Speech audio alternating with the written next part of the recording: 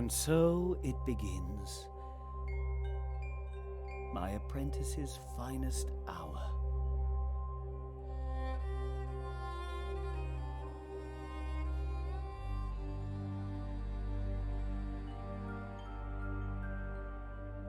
If only I had been there.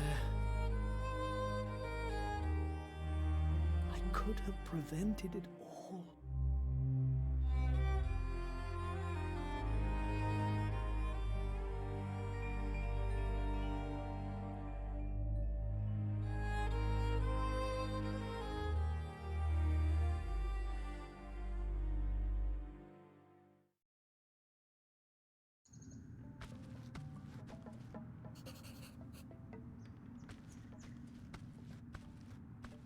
Oh, who are you? Can you not speak?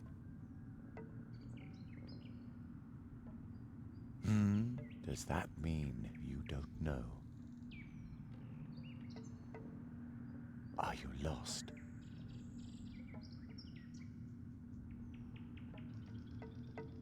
Oh, so you're looking for the beginning of your story.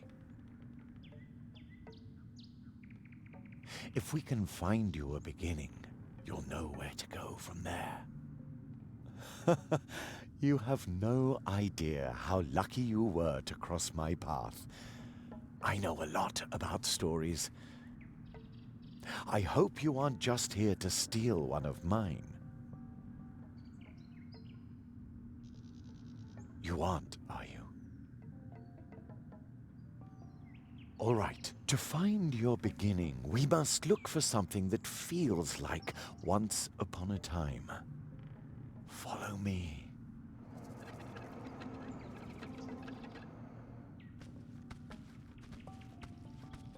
There you are. Now we just have to find your beginning. Even if you lose yourself, beginnings can be found anywhere, and only those who start can find their way. And you will recognize it. A beginning smells like the air in spring and the hope for more. A beginning is... I think you already know. Endings, on the other hand, well, we can worry about those later. Do you understand? Really? It's been a long time since I've met someone with such a keen intellect.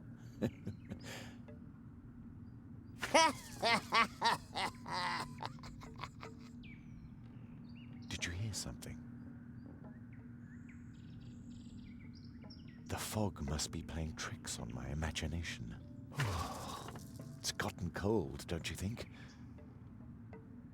Follow me.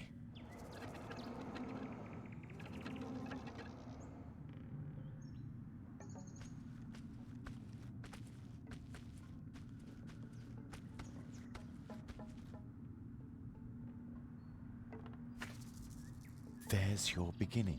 It's really lucky you stumbled upon me. I don't think you would have found your beginning all by yourself. You look familiar somehow. I'm sure we shall meet again, unless the fog thickens more. I can't see the hand in front of my face already.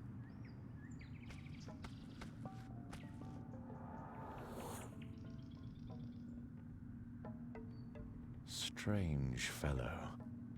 He reminds me of a character in one of my old tales. I hope he finds his way. Not even I could say where he'll end up if he doesn't, or when, even. So, let's help his beginning along a bit. Ah, this beginning rhymes. I must note it down right away.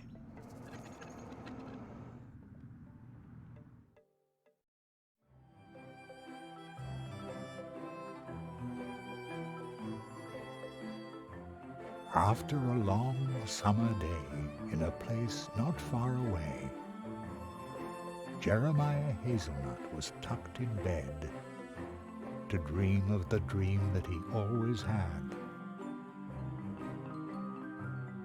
Each night to his mother, Jerry did say, I want to be a magician one day. and each night she would reply as mothers do.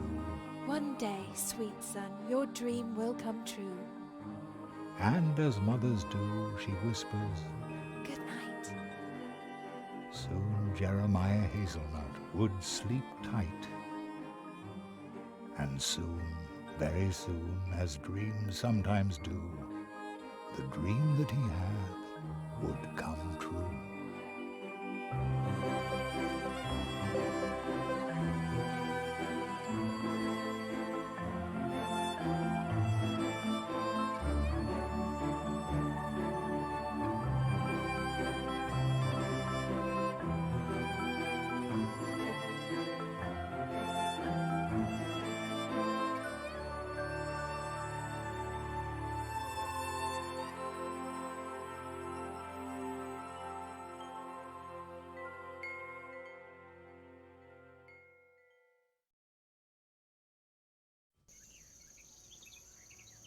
Jerry! Jerry! Yeah? What do you want, Wake up, sleepyhead! Oh no! Am I going to be late for school? Come outside and enjoy the sunshine. You don't want to sleep away your whole summer vacation, do you? Summer vacation? Jerry, school starts the day after tomorrow. You don't have to worry about your things until then. I still have 2 days before school starts.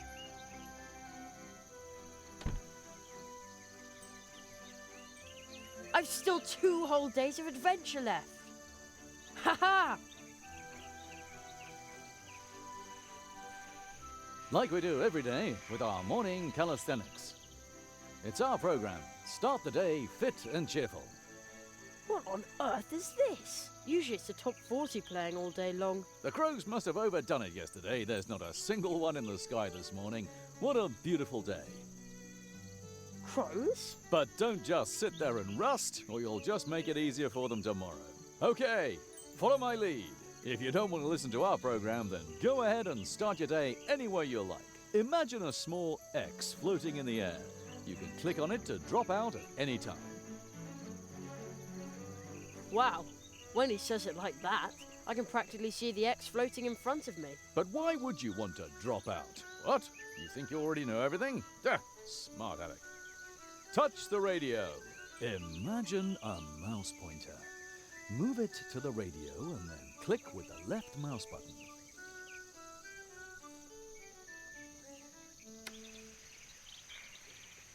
Good job. Well done. Child's play. You can tackle anything just like that. Looking, talking, using, running around. Just click on it. One click. Everything is just one click. Yeah. Is this a sales presentation or what? Now, let's try it again. This time, talk to the radio. Yes, that thing where the voice comes from. Talk to the radio? Once again, just click on it.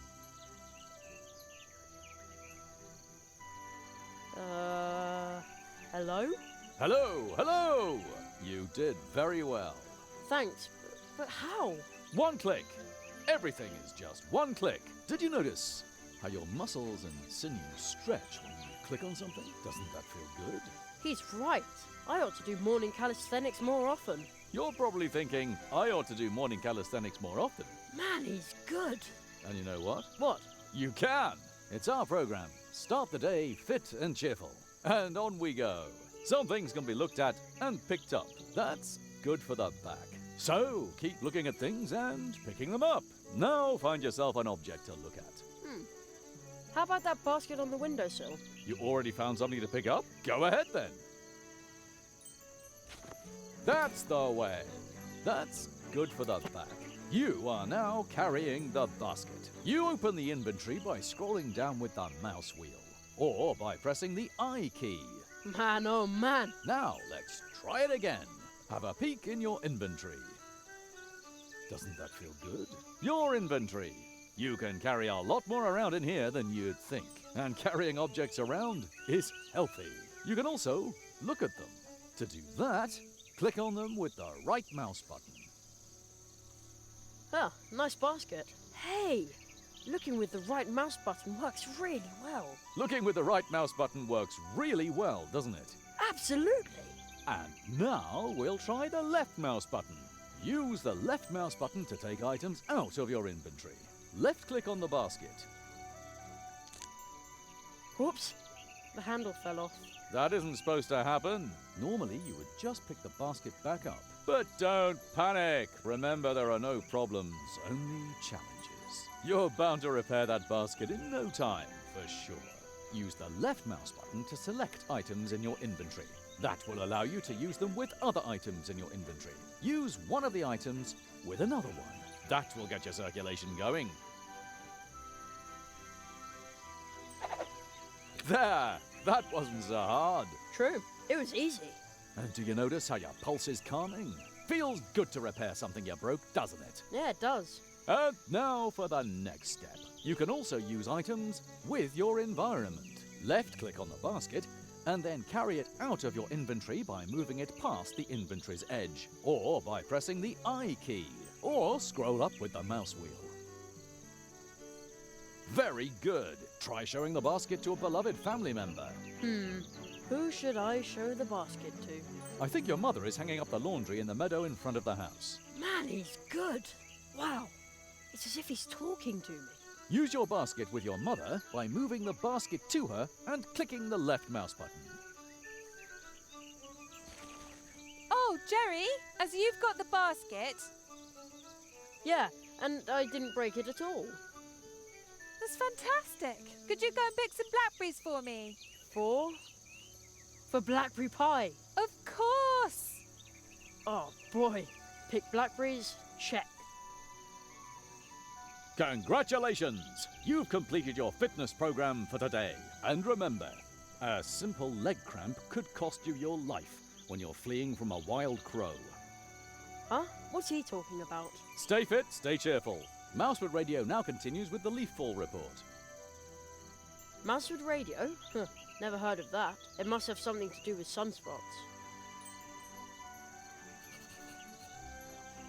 I'll take one for later. They're supposed to be good for your eyes, and an adventurer like me needs to see everything. Strange. Footprints. A large animal must have run through the carrots under my window last night. I'd say it was a mysterious, long-extinct mammal. The gremlin wolf. Ever since I became a junior member of the Jungle Explorers Club, my theories have sounded a lot more convincing. So much expertise for just 50 cents a month. We call that old rock the dwarf. Mum says it's been living here since long before we came. Please keep watching out for us, old dwarf.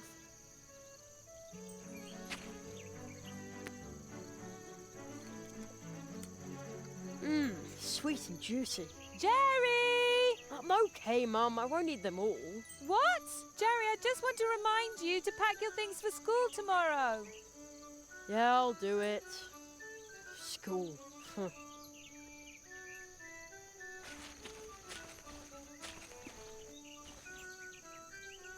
Ho ho. Whoa, they look delicious.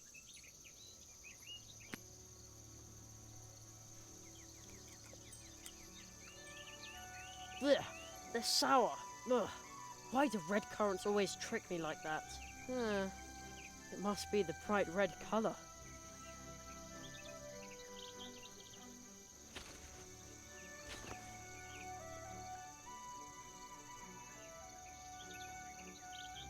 No marauding kids in sight, and also no sign of the gremlin wolf.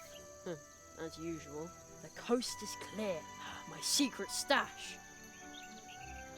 I shudder to think what havoc my magical tools could cause in the hands of a lesser magician. The whole world would be in peril. What do we have here?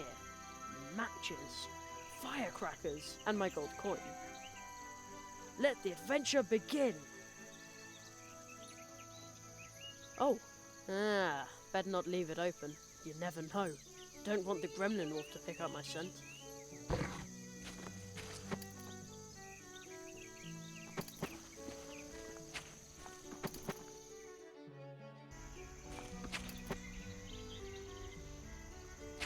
dumps their trash here in the woods. Huh, unbelievable.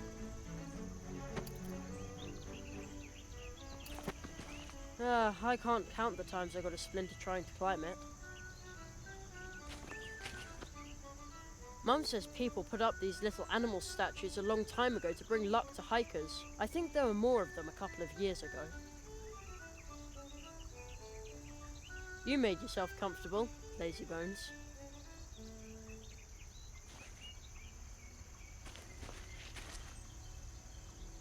Mum says there used to be important trails to faraway places here, long before there were cars. Today, you can only get from here to our house and to the woods where the old path tree is.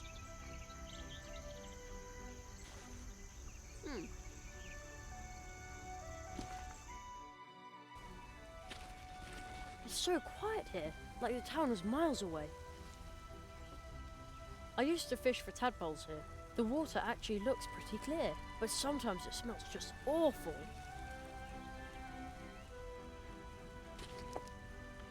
Ugh, what am I supposed to do with such a heavy rock? I can't carry it very far.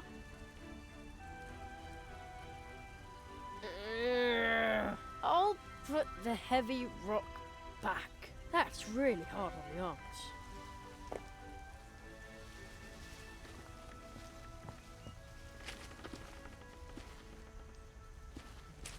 You can draw really well with these chalk stones. I think I'll take one. You never know. I always used to sit on this rock, because it felt like I was riding a great big animal. I'm too old for that now. I heard there used to be an old trail here. Maybe that's why we call this a path tree. Anyway, this is now a dead end. One of my books says that mushrooms only grow in circles in special places, near entrances to the realm of the fairies. But it also says that fairies can be really, really unfriendly. I'd rather not meet any.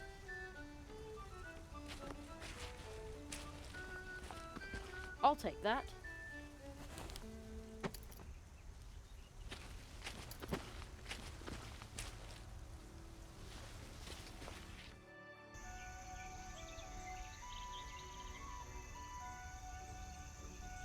Ha! I could do this in my sleep. Whoa! Look how many I got. Not bad.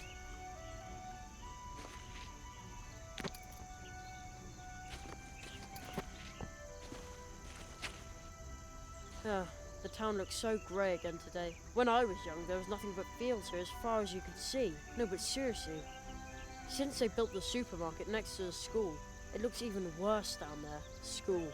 Only 2 days of summer vacation left. Then I'll be stuck down there in a classroom again. Now that's an even worse thought. Although, that means there's still 2 days of adventure left.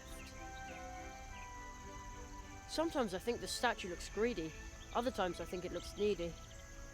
I wonder why.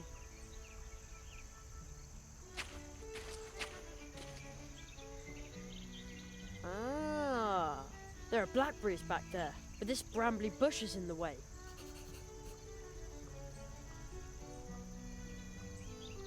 Alright, I have no other choice.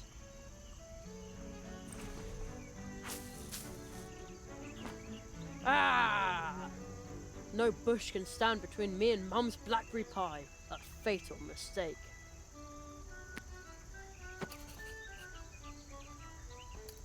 They look like they can't wait to be picked. They go into the basket.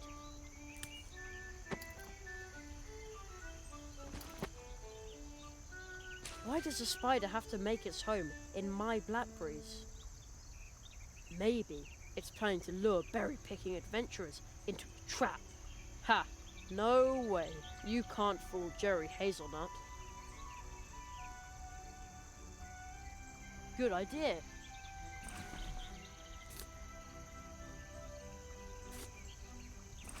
Now it's off. They also look like they need picking. They're screaming to be picked.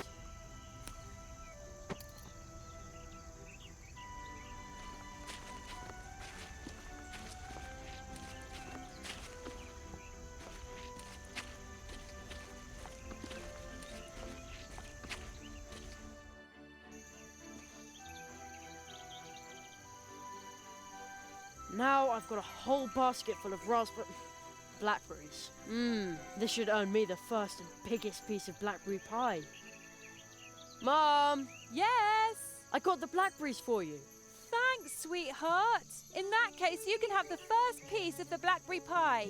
Yay!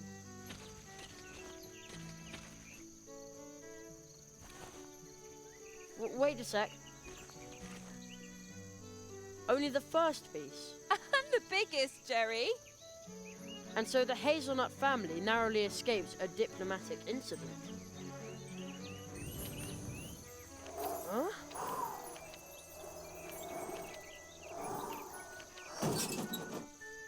What was that?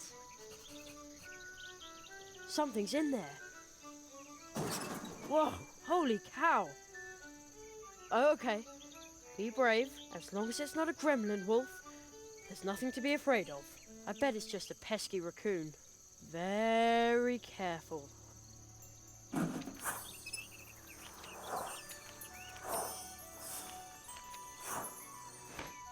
What was that? The letter just flew into my pocket.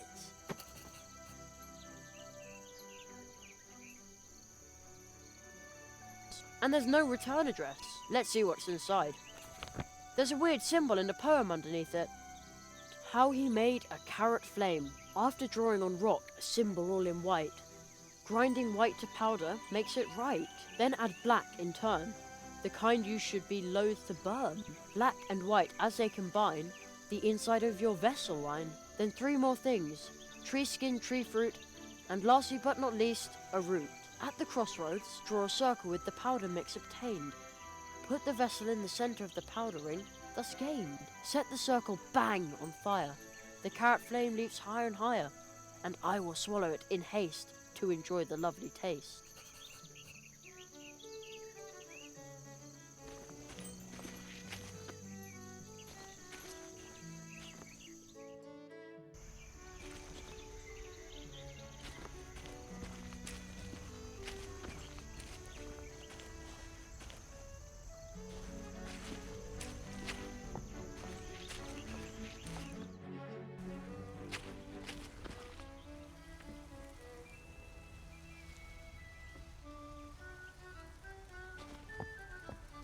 An excellent place for me to draw with the chalk.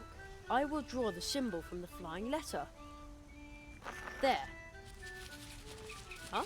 Squirrels? How cute. It almost seems like they want to tell me something. And now they're gone again. Looks like they left something by the mushrooms. How strange. The squirrels left a piece of bark here in the mushroom circle. I'd better take that.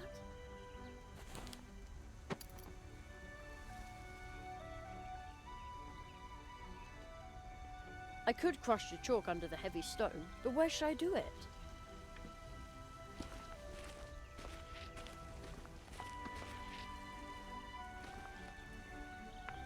Crumbled chalk on rock ledge. An installation by Jerry Hazelnut. Whoa, what am I supposed to do with such a heavy rock? I can't carry it very far. That's really hard on the arms. Bam! It pulverized the crumbly rock, just like the poem described. Pretty cool. Now I've got fine white chalk powder. Feels good in my hands.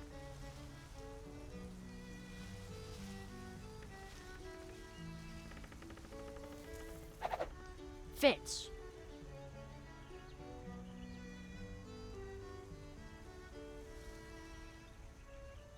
It's in.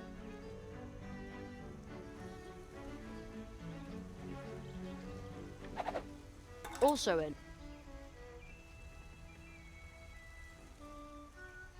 Yep.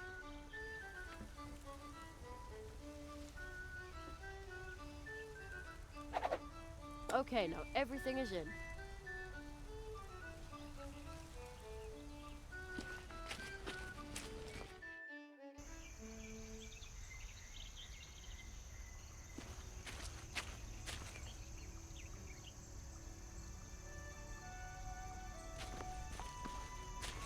Okay, that should do the trick.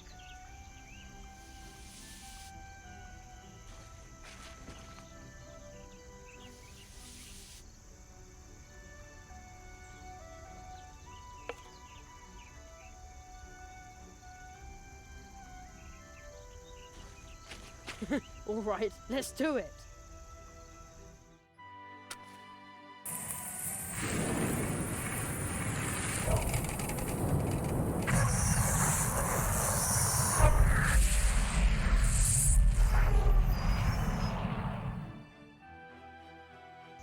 Impossible. The trunk came out of nowhere. It's an impossible trunk. And I conjured it up. Yeah! I knew it. Practice makes perfect. Hazelnut is nuts, they said. There's no such thing as magic, they said. They'll all eat their words.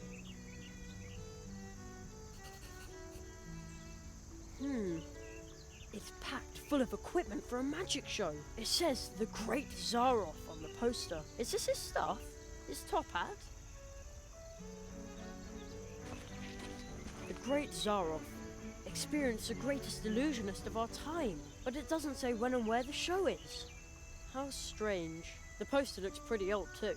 I wonder if the trunk here belonged to Zaroff. I'll just take one of his posters. Oh, there's a rip in the lining of the trunk lid. Well, a little rip is no big deal. That's easy to repair. Uh-oh. Hey, there's a magic wand in the lining. It almost looks like somebody hid it there.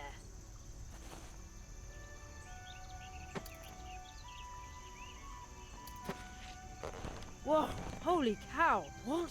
Again? Man, oh man, magicians really need nerves of steel. Top hat and magic wand. All right, Jerry, the time has come. You've been training for this for years. So, abraca.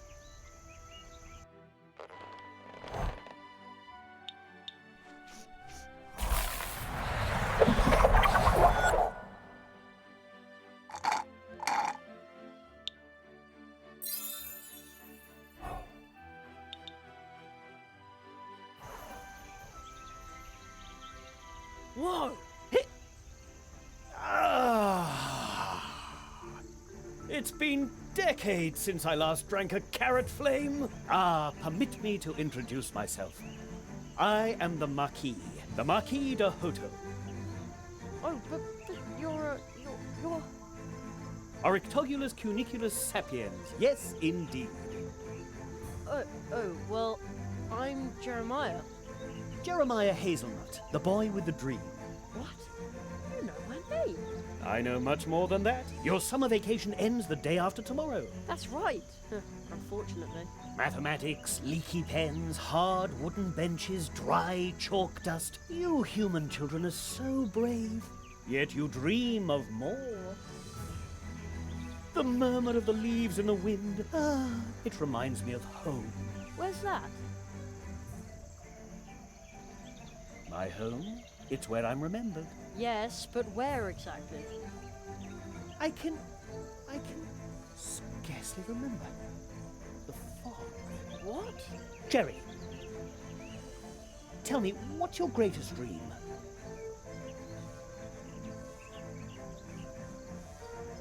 I performed as a magician in school once. Oh, what's the point? I want to be a magician. I know, for I am a magician. Beloved, feared, needed, and extremely brilliant. My goodness. Will you be my apprentice? What? Absolutely. Travel with me. Beyond the boundaries of the imaginable. Study the 5 fiery mantras of the Phoenix Conjuration and master every single facet of magic. Well, not all of them, perhaps. This is fantastic, but But, my mother says I have to be home for dinner. Jerry, your training will take days, weeks.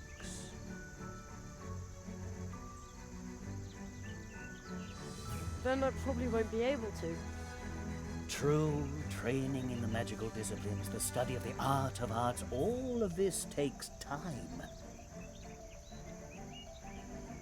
Such a long time. Of course. And even time itself is an object of study for magicians. He who studies time needs time. Oh no. But Jerry, listen to me carefully. Forget impossible. For a magician, nothing is impossible.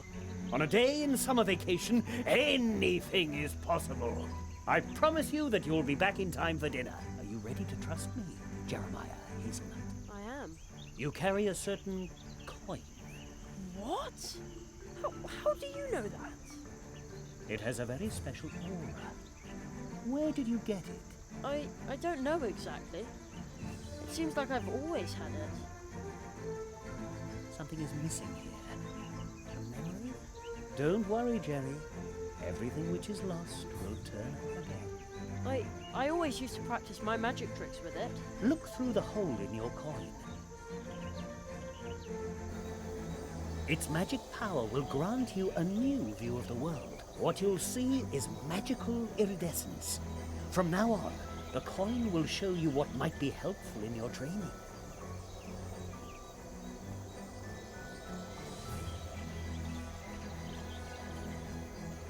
Magical iridescence? Oh, the coin! All of a sudden it tingles on my skin. Take good care of your coin. My magic will protect you from being forgotten when we leave this world.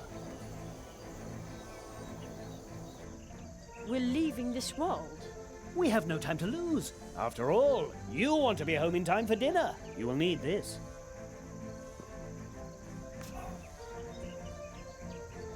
Jerry, do you remember what I told you?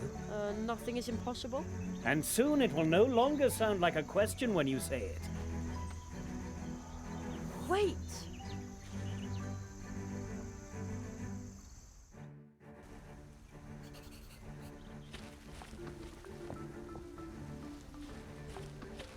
Do you know this place, Jerry? Sure, that's the old path tree. I am sure that you have sensed that this is a special place. Special? Magic. It's easy to get lost in places like this. Hey, I'm not a little kid anymore. Even adults can become lost in the woods. Do you sense something? I hear a rumbling. Use your coin, Jerry.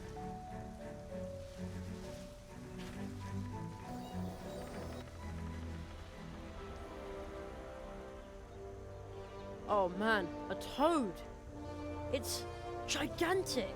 The magic of this place allows it to survive here and grow, forgotten by time. But just as with any other power, magic too can be misused, like the power of this portal tree. Then we intervene. We? The magicians, the tree walkers. Tree walkers? I thought I was a magician's apprentice. We tree walkers use magic portal trees to travel back and forth between different worlds. Different worlds? Places, times, and possibilities form an almost infinite number of worlds. You will be trained by me in the tradition of the tree walkers and acquire this ancient knowledge of walking between the worlds. That kind of sounds complicated. It's quite easy, almost like riding a bicycle. Really? No. At worst, it feels as if you're being ground to a powder between two contradictions. I don't understand. None of us do, but you learn quickly. Portal tree? What does that mean? Portal trees are trees with roots that reach deep into the fabric of reality, so deeply that they exist in more than one place and time, creating magical connections. Some use these connections to move back and forth among the worlds, as do we tree walkers. But how do you use a portal tree? This is where magic begins.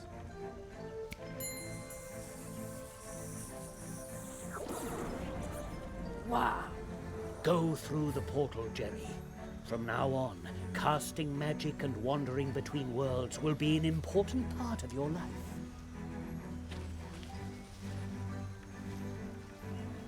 Isn't it dangerous? I mean... Hey! Whoa! Someone is entering the clearing. Four nails. I am only a leaf in the eye of the storm. We must hurry. We shall ride the wind, as we have always done.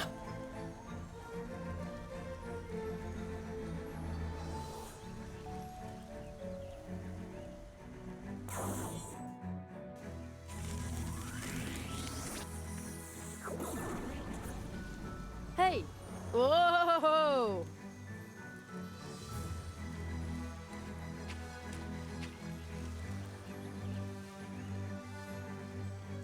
This still looks like the woods we have back at home. Only somehow... Here we are.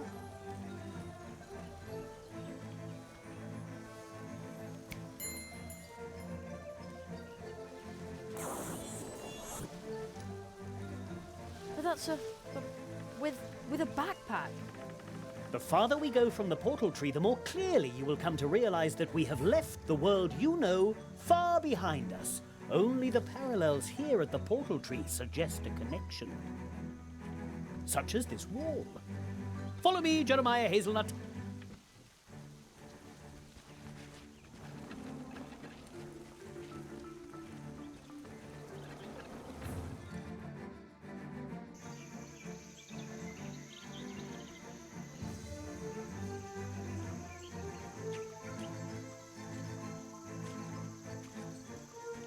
I promised you magic. Another world. Before you, Jerry, lies Mousewood. Wow!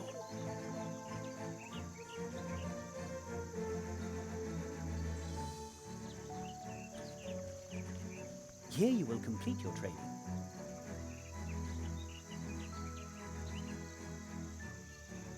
Where's the school? And all the teachers nice? This world is more magical than yours. Its trees send their roots deep into the earth and create connections like the one we used to get here.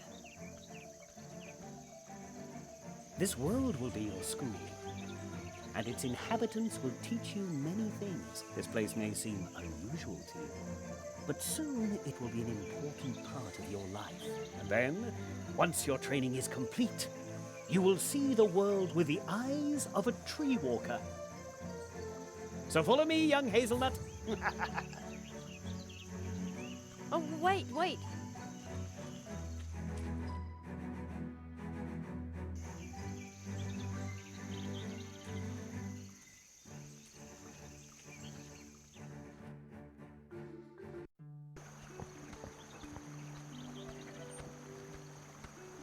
I know this must still be overwhelming to you, but I need a moment. Just wait here. I'll be right back. I'm going to announce you to the town council. All right.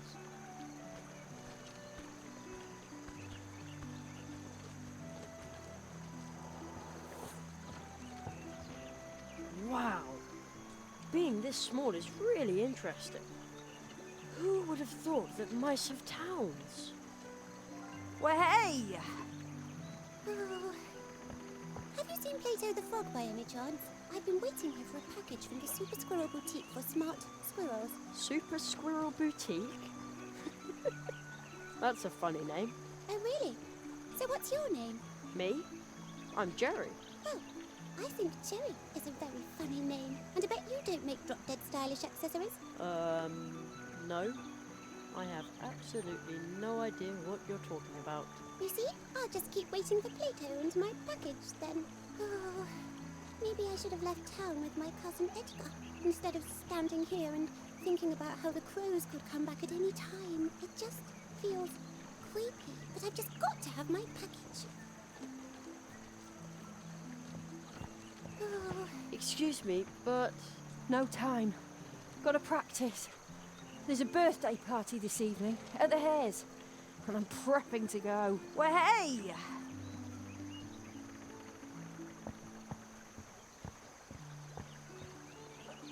What a strange-looking squirrel. He looks so daring. Like he has a lot of stories to tell. Daring? No, not at all. Don't you see all these maps? What? Oh, so you're a map maker. Oh, hardly. I'm a traveller. Is this your first time in Mousewood? No, come and see me later at the barrier. Just walk up the ramp to the right of the town gate.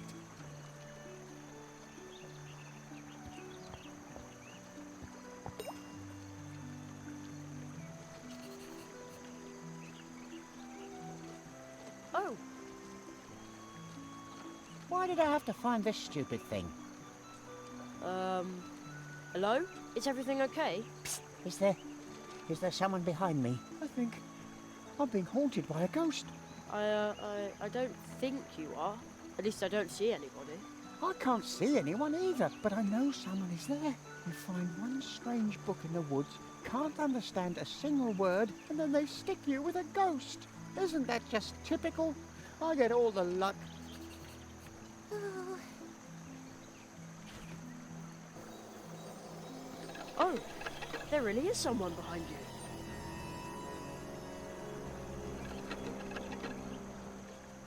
Now he's gone. I knew it. Oh, lucky me. Oh, how liberating. What did the ghost look like? Well, he had a pebble head, and his arms were twigs and leaves. Really? That must have been a wood sprite. I didn't think they were real. You know what? Here, take it. I found it in the woods. Maybe the book belongs to the wood sprite. If you see him, you can give it back to him.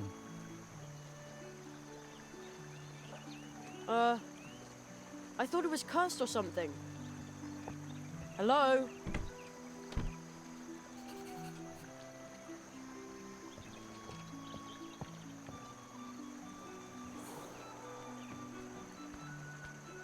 Ah, there you are. Come, Jerry. I want to introduce you to someone.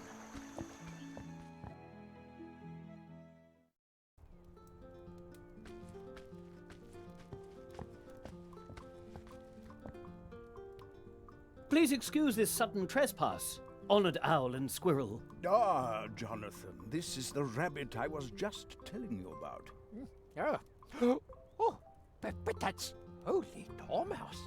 Those eyes that have seen countless worlds. Some say he knows no mercy, but my parents said he was one of the first tree walkers. I was not the first, but I knew him. Ooh, the Marquis de Hoto. I was barely knee-high to a grasshopper the last time I saw you. In accordance with the tradition of the tree walkers, I hereby present you my apprentice, Jeremiah Hazelnut. I am here to request support for him, so that he may learn the art of arts in these woods. Ah, magic, of course. I should have guessed that right away. So this nestling is a new magician's apprentice, and we thought the tradition of the tree walkers had been lost. Ooh, what? Magician's apprentice? Please hold your horseflies for a moment, Jonathan. Certainly not. Tradition demands that we immediately prepare the Treetop Festival. A new tree walker must be celebrated properly. According to tradition, the apprentice must make the preparations for the Treetop Festival alone. Nestling, before your training begins, you must send out invitations and order the blue juice and baked goods for the festival. Precisely. You should speak to Anya Mouse. She is the very best baker here in Mousewood. I shall wait for you here, Jerry. I'm interested in what's happened here. Mousewood has changed. Does that mean I'm supposed to run around out there all by myself? I trust that you can take care of yourself. It's still summer vacation. This is your adventure, Jerry. Do you think you can do it?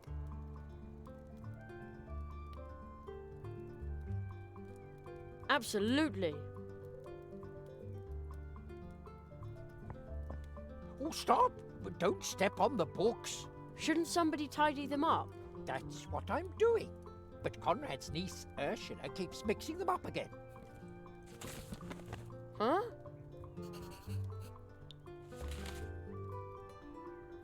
Hey, something to read. Harry Otter and the Chamber of Egrets. That is a historical novel. Ooh. Shouldn't somebody tidy them up? That's what I'm doing. But Conrad's niece, Ursula, keeps mixing them up again. I always tell people the crows caused the mess, and Ursula makes sure that it stays that way.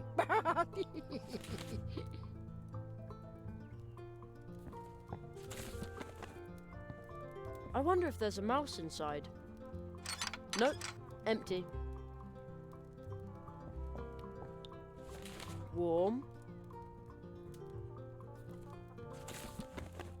A uniformed mouse on a beetle. That is a painting of the founder of our town, Magistrate Maximus of Mousewood.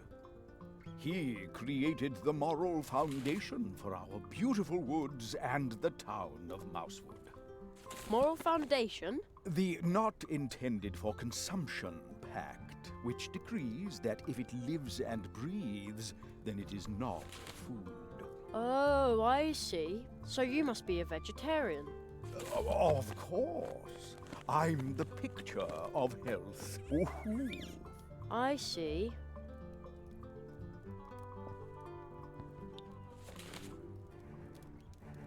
What exactly am I supposed to do now?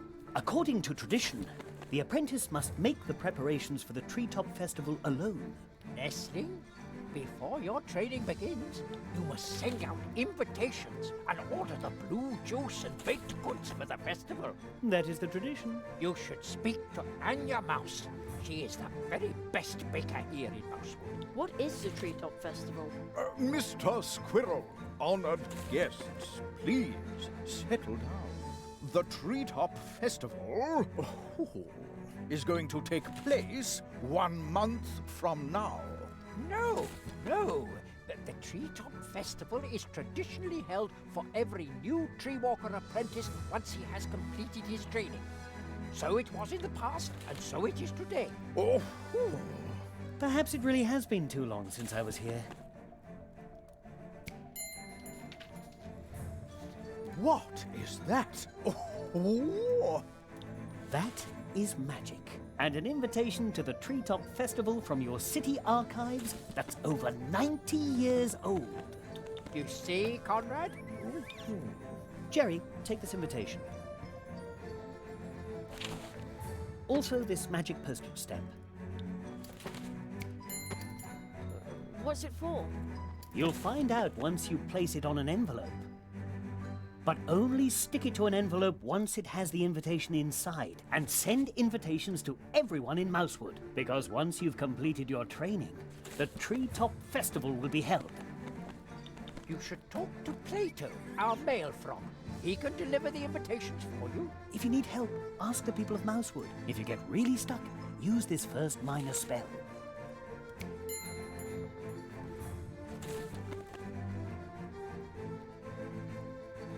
How does it work?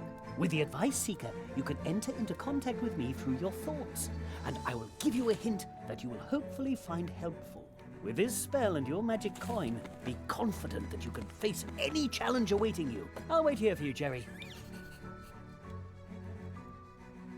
Treetop Festival? I thought I was going to be a magician. Your magical training will begin after the preparations for the festival. You have so much still ahead of you. Oh, I envy you, but there isn't much time. So hurry, Jerry Hazelnut. Whole worlds are waiting to be discovered by you. So many spells waiting to be learned. I'll get back to work then. Good luck. A table shaped like a 3-leafed clover. The clover leaf has a special meaning for us. It symbolizes the cooperation of the 3 permanent members of the Mousewood Town Council. 3? Our 3rd member is Hannah Mouse. We have not seen her since the evacuation during the last crow attack.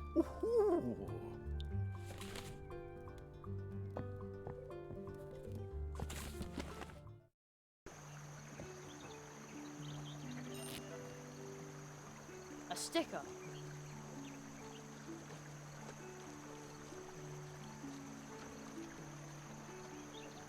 I don't see any hours or minutes on it.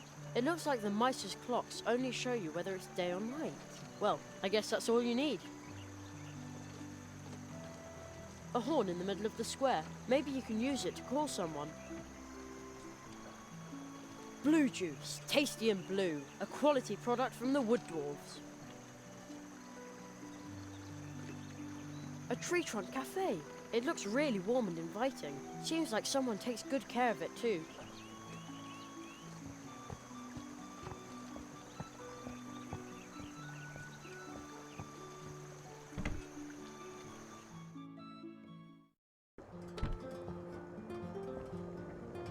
It sure smells good in here. Kind of like herbal drops. Huh?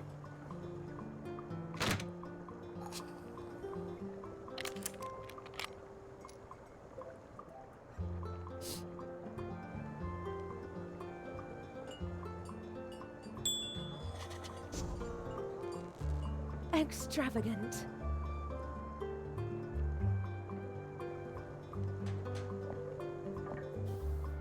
Welcome, my name is Anya. Welcome to my little tree trunk cafe. Hello, I'm Jerry. Oh, you're sweet as sugar. Ugh. That noise just now. That sounded dangerous. But of course, dangerously tasty. I'm creating something that no one in Mousewood has ever seen. Exploding cookies. Yeah, but wouldn't an exploding cake be better? Trust me, Sugar Cube. It will be pancake-tastic. I hope the boy I'm babysitting will have real fun with them. Little Humbert is a bit difficult. Everyone thinks he's a nasty, spoiled brat, but he's just under-challenged. Poor gifted child. Maybe my new cookies will keep him on his toes. I'm supposed to order blue juice and baked goods for the Treetop Festival. Oh, is it that time again? How nice. I will bake lots and lots of cupcakes. And what about this blue juice? I'm sorry, Sugarplum, but you'll have to go ask the dwarves about that. They haven't delivered any in days. They live at the other end of the Coldwater Brook in the Dark Wood. See you later. Take care. Hello. Good day, my friend. Wait a second. I know that voice. Ludwig Burrower is the name. Swamp Radio 103.6, 5. Mole in the morning, mole at noon, and mole in the evening. Right. I heard you on the radio once. Yes, unfortunately the swamp path is still flooded, so I can't continue.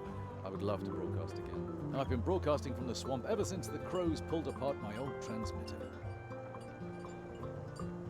So you're a radio DJ? Yes, unfortunately the swamp path is still flooded, so I can't continue. I would love to broadcast again. I've been broadcasting from the swamp ever since the crows pulled apart my old transmitter. Swamp Radio 103.6, 5. Mole in the morning, mole at noon, and mole in the evening. Is there any hope that you'll be transmitting again soon? With all the moisture that creeps into my transmitter in the swamp? Never! Someone might complain about my watered-down contributions. What? But your fans... They'll say my jokes are all wet. How will you explain to your fans that you're quitting? With damp eyes. Because everything's flooded, right? No, because it's really sad. Oh, you can't just give up like that. I'm not giving up. Crack a nut, squirrel, as the young people say these days. No, to get me to stop broadcasting, they'll have to tie my arms, legs, mouth, and belly button. I've always wanted to be on the radio too. That's the right attitude. If you want to host with me, you'll have to be sharp. Sharp? Yes, just try to set him up so I can knock him down. With rapier-like wit. Yes? What should I say? Oh, something funny. Oh. Okay. Well, why did the chicken cross the road? Ooh, that's no good. That'll go down very badly here in Mousewood, believe me.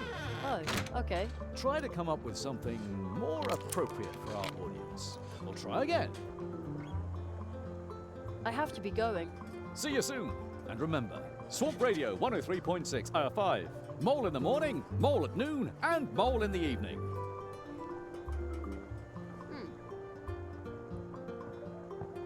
Cool mushroom. The way it smells in here. The pots must contain dried herbs and spices.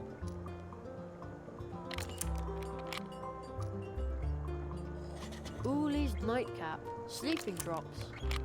It says a bottle costs 1 leaf buck. I don't have any leaf bucks. Not even one.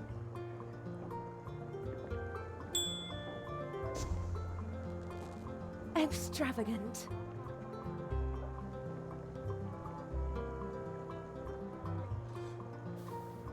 How can I help you? As far as that, under-challenged Humbert goes, have you found an interesting hobby for Humbert? Not yet, alas. Oh, too bad. See you later. Take care. I know you're out there somewhere. Come back soon. I'll take care of your garden until then.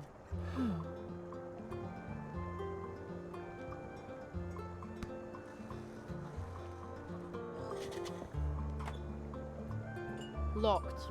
The mouse with the backpack just locked it with that key next to the door. Maybe I can somehow get the mouse to leave the door open when it comes in from the garden. Then I could walk in and out in peace.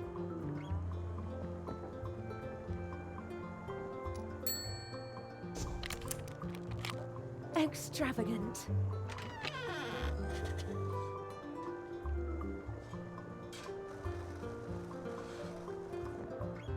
Hello, young man. That's what old Uli would have said now. Who's old Uli? Ah, a dear friend of mine. See the picture on the counter? This little herbal pharmacy belongs to him. I see. So, is he out getting more herbs? Well, he's on an adventure and will be gone a very long time. Ah, I almost forgot something, apple cheeks. One of Uli's patented sugar-free lollipops for you. Sugar-free? I also baked Uli's herbs into some buns. But it turned out that nobody wanted them like that. I can't imagine why. Ah, I knew you'd appreciate Uli's herbs. Here, they're a bit dry, but... Dry? Ah, just have fun licking the lollipop and nibbling the cake. My little cinnamon bun.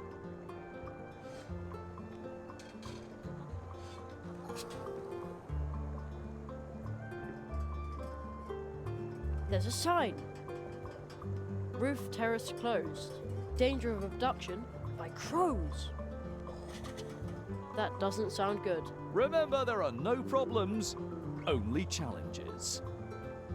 There's a note hanging there. One of our guests left the cheese wheel behind. Since it's been here for 3 years, all guests may now help themselves freely. Kindest regards, Anya. Free? Super! Oh man, the cheese is rock hard.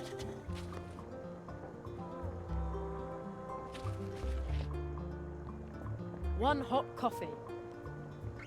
That won't work. It says, coffee, free, but please also try our pound cake.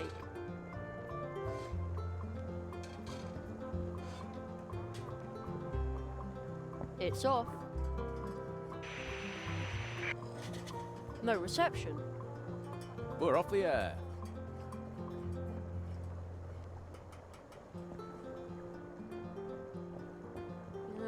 No, that won't do any good.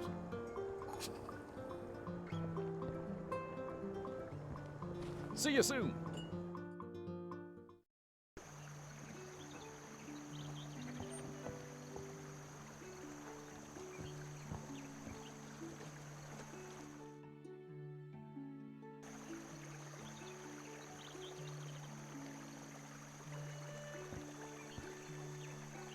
It says, to the path tree. How weird. We call it the same thing.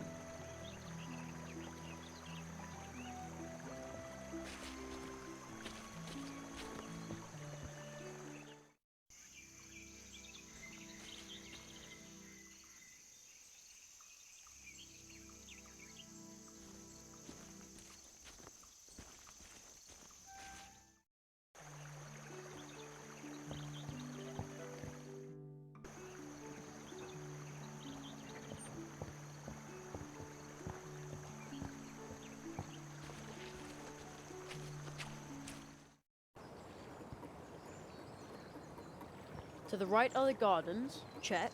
The way to the town square leads across the tree route, and if I follow the path in the other direction, I'll come to the edge of town. Nice garden. Just look with your eyes. No touching. Hey. Hey, you. This is private property.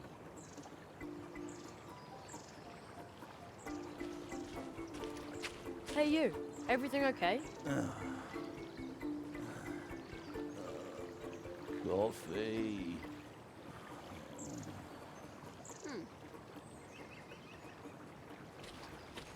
Somebody's shirking dish duty. I'm meditating.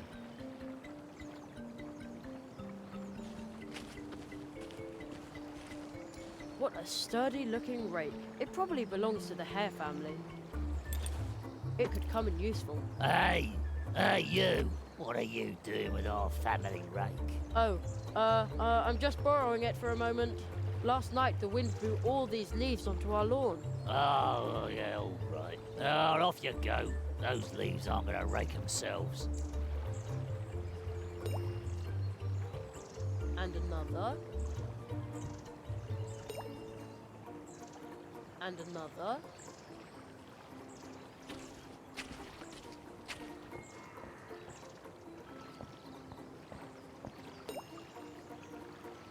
Another one.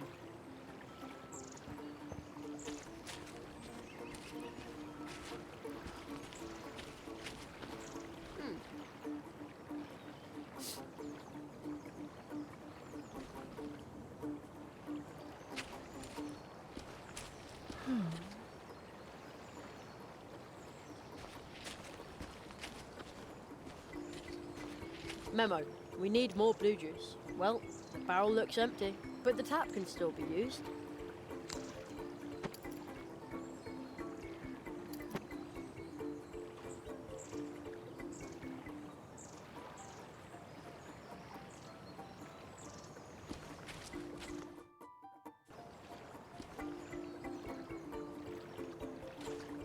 There's not even one bee inside, but judging by the sweet smell, the bee's only just left.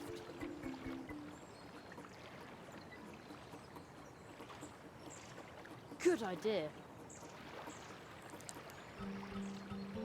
The lollipop already looks a lot tastier this way. The pumpkins here are incredibly big. On the other hand, I have been talking to mice that are my size. By comparison, a giant pumpkin is almost unspectacular. Something about this pumpkin is different. It's round and big and orange. I can't put my finger on it, but something about it is different.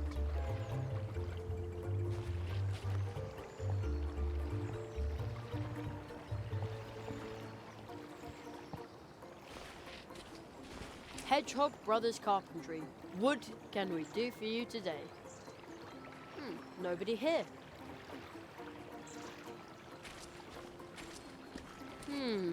Strange. And locked.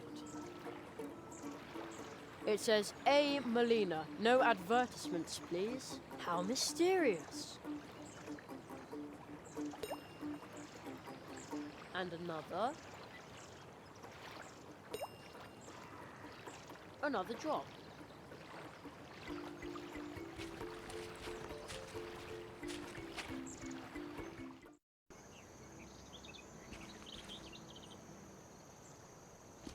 They smell earthy. I like mushrooms a lot better like this than in Mum's salads. Ugh. Nice view. From here you can see the cafe and the city wall. And one of the Mouse Guard's cannons. A sad human face behind ivy. I wonder who painted that. You can see into the town hall from here. The old squirrel Jonathan has already seen me. He's waving his cane. I think he's afraid I'll climb in through the window and walk all over his books. I'd never do that.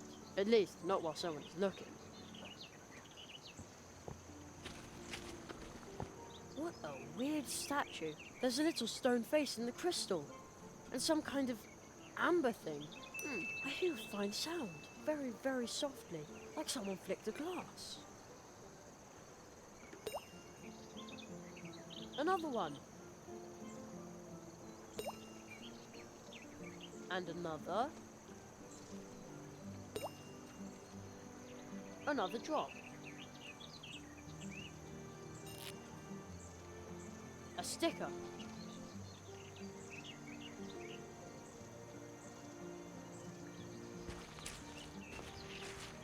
Step right up and admire the goods, but make sure that your eyes stay in your head.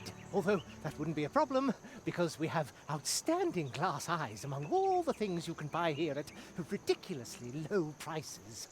Ridiculously low. At Church Mouse and Son. Glass eyes? And much more. The travelling merchants, Church Mouse and Son, have everything you've ever wanted, will want, and will need. Even though you don't know you want it, will want it, or will need to have wanted it. You talk like an actor. Funny you should say that, but let's get down to business. What do you need, boy? Church Mouse and Son have everything. I'm looking for something tasty. Maple syrup cheesecake. With walnuts? Even better. A mud pie with twigs and rocks in the shape of a heart. Mud pie? Ugh.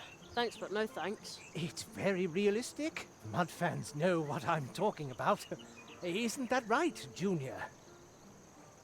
He'll be taking over the whole shop soon, and then I'll take a well-earned retirement. Soon you can sell your own mud pies.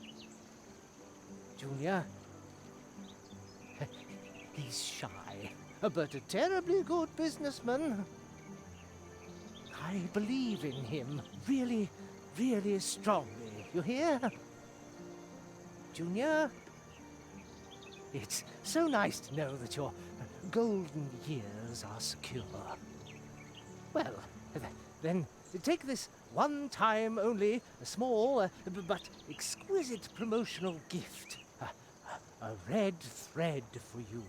Here, let me tie the thread to your amusing round coin. Which, by the way, will not be accepted as payment. Very decorative.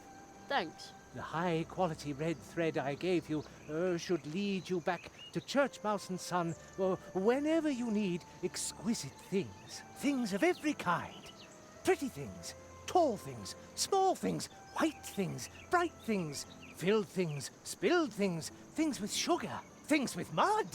Yeah. Silly things. Okay. If you're looking for things, come to Church Mouse and Son. But don't take too long. Soon I'll be handing my business over to my talented son, so that I can retire to the Coconut Palm Islands.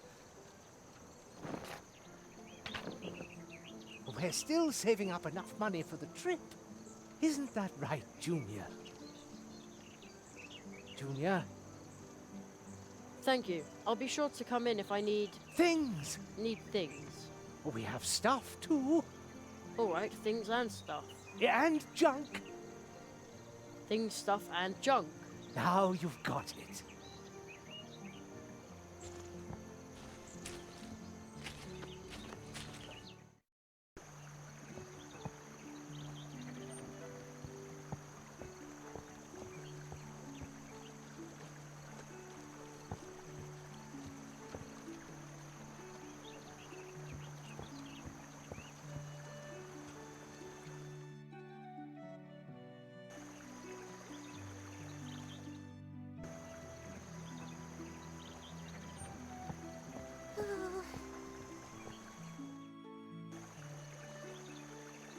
Hello.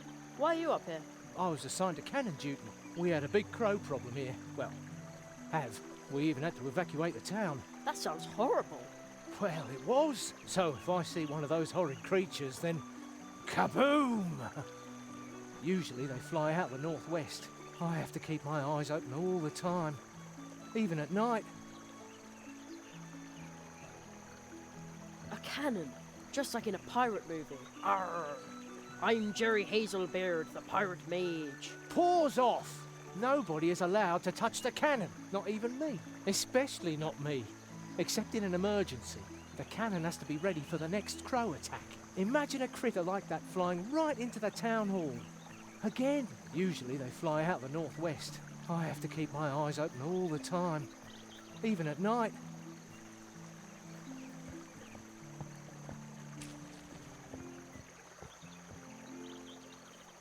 Hello, Mr. Squirrel. Please, everyone calls me Spitzweg. No need to be formal with me. By the way, in case you're wondering, I'm a Suslik. Oh, I didn't know that. The way you're packed, it looks like you're ready for some adventure. I'm an adventurer and scientist, and on my latest expedition, I will travel the 7 seas to document the differences in their flora and fauna. Just look at all the maps in my backpack. The beauty of nature is manifested in its subtlest, most delightful way in these loving records. Yes, I'm on an enormous adventure, and it begins here at home in our humble cold water brook. Oh, that sounds exciting. But why aren't you on your way? That much ocean must take an awfully long time to explore. Tell me about it. I wanted to complete the first leg with a traditional Mousewood leaf boat. I ordered it from the Hedgehog brothers. They are the most talented and reliable craftspeople here in the woods, you know. All they had to do was float the boat down the cold water brook to me. But I've been waiting here for a while now. Say, you wouldn't happen to be heading for the pumpkin patch on the edge of town, would you? If you could ask about my boat at the Hedgehog brothers' workshop, you would be doing me a big favor. No problem, I'll take care of it. The catfish in the water is a ruthless predator and can get, let's say, rather unpleasant on a bad day. So the barrier is to keep him out of our town. Therefore, I can only open it when the catfish isn't here. Securely locked. And another. Another one. And another.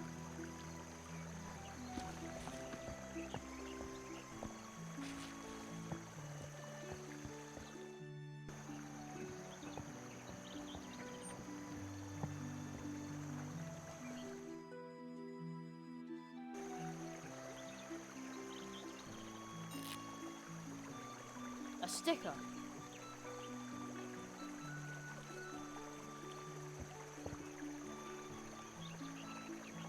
Hey, who are you? I've never seen you here before. Nonsense. He came through here earlier today. Yeah? Yeah, together with a rabbit with weird red eyes. Well, I remember that one. I'm Jerry Hazelnut, magician in training. Magician? You? I might have bought that from your friend with the red eyes, but...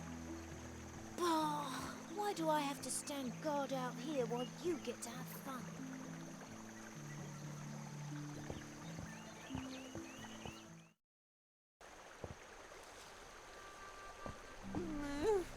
There's something written on the stone next to it. Talk to one another, deal with one another, live with one another. In remembrance of the regular meetings held on this brook to reconcile the differences between mice, squirrels, and other inhabitants of the woods. Other inhabitants? I guess that would include me if I lived here. Halt! Who goes there? Ugh! What sort of hideous weasel are you?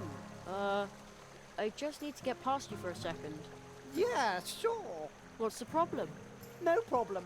Just pay 500 leaf bucks. Now. That's what it costs if you want to cross the Coldwater Brook Bridge. That's how much the troll costs. You mean toll? No, I mean troll. Leave the talking to those of us who don't make mistakes. But if we did that, the whole world might go silent. Everybody but me, that's right. Huh? And maybe my babysitter Anya. She says I'm an extremely gifted child. I can stand her, more or less. Well, almost. But how can we possibly negotiate if I'm not supposed to talk? Fine, fine. 300 leaf bucks. 300 leaf bucks? Oh, right. You must be a government official if you wield this kind of authority. Is there a magician's apprentice discount by any chance?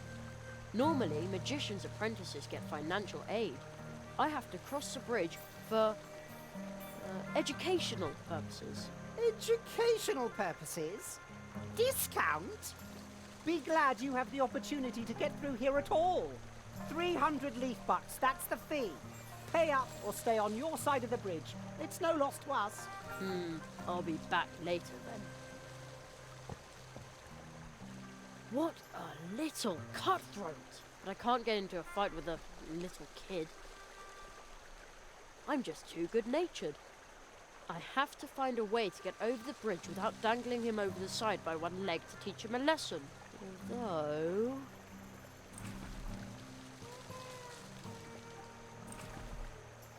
Nah.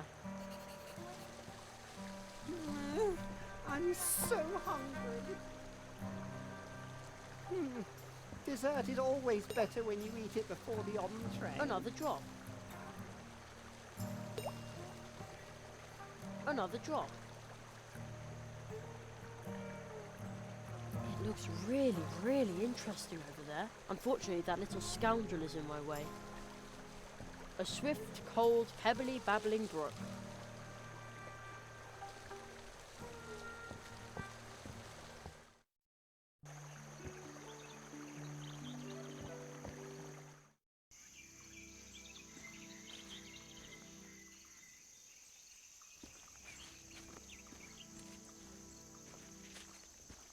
There's an owl's wall here too, just like at home. Another drop. Another one.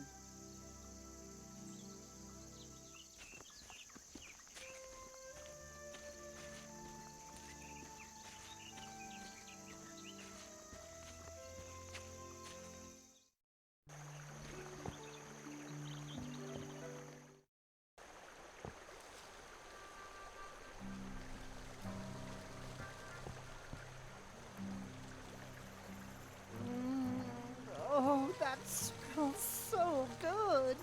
Is it a honey lollipop? Okay, I'll tell you what.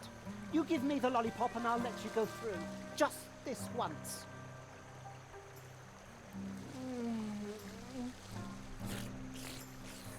Deliciously unhealthy. Actually, I think the honey made it even healthier. Can't be. Healthy things don't taste good. Since when are weird weasels like you health experts anyway? Seems like animals can do anything here. I wouldn't be at all surprised by a weasel that's a health expert.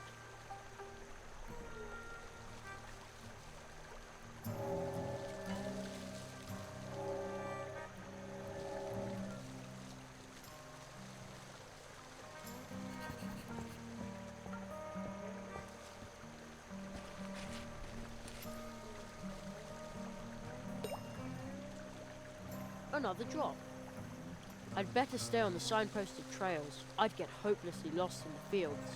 The sun has really dried out the fields. A brief shower would do them good.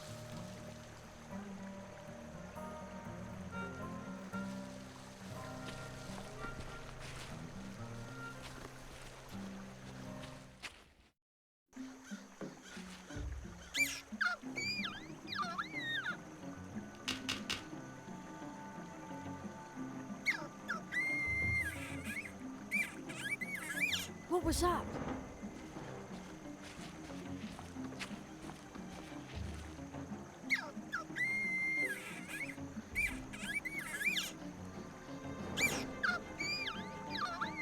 Oh no! Someone is being attacked by a crow! Hey! It's Ursula!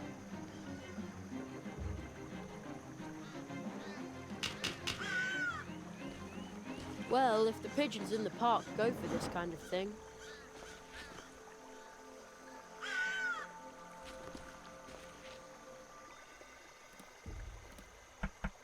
At least Anya's cupcakes seem to appeal to birds.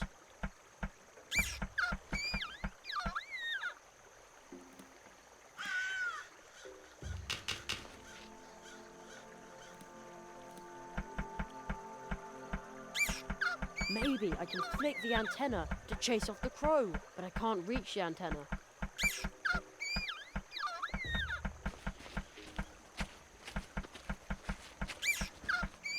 shoelace still looks quite usable. I'll take it with me.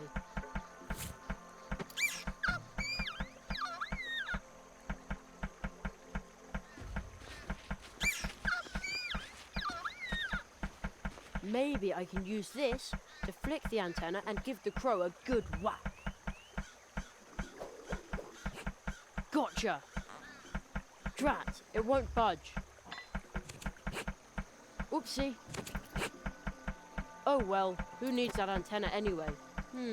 Now I can throw the rope just like a grappling hook.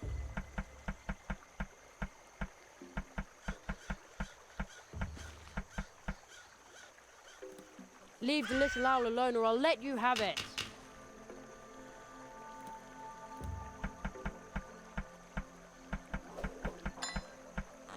There, now you're in for it.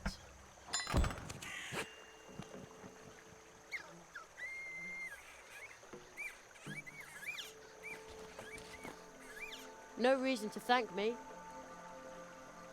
I, Magician's Apprentice, Jerry Hazelnut, gladly help wherever I can. I saw everything. You're a hero.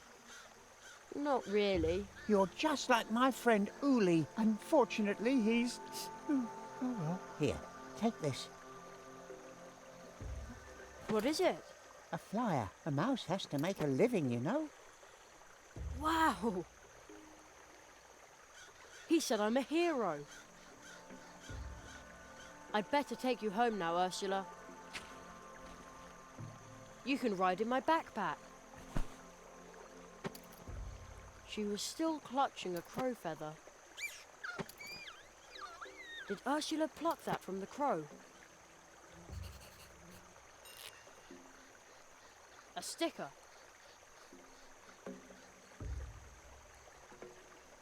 The building collapsed. Looks like someone just pecked apart the ceiling and the walls. This is scary.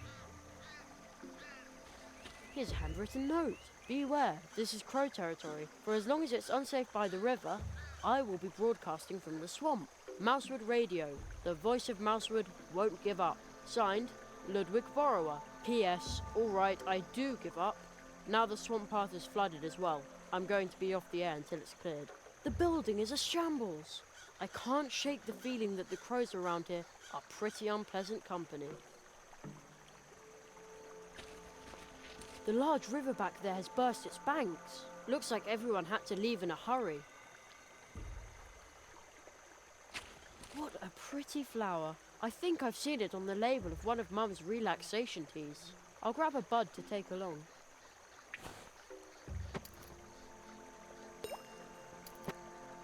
Another drop.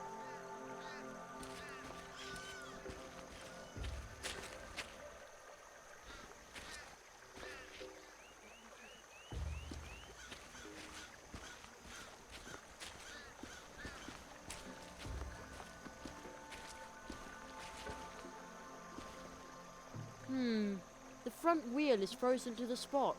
Oh, can you believe it? But the weather has been really strange around this tree for the last couple of weeks. And now it's even started to snow up there.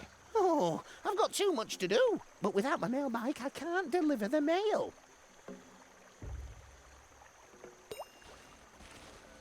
Another drop.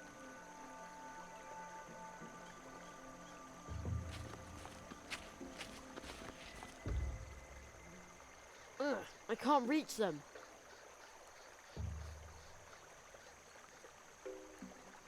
A stick won't help here.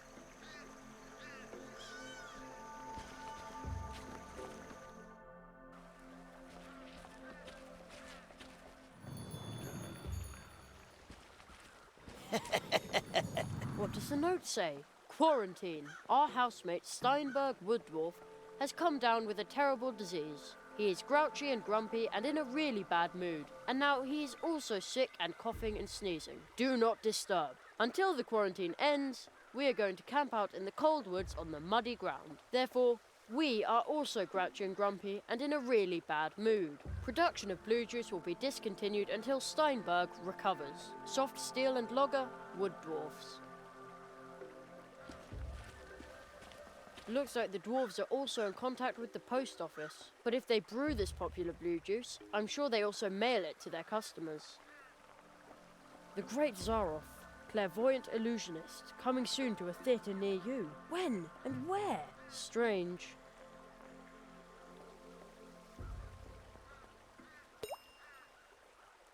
Another drop. How exciting! Too bad the gate and another. It looks interesting over there as well. Another one.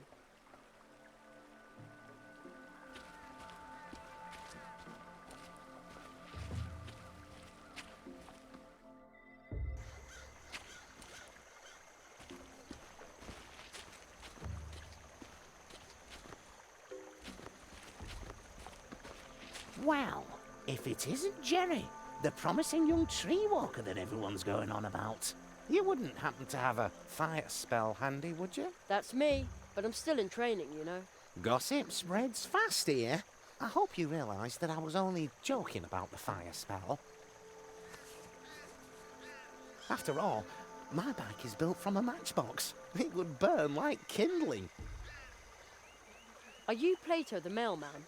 Well, if these packages don't get delivered today, I'll just be plain old Plato the frog. Oh.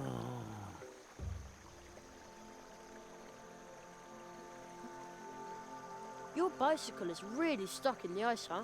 Well, I expect the ice will have melted by tomorrow, but that won't do me any good. If I don't deliver the packages today, I'll soon be out of a job. Maybe I can help you. Good luck, Plato. See you later. Thanks. Oh, what a nuisance. And I was going to go out with Anya tonight. Are these your packages and letters? No, but I am responsible for them. But now my bike's got stuck here and there's nothing I can do about it. That means I can't deliver the mail. I've never been this late on my round. Would you like me to distribute the mail for you? Her? You'd really do that for me? Sure. I'll be running to and fro all day anyway. Oh, that would be a tremendous help. Then I can garden a bike. You know, my delicate frog's legs are better suited for cycling than for marching through the woods. No problem. Consider the mail delivered.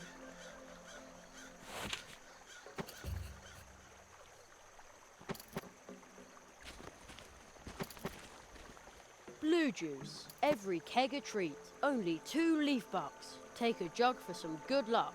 A quality product from the friendly wood dwarves.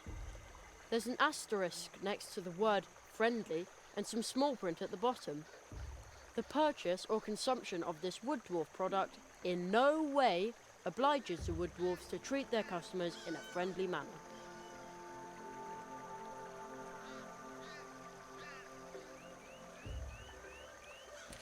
Okay, I really shouldn't do this. If only Mr. Churchmouse hadn't tied that thread to my coin. The temptation is just too great. It worked! Like with the gumball machine next to my school. Not that I would know. I've just heard things.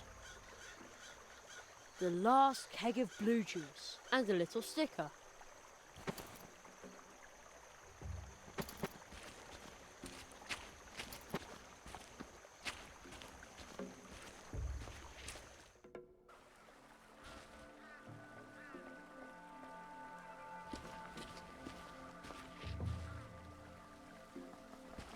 What kind of stone is that? It is firmly stuck. No idea what it is. Only a hollow tree stump with nothing in it. But I hear a whistling sound. The wind is blowing through the hollow trunk, moaning and whistling. It almost sounds like a tune. The organ music of the wind, the breath of the forest. How did I come up with that? Don't tell me I'm a poet too. Poet magician Jerry Hazelnut.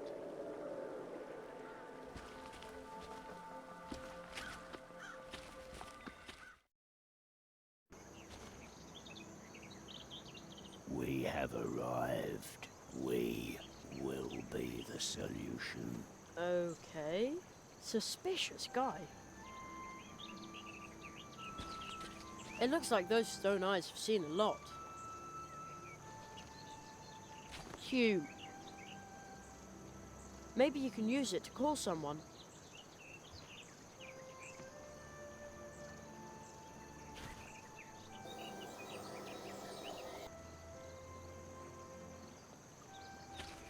A fish scale? It's all dry and shimmers in lots of colours. Hey, it's really light.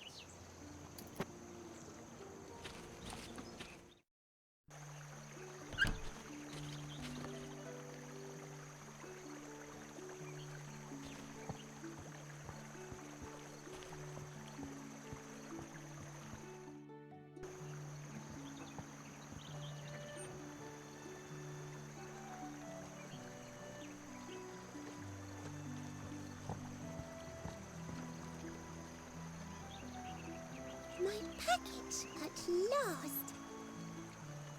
Isn't it a super smart and drop-dead stylish purse? Everyone will want to invite me to the theatre now. Thank you.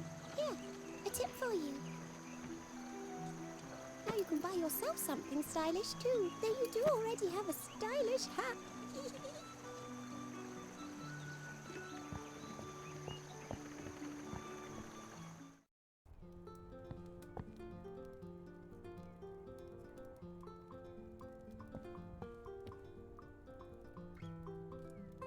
I found your niece. Little Ursula? Ooh. A crow attacked her. Oh, ooh. How is she? Tell me. Oh, ooh.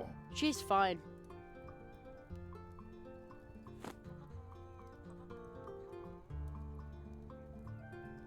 I chased off the crow.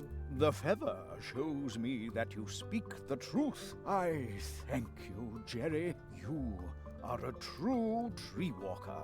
That is what we call animals who help others in need. Oh. Good work, Jerry. I'm proud of you. It was nothing.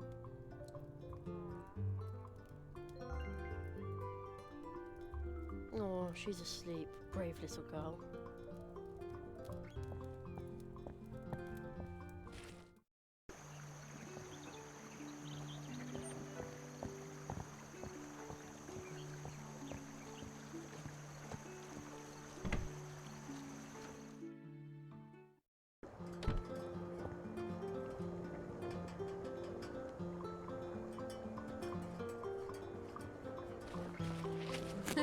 I'd say that worked pretty well.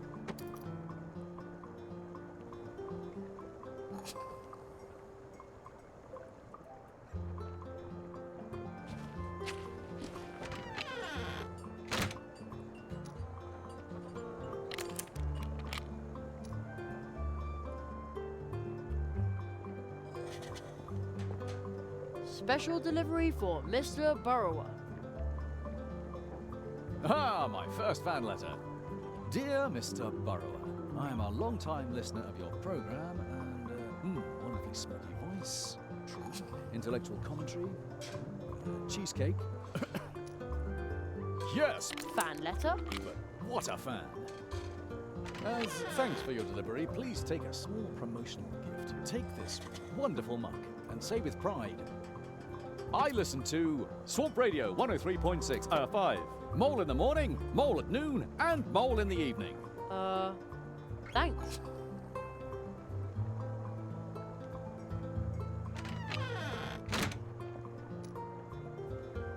One hot coffee.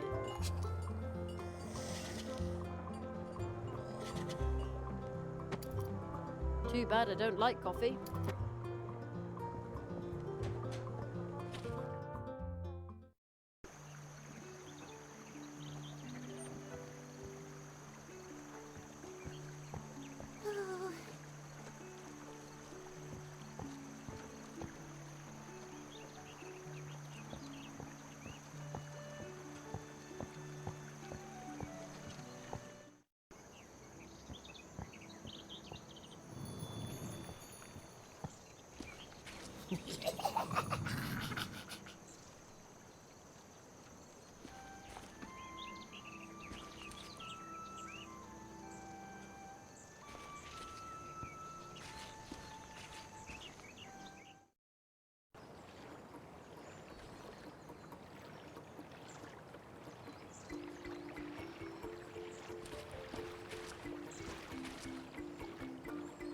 You've got mail. Thank you. No problem. Huh? Who said that?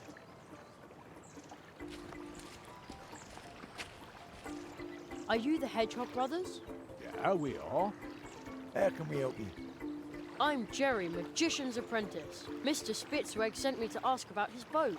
Ah, Spitzweg's probably been waiting at the catfish barrier for hours. Unfortunately, our tools have disappeared. They were brand new. I bet there's a green hat behind it. Ah, don't be silly. Our dad told us about green hats. We were 4 years old. Even so, they run around Mousewood, they're invisible, they steal tools, and they open up drafts and cause you to catch a cold. It's a fairy tale. And all those little footprints everywhere, are they a fairy tale too? I'll take a look around for your tools. Thanks. That'd be a big help.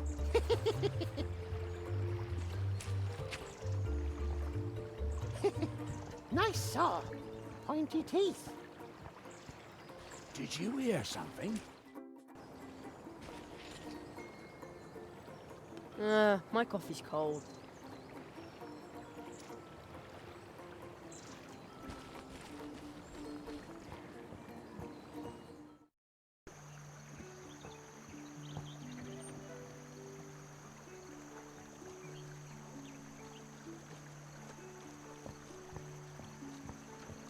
No, I promised Plato I would deliver the mail fast and reliably.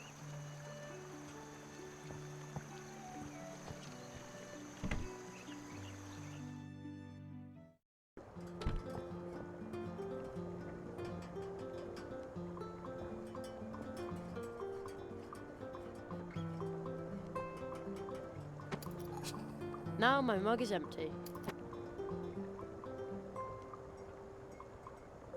One hot coffee.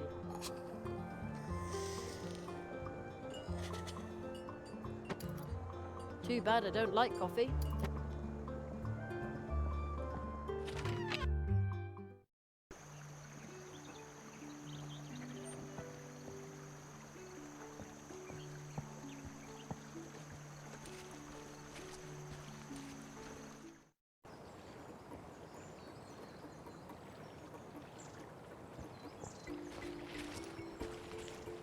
I'll give him some of my coffee.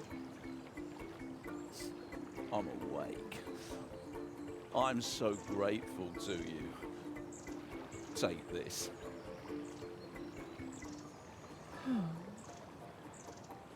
Without you, I would have been late for work. Right.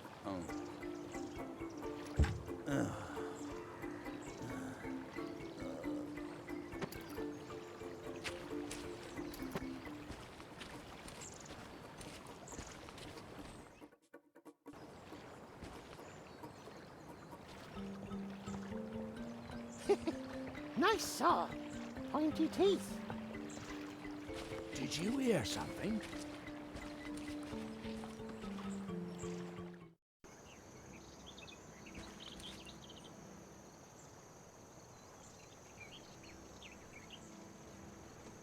Oh, thanks. I've been waiting a long time for this. My language instruction package. Coconut Palm Islandese overnight on 30 cassettes. I need to be well prepared if I want to retire there. Are you waiting for something? A tip, maybe? We're church mice. We have nothing to just give away.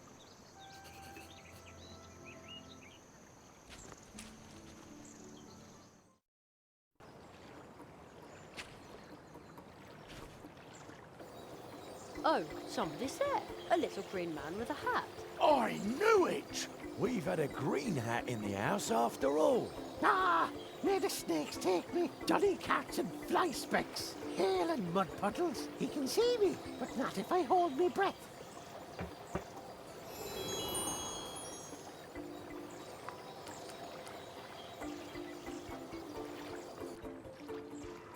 What? Stop! Oh no, the thief is gone. I have to go after him. No, I just don't fit. Instead of following the little guy, I could try to block his way.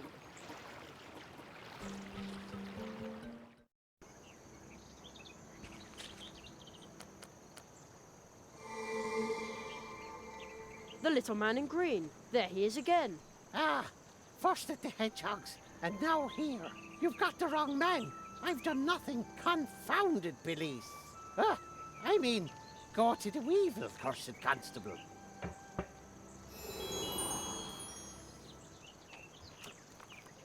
He's gone again. He seemed pretty angry.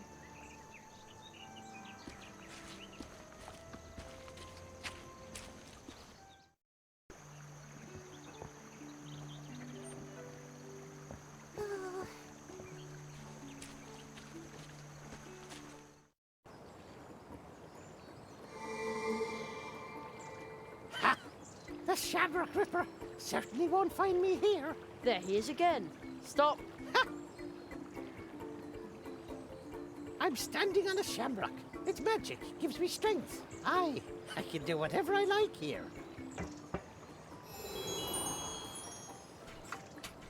He got away again.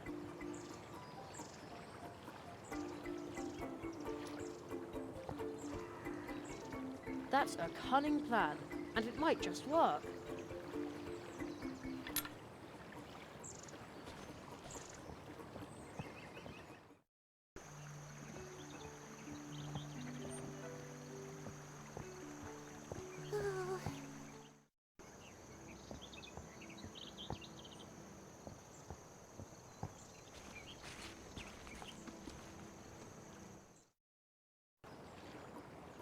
Jolly cocks and fly specks. Leave me in peace, you brat. You'll never get me shamrock.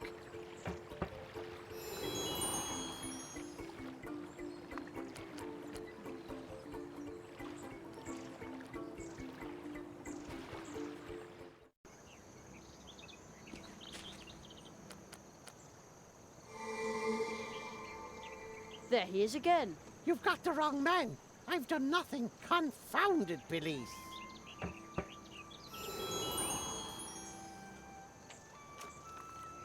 He's gone again.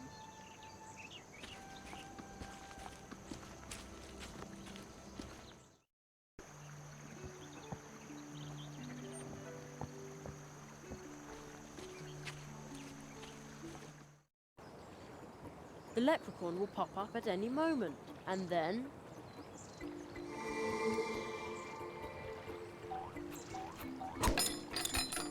Ha ha! Oh! That hurt.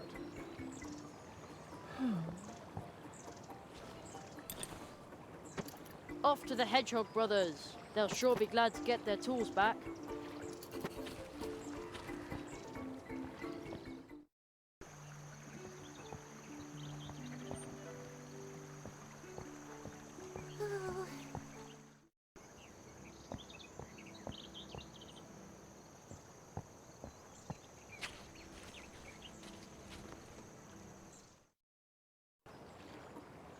Jolly cocks and fly specks. Leave me in peace, you brat. You'll never get me shamrock.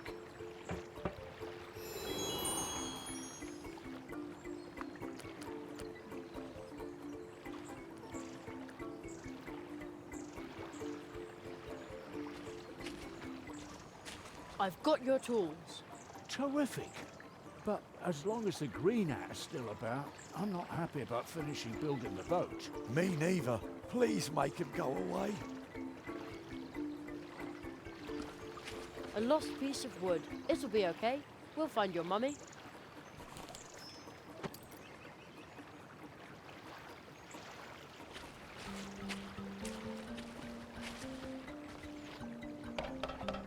That's music to my ears. The unmistakable sound of our tools. There, the tunnel is closed.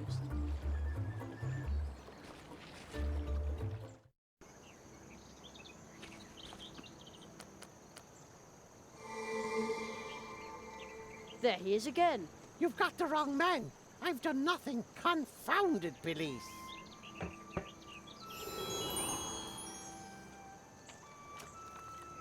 He's gone again.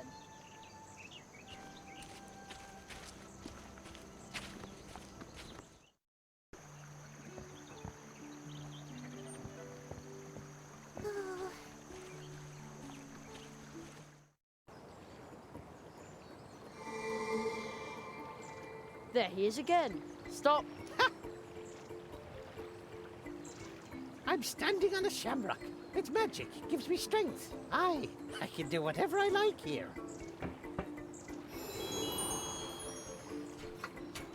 He got away again.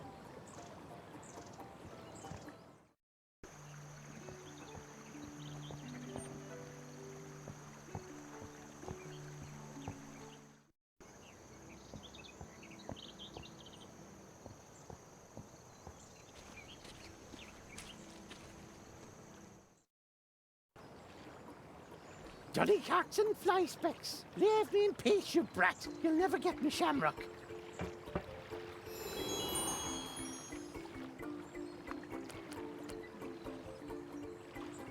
Ouch! Nail shot. Fine. Be that way. What a waste of a day. Ah, off home to warm heart.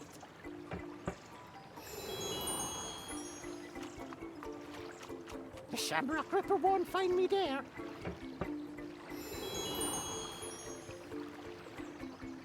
The footprints lead to the top of the pumpkin.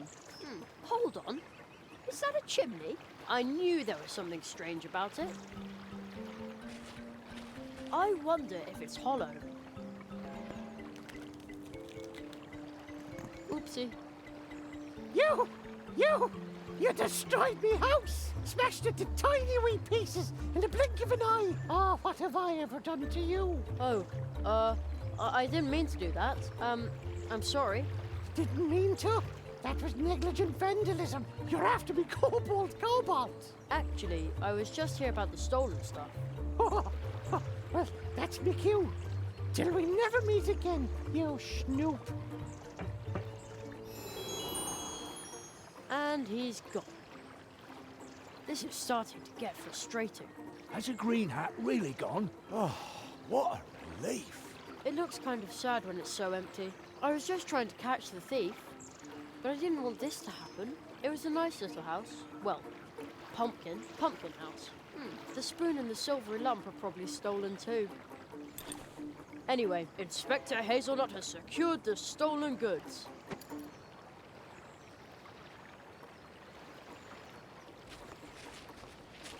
It's over. The green hat is gone. Ah, I am so relieved. Dad was right after all. He was living in the pumpkin with the chimney the whole time. I'd wondered about that. Ah, and you have our tools. Come on, brother. We better get to work. The leaf boat for Spitzweg is ready. Ready to put to sea. And how do we get it to Mr. Spitzweg? Just give it a little push.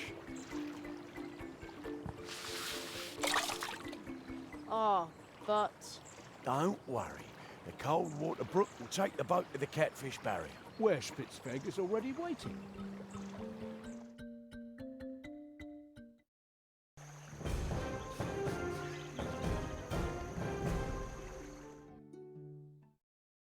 There. We still have a lot to do. We need to get back to work. We still have to renovate an antique cabinet for our neighbour. Ah, that'll be fun. Oh, I love furniture. But make sure you don't sand too deep this time. Yeah.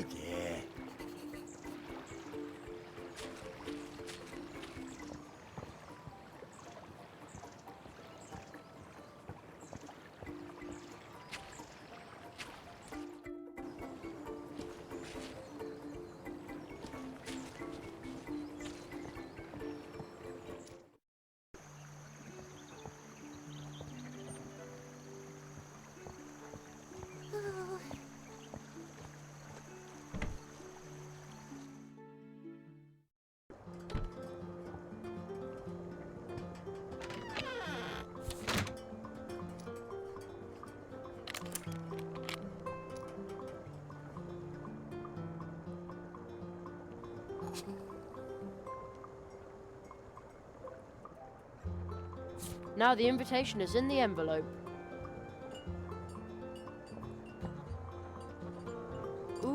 nightcap, sleeping drops. It says a bottle costs 1 leaf buck, but I only have one. 1 single leaf buck. Well...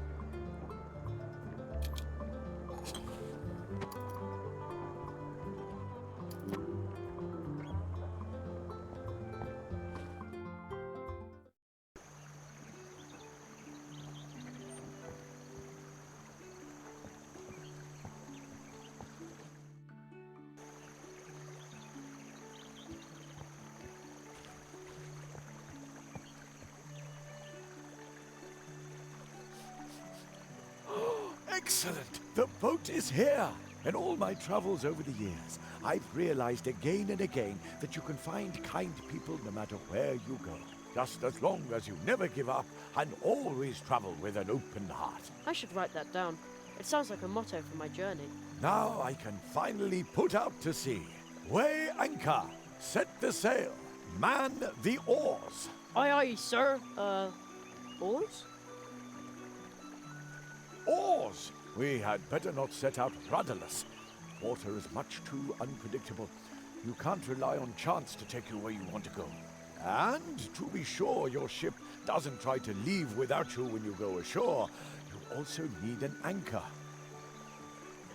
But as long as the catfish is swimming outside the barrier, we can't even think about setting off. The world offers enough adventure. We don't need to go looking for trouble, you know.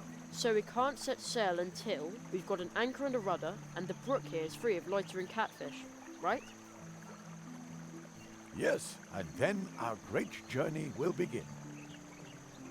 Or so we hope.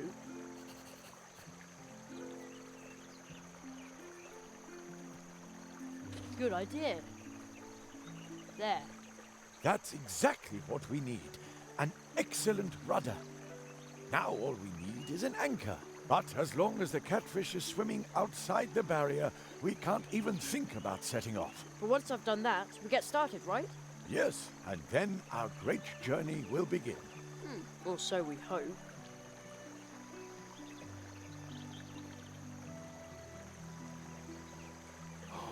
That is a perfect anchor. But as long as the catfish is swimming outside the barrier, we can't even think about setting off. But once I've done that, we get started, right? Yes, and then our great journey will begin. Or so we hope.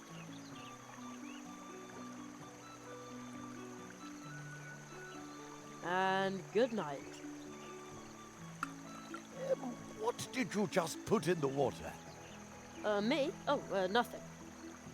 Something that makes little mice sleepy couldn't harm a gigantic catfish. Well, at least I hope not. Oh, outstanding, first mate. Please open the barrier by pressing the lever over there.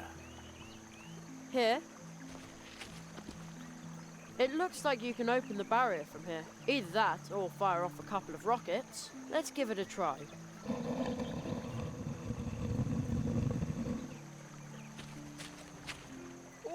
Oh, well done.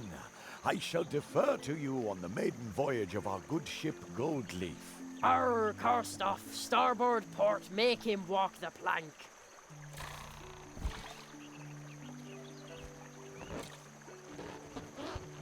On second thoughts, I should probably take command. You can still be my first mate, though. Man, I need a parrot on my shoulder who just agrees with everything I say. Then I would be captain.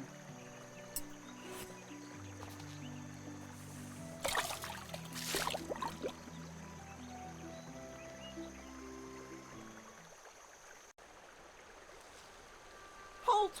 Who sails down the brook?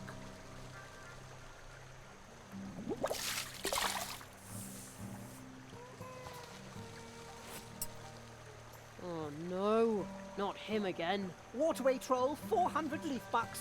No, you mean Toll? How droll. Yeah, smart and troll and gifted. My babysitter Anya always says that. Dead end, unless you pay 400 leaf bucks. Nobody sails under my bridge without paying. Oh, river pirates. Oh, kids will be kids. You know, we used to cook up schemes like this. But as an adult, you have to let things like this roll off your back. But maybe just this once you ought to lose your patience and show that little cheeky monkey who's boss. Monkey? Little Humbert is a mouse. You kids ought to work that out between you. I'll just watch. Oh, river pirates. How droll. I'll have to think of something. Again.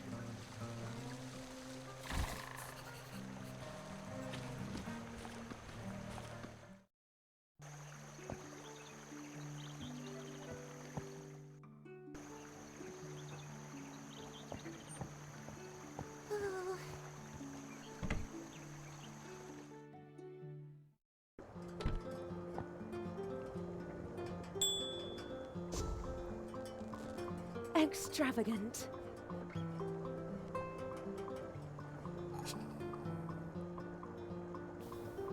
Welcome back. I don't want to put up any posters, not even for the Great Zaroff.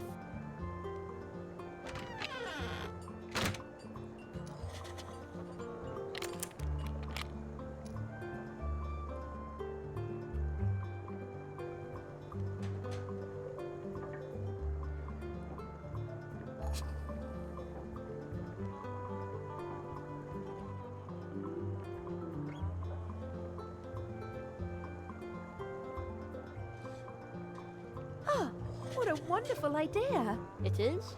Yes, it's perfect for little Humbert. Then he can play violin together with Plato. I'll tell him about it soon.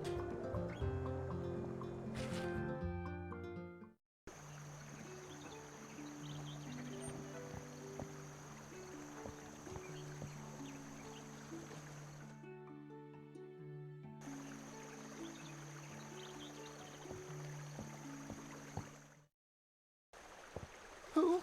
What? The stupid weasel with the hat went and sneaked to you? No matter what he said, it's not true. He's a liar. Liar, I say. Really? But his brochure looks very promising.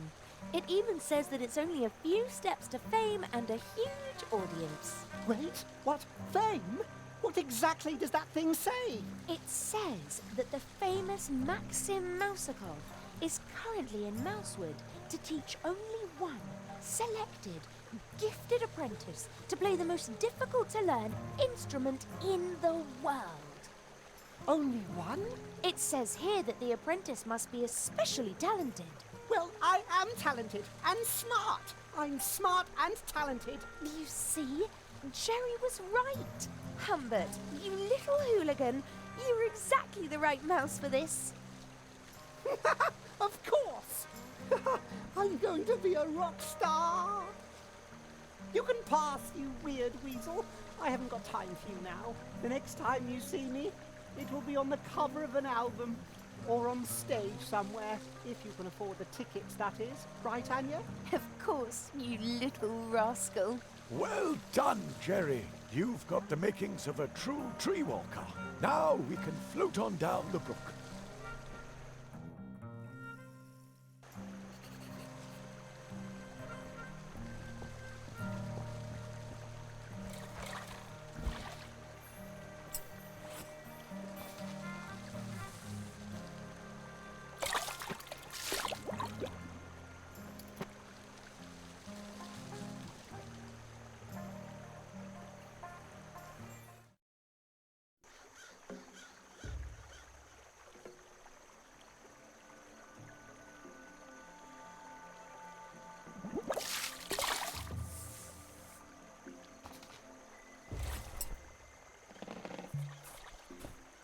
Thank you very much, my young friend.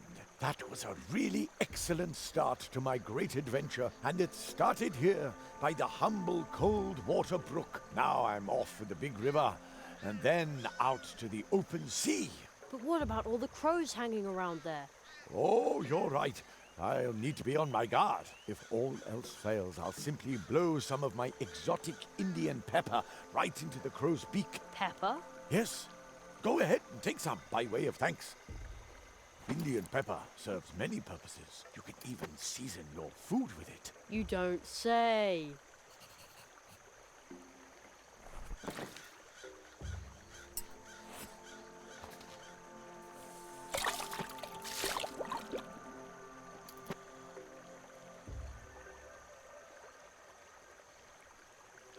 Oh, the boat is drifting away. Well then, see you soon. Don't forget me, and watch out for the waterfall. What? Waterfall?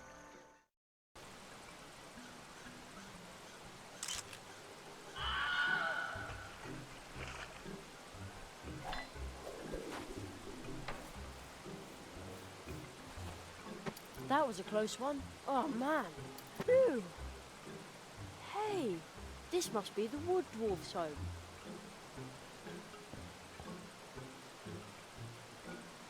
This had better be worth all the trouble. That's the biggest beet I have ever seen. It smells very sweet, but I definitely can't lug that thing around. It looks so comfortable on the beat. But I think it would like to come along with me for a while. Man, it was stuck on there really tightly. Another drop. And another. Locked and bolted.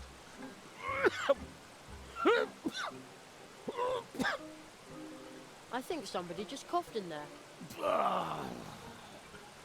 And said, bah! Shove off! I'm sick! That sounded like a cry for help. I have to get in there somehow. Locked. Hey, stop messing with the window! Take a hike! I think I just heard somebody. That sounded like a cry for help. Calling for help? Never! I told you to skedaddle!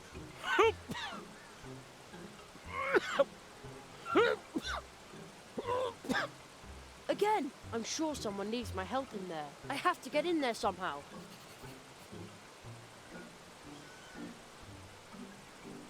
Good idea. I'll try to cut a hole in the glass. I'd say that worked pretty well. Now what?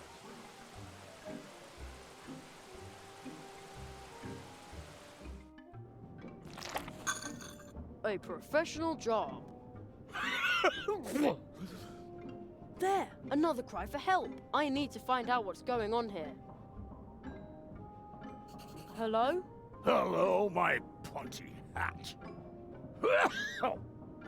A juvenile delinquent. What? I thought you were calling for help. Bah! Help? A wood dwarf never asks for help.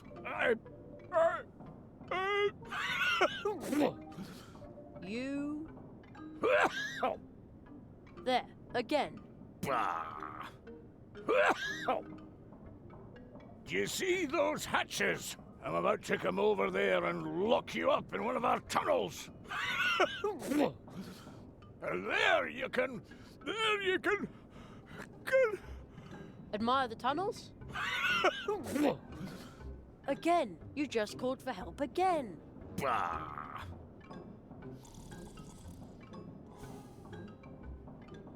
Called for help? A sneeze, that's all. I've come down with a dwarf cold.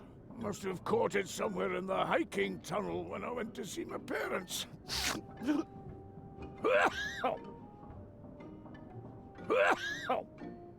All right. About my dwarf cold, my housemates have already headed for the hills. That's what I would have done in their place. A dwarf cold's nothing to sneeze at. Are you sure I can't help you somehow? Yes, I'm sure. Nobody can help me. Although, except for one person, perhaps, she could help me. If she wanted to. But, bah! A wood dwarf never asks for help.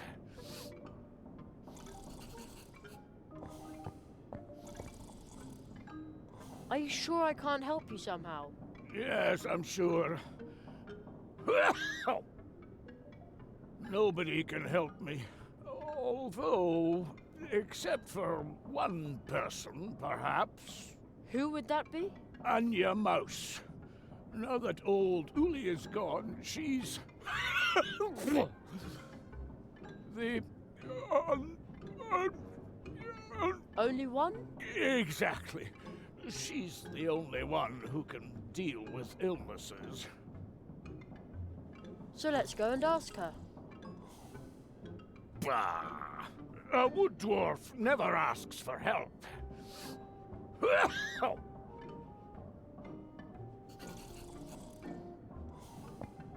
I'll take that.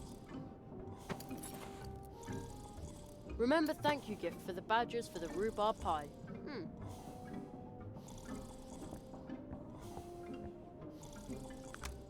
Oops, wait a minute. There's something under the board. A card, but a really unusual one.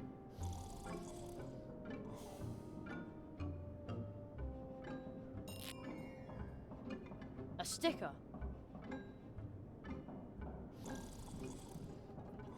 The little sign says blue juice machine, a wood dwarf patent, reproduction prohibited.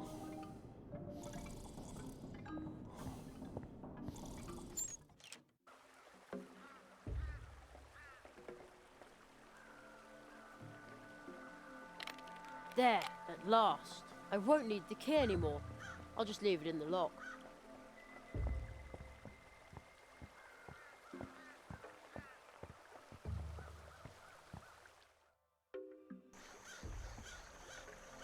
It smells pretty leathery. I wonder who lost this.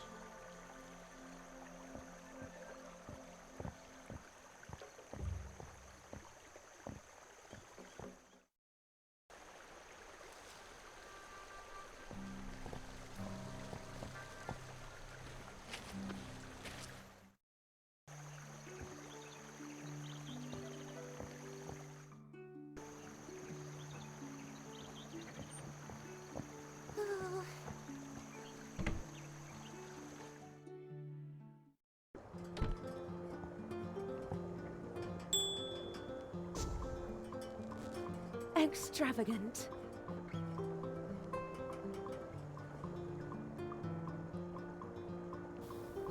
Welcome back. One of the dwarves is sick. Oh, fudge. Don't worry. Old Uli taught me a lot about dwarf illnesses. Off to the wood dwarves.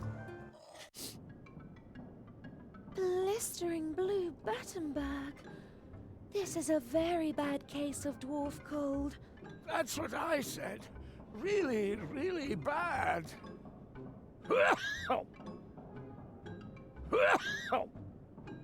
Don't you worry. Old Uli taught me a remedy for this. Jerry, will you help me find a few ingredients for this poor dwarf? Of course. Oh, thank you. Here, take this recipe.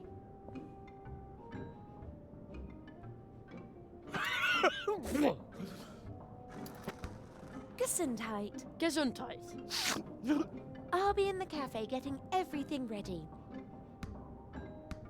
The recipe's a list of things we need to get the poor guy back out to the root fields. And then at last we'll get some blue juice again. Steinberg, we'll have you back on your feet in no time. And now, I need to hurry back. I've got a delicious buttercup pie in the oven.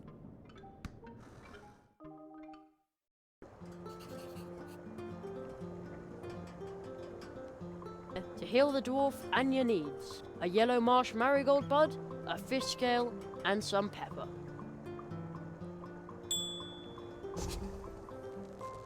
Extravagant.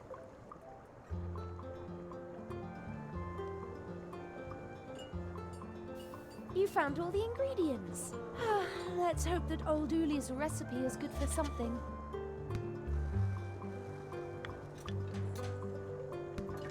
Oh, there's some pepper left over. Here.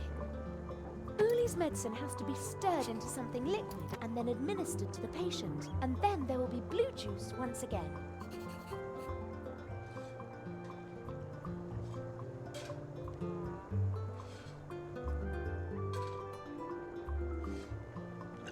That smells good.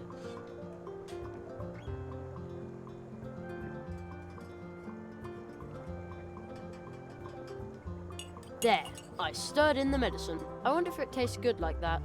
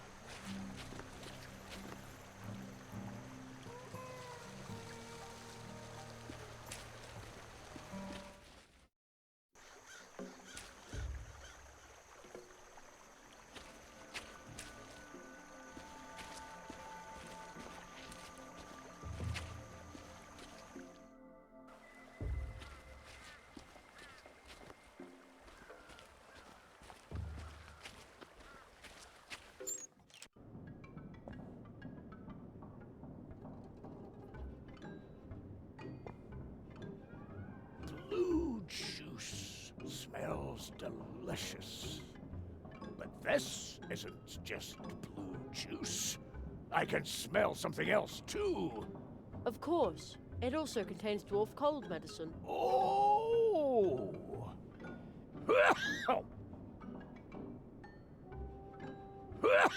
Well, why don't you just take the mug?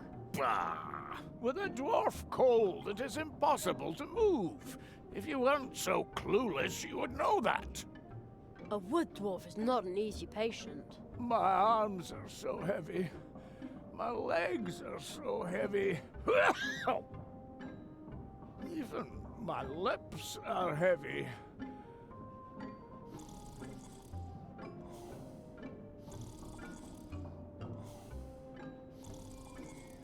There.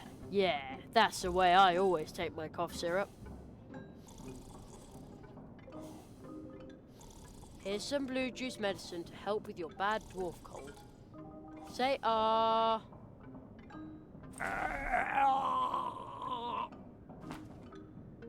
Our blue juice. The original.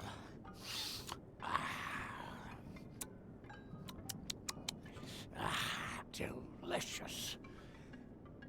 Some colour's already returning to your cheeks. And tomorrow we will see to the harvest. You should stay in bed. In bed. Stay in bed.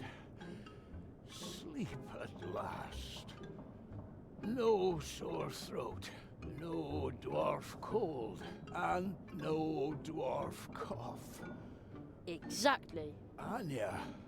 You must go to Anya. That's quite far away, you know.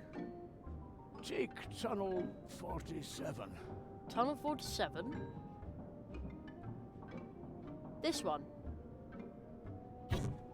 What? Why didn't you tell me that before? Dwarf secret. You must go to Anya. Tell her thanks. Starting tomorrow, there will be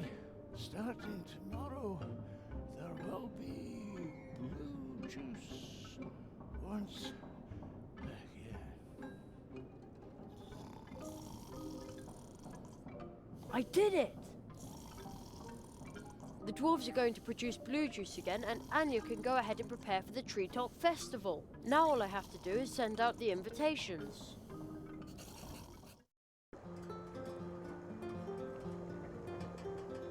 You must be kidding! A shortcut? Couldn't somebody have told me that sooner?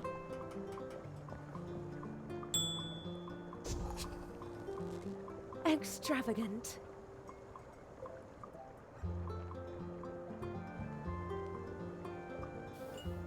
Welcome back. About the blue juice. How wonderful. Uli's medicine is bound to work. Customers have been asking for days when there'll be blue juice again. And we're going to need lots of blue juice for the early Treetop Festival.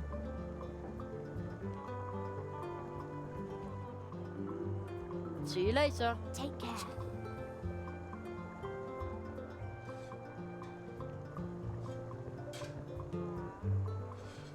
One hot coffee.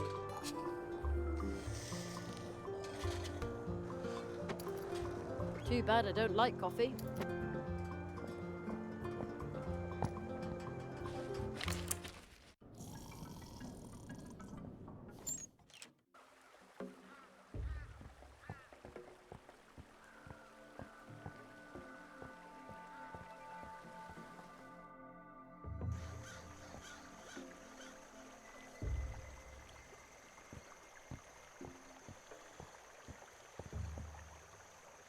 Here comes Anya's piping hot coffee. You're not just gonna pour it on the ground, are you? Anya's coffee is wood famous. And so good. Her? We're going to use it to free your bike. We are? In that case, what are you waiting for?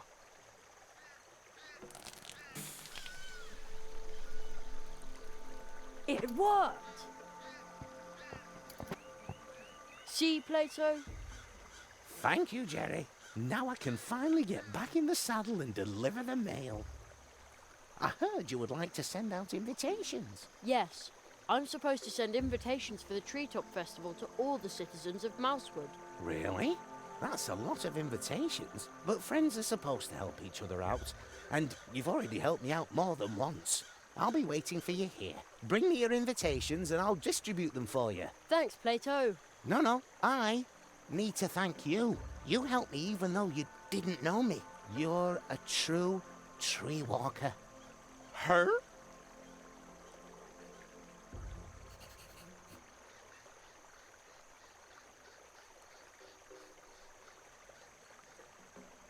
The snail did a good job sealing the envelope. I think I'd better let it go on its way now. Bye, shimmering snail.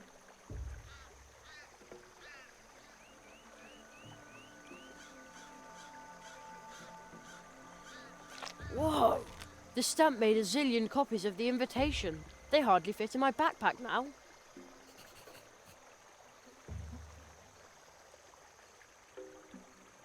Could you deliver this for me? That's a lot of invitations. But friends are supposed to help each other out. And you've already helped me out more than once. Her? I'd better get going. There's so much to do. Like I always say, a single hop is not that hard. And many hops in a row can get you anywhere. But we could use my bike as well. Your bicycle? Sure, if you want to travel faster through Mousewood and its surroundings. Just call on me. Then I'll give you a ride on my mail bike. Just use this clicker frog with one of the golden post horns that you find everywhere in Mousewood. Whenever you're in a hurry, just sound its legendary call. Then I'll come flying by on my fateful bike and take you wherever you need to go. Flying? Riding, I mean. Wow, thank you. But I won't do this for just anyone, so keep it to yourself. And where would you like to go now? Woohoo! Hello, Jerry. Well, where to? See you later.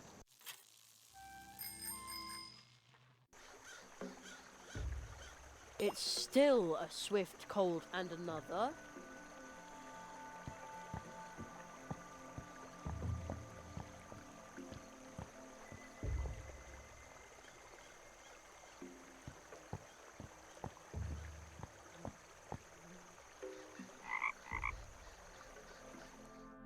Woohoo! Hello, Jerry. Well, where to? Let's go. Hang on tight, Jerry. See you later.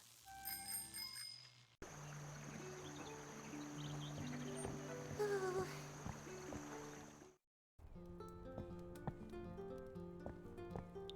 Jerry, you have sent the invitations and ordered the blue juice, and in doing so, you have healed a dwarf, rescued little Ursula, and experienced much more. You are indeed developing into a genuine tree walker. Now we will begin with the magical part of your training. And then comes the Treetop Festival. We're looking forward to the blue juice, so hurry up with your training, Nestling. Ever since I can remember, the Treetop Festival has been held here once a year. Ooh, it serves to celebrate kindness, family, and courage, and most definitely not magic. Isn't it now?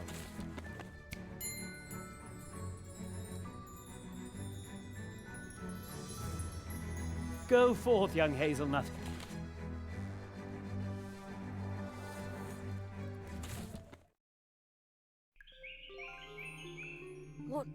is this place? The Hall of Apprentices. A living place, created by magic. Hidden between two moments in time. But is it supposed to be so cold in here? I feel it too. It seems that no one has been here for far too long.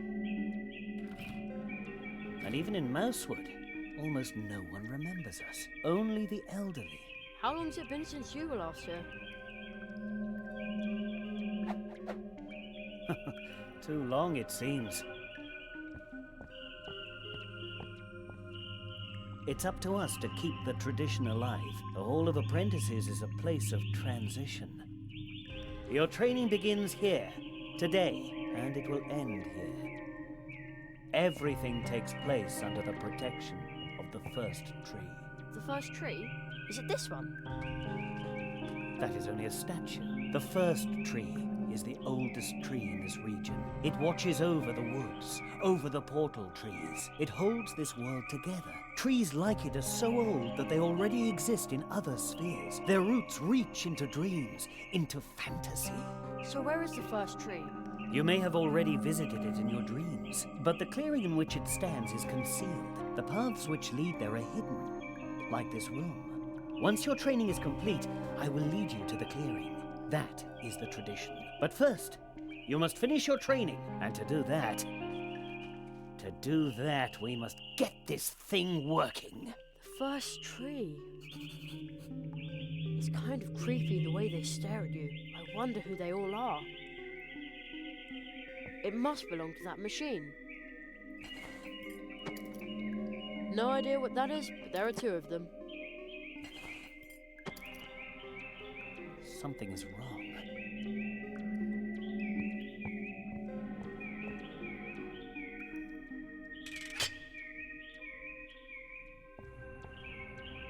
Fits. Not bad at all. But the thing still won't work.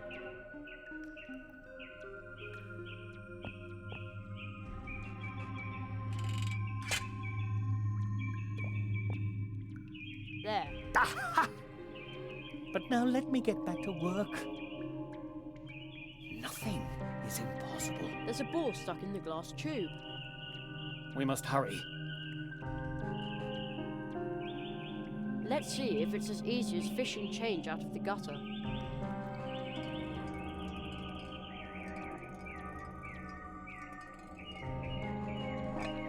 It worked!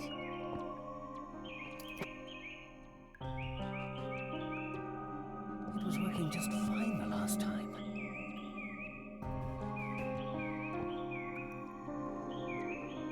Ah, it works! Wonderful! Ah, you did a great job. The electromagical apparatus is uncoupled from the flow of time. It processes information from the past and future and prints it out in pictures on cards pressed from the leaves of portal trees. There. May I take them? Of course.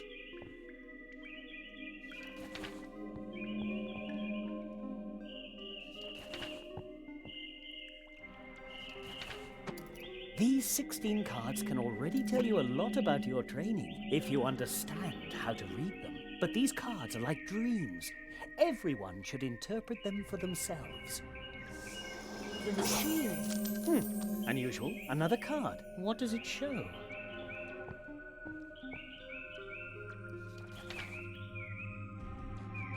But that's me. Extremely unusual. What could that mean? Ooh! Somebody's floating there. That's a ghost. A ghost, Jerry? I don't think so. Or have you left your body behind for good this time, magician of Mousewood? I can feel my leg going numb not far from here. No, I appear to have retained my body, even if it isn't getting any younger, and its scars are itchy. Tell me, Marquis, how did you escape? Escape, magician? I bring an apprentice. I'm pleased to see you, and to know that the Hall of Apprentices is protected. So, you are bringing an apprentice. Tell him he shall visit me in my house. What does the floating man want from me? He's the guardian of the portals. Your training begins. Take the key, Jerry. You must visit the magician of Mousewood. It won't be easy to wake him, but soon after, you learn your first spell.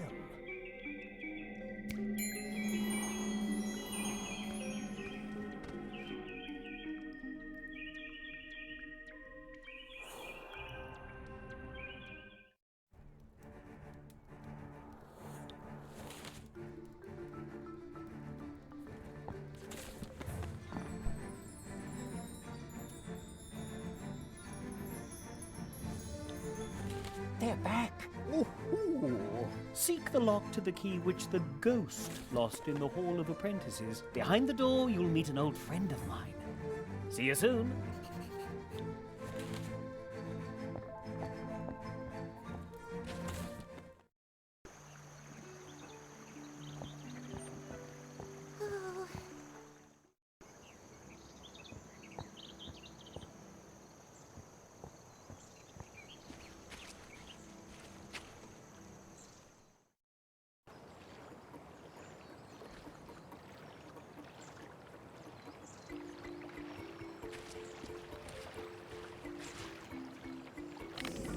Yikes!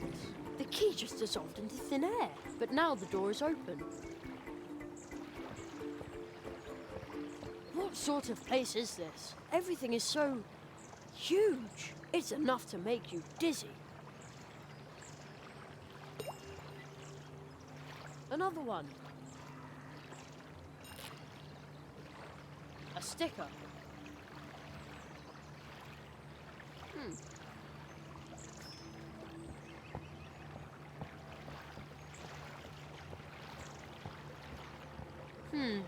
This stone looks strange.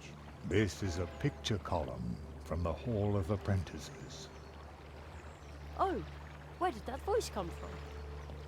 It sounds familiar. In the Hall of Apprentices, there is a column for every apprentice who was trained here in these woods. But this one here was spat out by the Hall a long time ago. I found it deep in the woods. Now I'm trying to unravel its secret. Banishment by the Hall caused the picture to burst into 32 magic drops of dew, which are now spread all over Mousewood. Those who are able to understand the whisper of the rocks can ask the column itself how many drops are still missing. If someone collected all 32 drops, the dew could form the image of the expelled apprentice. Wow! That sounds exciting.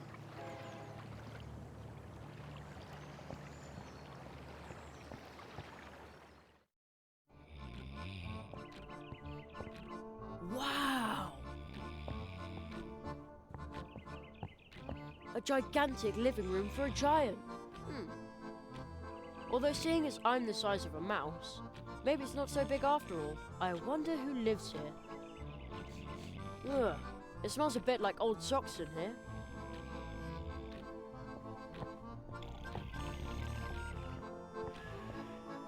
Wow, this is high. Still smells okay. I'll take that.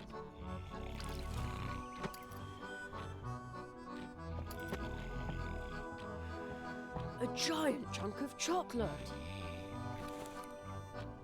I also took the tinfoil.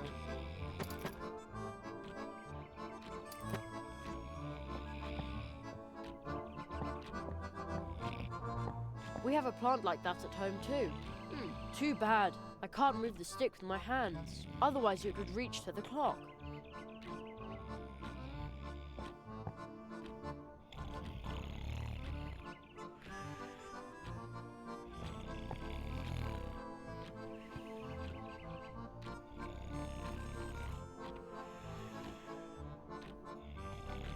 Good idea. Uh-oh. I'd say that worked pretty well.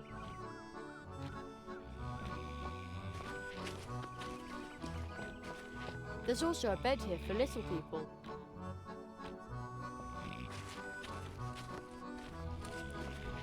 It's enormous. When it rings, it must make a humongous noise.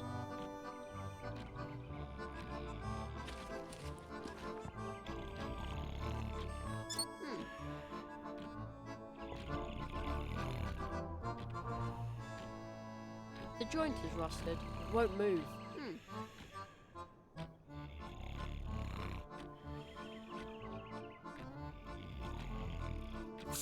There.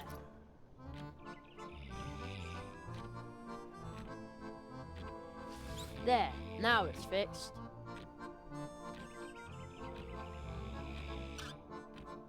Now the cookie should have a voice again. Oh, something fell out of the clockwork. Well, it's probably not an important part.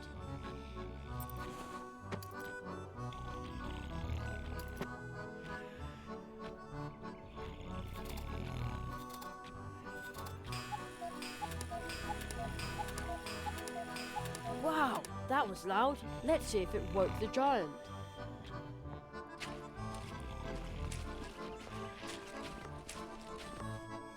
Oh man, he's still asleep. Hey, wake up!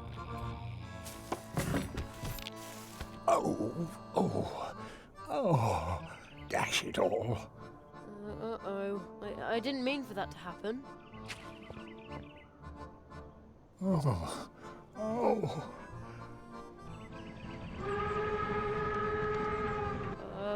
Hello? I was just trying to repair your clock so I could... Did your teacher tell you to do that? No. Why would he?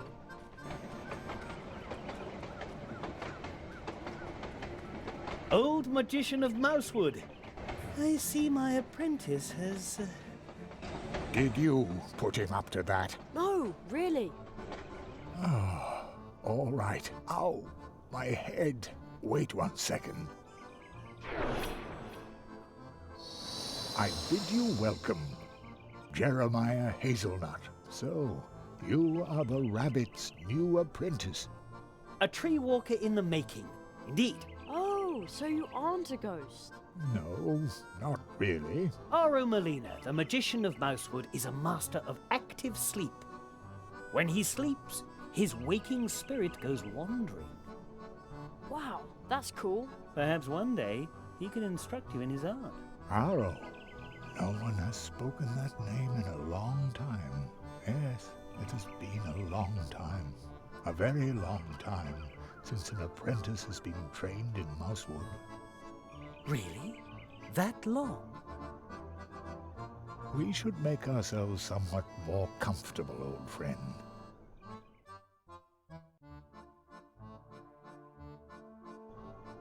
Young Hazelnut, I hear that you have already proven yourself as a tree walker in Mousewood. Your next test will be to pass the 4 portals of Mousewood. Behind each of the portals, you will learn a spell. Wow, that sounds exciting. But first, there is something you need to return. What's that? Pardon me, but I think you have my book. Oh, yeah, the mouse with the backpack gave it to me. Thank you. It is very valuable to me. Now, I would like to write one about you. I collect stories, you know. Who was that? Oh, he seemed familiar to me, but I can't recall why. Only a wood sprite, a close acquaintance of mine. You should rest, Jerry. This has been a long day for you. Rest for a little while. If you say so. I...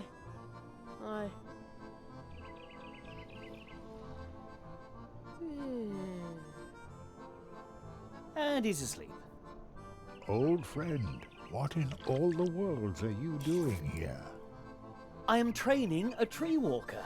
That is not what I meant. I say this in all friendship. It is impossible for you to be here, believe me.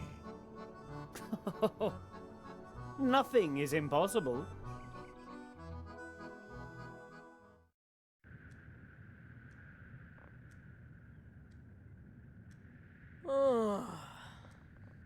slept all night. Yeah, but not too well. I miss my bed. Be brave, Jeremiah Hazelnut. Magicians have to be strong. Your next test will be to pass the 4 portals of Mousewood. Behind each of the portals, you will learn a spell. Okay. From now on, you can switch back and forth between day and night by sleeping in a hammock or reading this magic book.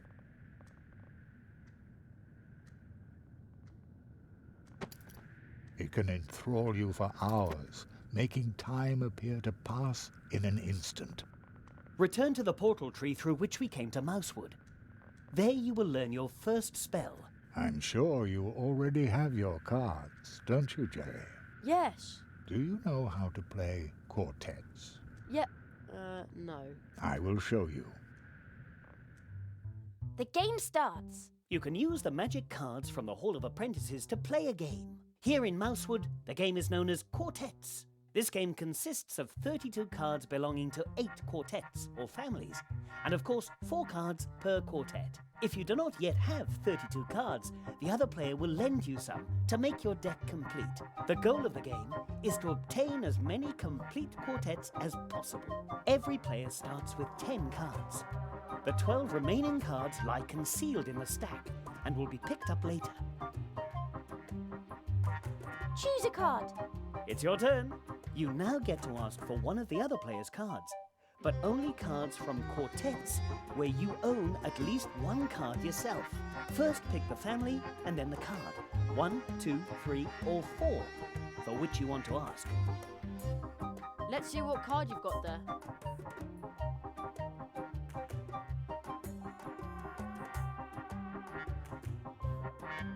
It's your turn. You now get to ask for one of the other player's cards, but only cards from quartets where you own at least 1 card yourself. First pick the family and then the card. 1, 2, 3, or 4 for which you want to ask. Let's see what card you've got there.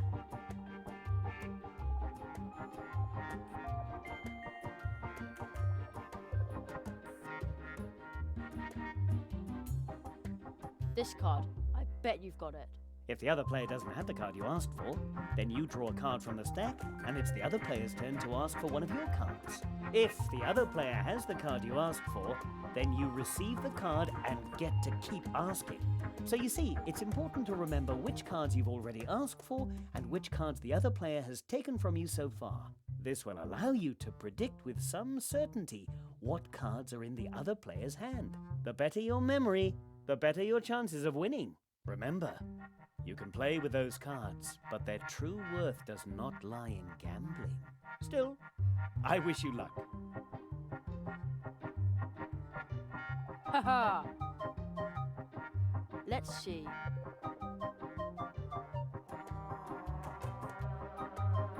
I'm sure you've got this card.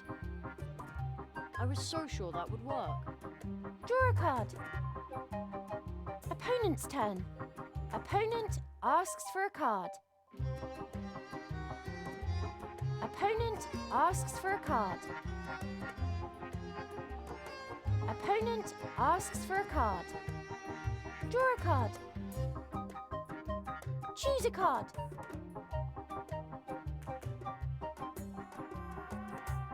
I'm sure you've got this card.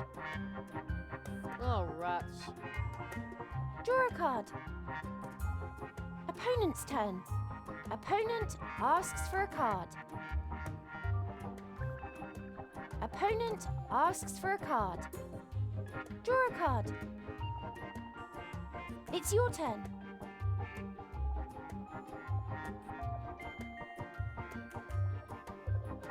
I'm sure you've got this card. Very well. Let's see. This card. I bet you've got it. Well played. Let's see what card you've got there.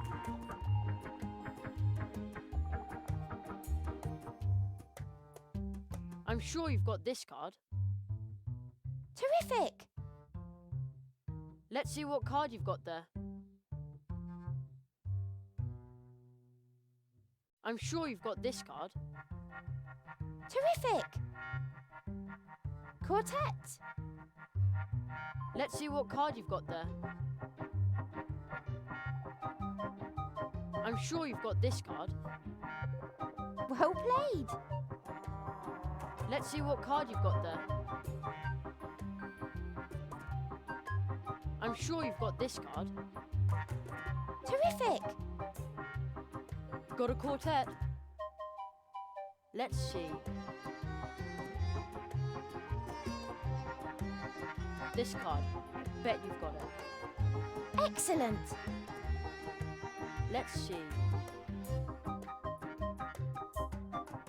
This card. I bet you've got it. Huh, I might have known. Draw a card. Opponent's turn. Opponent asks for a card. Opponent asks for a card. Draw a card. Oh no. Choose a card.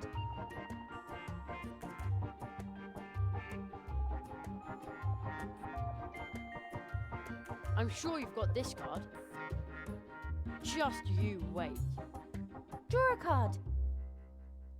And another quartet. Opponent's turn. Opponent asks for a card. Draw a card. Choose a card. This card. I bet you've got it. I was so sure that would work. Draw a card. Opponent's turn. Opponent asks for a card. Opponent's quartet. Opponent asks for a card. Draw a card. Choose a card. This card. I bet you've got it. Just you wait. Draw a card. Opponent's turn. Opponent asks for a card. Opponent asks for a card. Opponent asks for a card. Oh no. Opponent asks for a card. Opponent's quartet. That's it. I think I like Batman better. Ooh, this isn't so easy. Here in Mousewood, people like to play cards. If the people of Mousewood see your cards, they will be very eager to play with you. You can also find additional secret cards, such as this. But that's Mum. Indeed. Remember, there are 4 cards in each quartet, just as there are 4 portal trees, inseparably connected. This star map can show you where they lie. Your mother is the 2nd card in your quartet. And the other 2? You will understand my words soon enough, and then everything will change.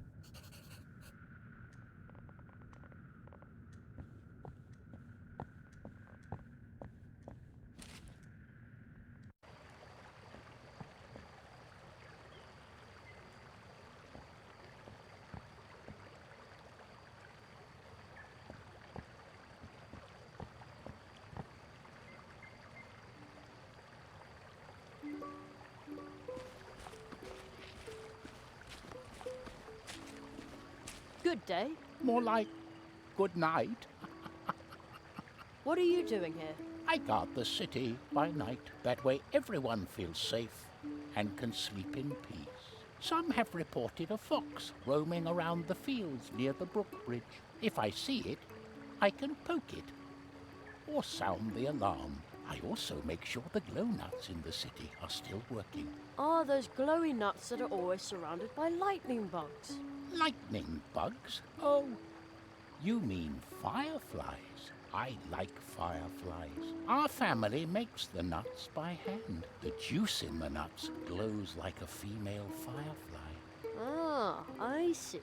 Yes, it's a bit odd, but that attracts the little guys. I'd really like to have a nut like that. Me too. I don't have one at home myself. Unfortunately, they're very expensive, except for the town council and the Hare family. Hardly anyone can afford them, but now and then I look in on the Hare family when they're celebrating. When I see all the glow-nuts and happy faces there, it warms my heart, no matter how cold the night is.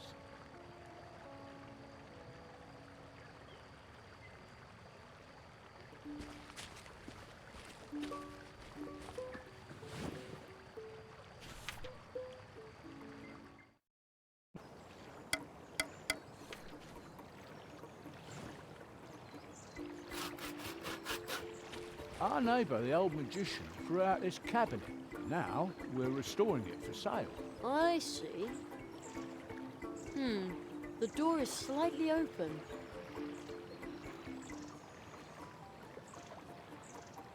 There's something inside, but I can't just reach in there while the hedgehog is looking. Ha! It sounds like they really enjoy their work. No, you have to take carpentry seriously. First, you have to sketch and measure. Or you can just jump right into it. Be spontaneous. It helps. With a saw, hammer, nails, paint. But only after you have everything planned out. Otherwise, it will come to nothing. But that way you plan out all the fun. You work to earn money. It doesn't need to be fun. You see? That's complete nonsense. It makes no sense without fun. Planning is secondary. Secondary? Without planning, everything goes to pieces. You take everything too seriously. You don't take things seriously enough. I think they're busy right now. I'm right. The two of them are distracted. Let's see what's in that cabinet. Oh, a whole quartet. The old magician must have forgotten the cards in there. I'm right. I'm more right.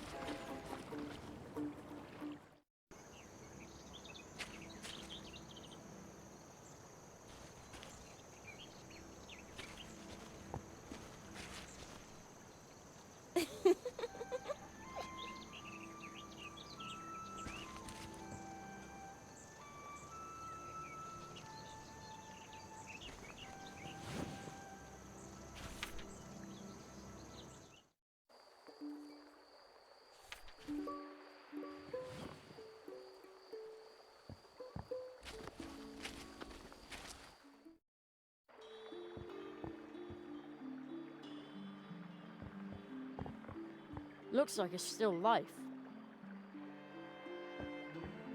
Hello, Mr. Church Mouse. Oh, it's you.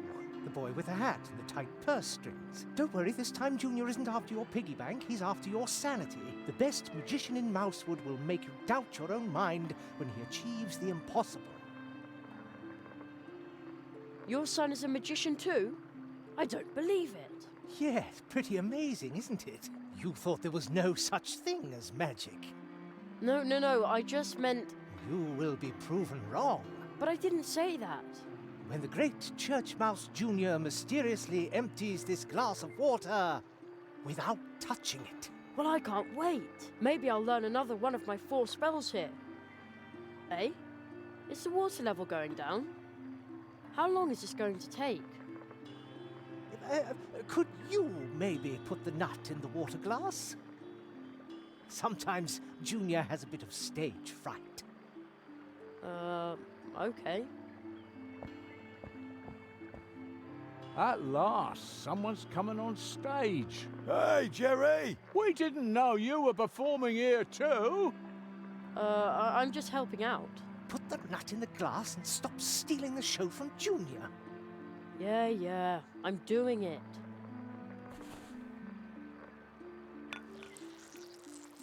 Whoa! Completely soaked up. The glass is almost dry. That's darn handy if you have to drain something. I could really use a nut like that. Indeed, it is magic. Please, not too much applause. I think that's usually called sleight of hand. thank you for your kind attention. You can now see Junior every evening. Ladies and gentlemen, Junior. So, did Junior find the nut, or where does he come in? No idea. Can I borrow your water nut? The water nut? But that is Junior's most popular trick. It's also his only trick, isn't it? You mean Junior should expand his repertoire? Exactly. Or better still, perform without a nut.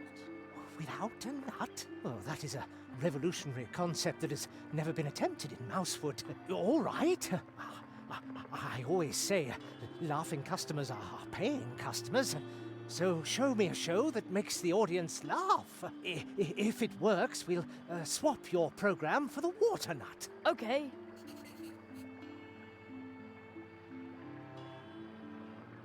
You want jokes? I'll improvise for you. Well then, good luck. And now, opening for the wonderful Church Mouse Junior, ladies and gentlemen, Jerry. Hey, Jerry! Are we getting the nut again? No, now it's time for a laugh. Oh no, I've got a bad feeling about this. Oh, I know what you mean. Here it comes. Well, why did the chicken cross the road? What? You can't be serious. Our cousin Henry lives on the road. At least that's where he used to live. Now he lives in the hospital. Oh, I didn't know. Jerry. It's all right. But it isn't funny either. Get off the stage. Again, I'm sorry. No offence taken. He didn't mean it like that. I know. Jerry, you can't tell road jokes to hedgehogs. Everybody knows that. Here, take the paper and pencil and go look for good jokes. Jokes that the local audience can appreciate. Okay, that's probably a good idea. Thanks. How's business? Super. When I'm enjoying my well-deserved retirement on Coconut Palm Island, Junior shouldn't have to worry. This show will give him a second source of income, along with dealing in things, stuff and junk. Cash is bound to start pouring in soon. We also had a darling green crack beetle. A real crowd puller, let me tell you. Unfortunately, it ran off the day before yesterday. Junior almost caught it. A green beetle, Break a leg. I have to go. Break a leg? Is that supposed to be funny? What strange children some parents have. Isn't that right, Junior? Exactly.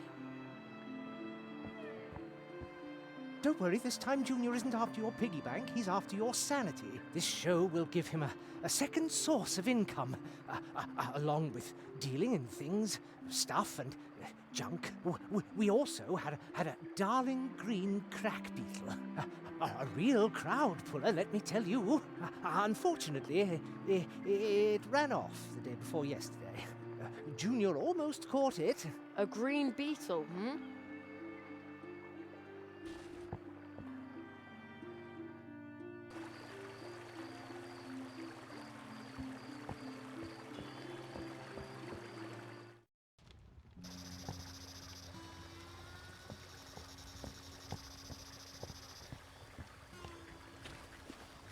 There are some very strange green flames dancing over the fields back there. Are they will-o'-the-wisps?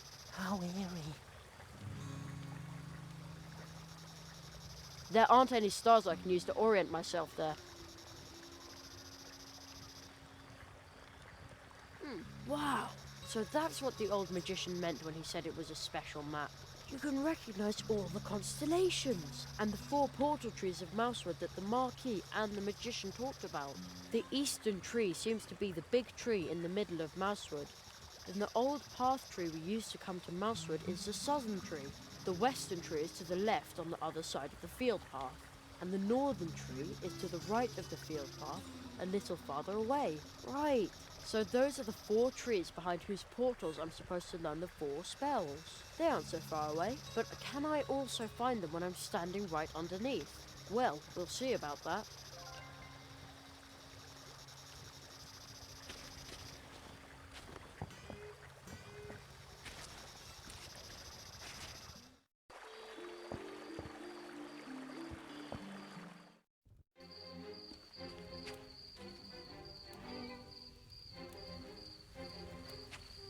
Oh, what's going on here?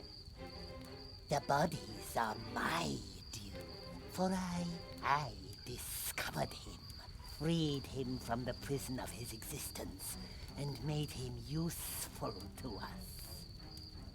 The belongings are my due, for I placed the 4 metals in his hands. When his vengeance is at hand, our work begins. The land is my due, for I let him know the order in which he must drive them into the trunk. When their power comes to bear, our work shall begin.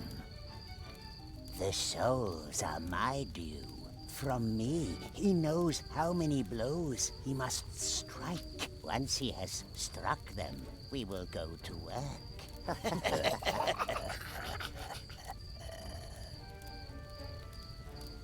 Someone is listening. Only a child. A human. One of us.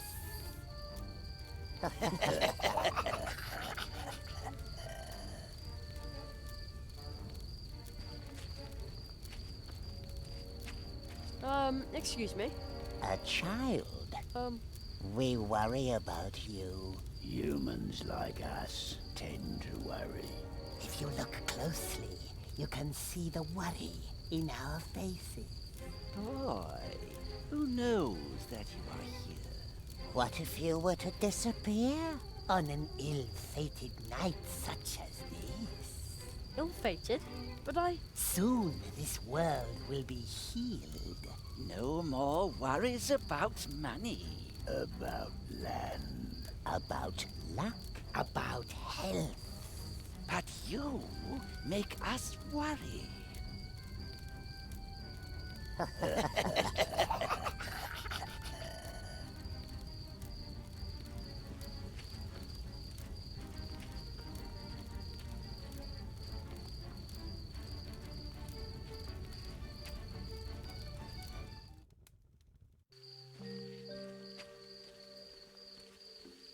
Come to us, Jerry. Oh, how did they get here so fast?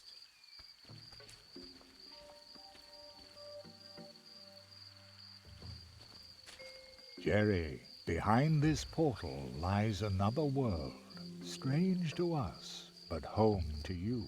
There you must learn your first spell. That is our tradition. How exciting! This time we will open the portal for you.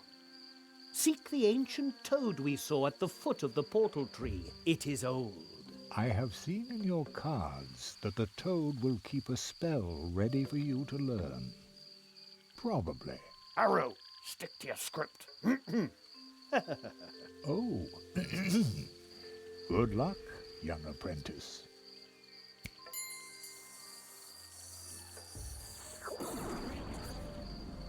Well then. Whoa!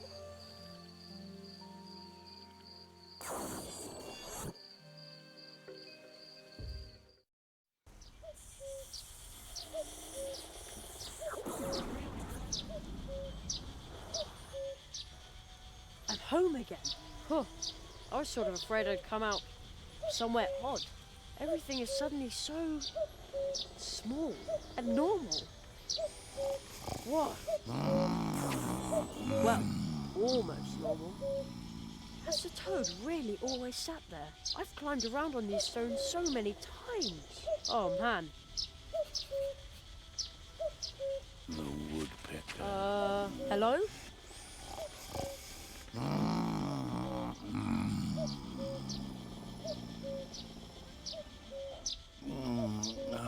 The song of the wood. Such a beautiful song. So peaceful. So... It's sound asleep and talking in its sleep. Wow, it's huge. It feels like my head can't decide if it's here or not. I guess that's the coin's doing. Ever since I looked through it, I see things differently.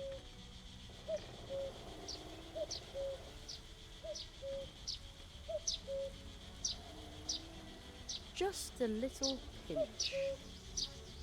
Oh no. Oh man, now my ears are ringing. Anyway, the sneeze seems to have chased away most of the birds in the neighborhood.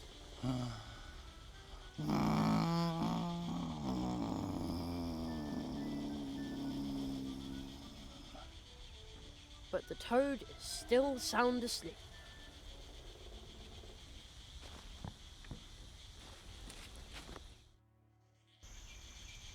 Ah, everything is just as it used to be. Reassuring. Hello up there.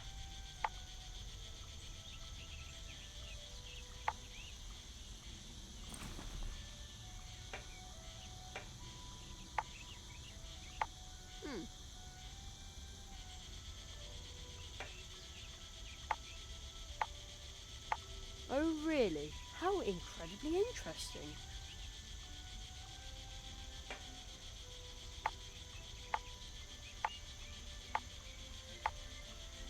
Obviously I don't speak woodpecker. What are you trying to tell me, bird? What? Hey, why are you looking at me like that? I have a sinking feeling I said something wrong. Oh well, at least it's quiet now.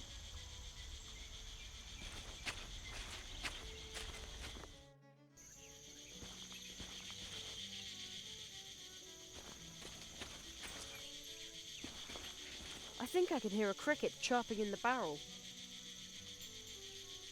Such a racket in the middle of the day. Unbelievable. That'll take care of it. There. Now it's quiet. Almost too quiet.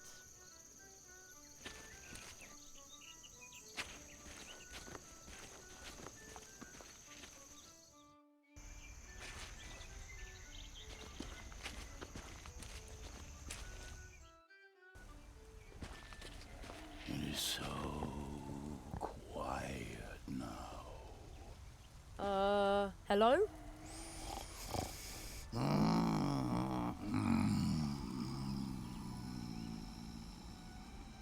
The rock toad just seems to be dozing now.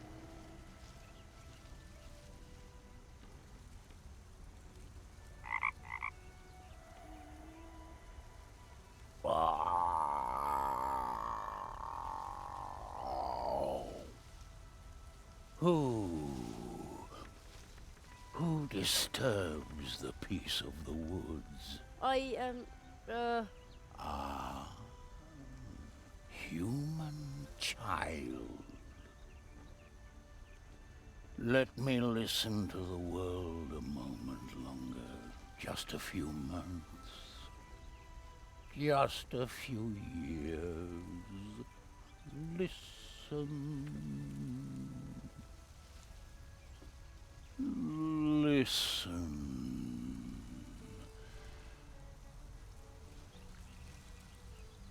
To the streams of time. I'm Jerry Hazelnut, mighty magician. Understand, all this means little in the streams of time. The streams of time?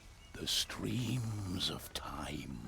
Once you learn to pause, to wait, and to listen, then you will sense how they flow around you. The rock. I can hear the whispering. The whispering of the rocks? The rock. It hears. If you learn to hear and to listen, as you listen to me, It can reveal to you what the streams of time have carried past it. Come closer so that you can learn how you can hear the voices of the rocks.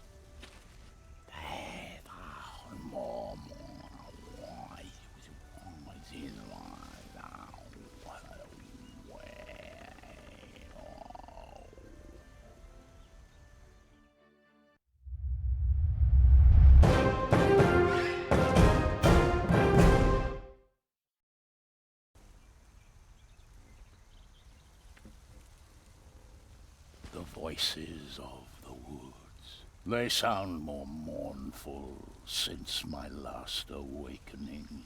Perhaps this is my last awakening before I become one with the streams of time. Oh, this world is changing.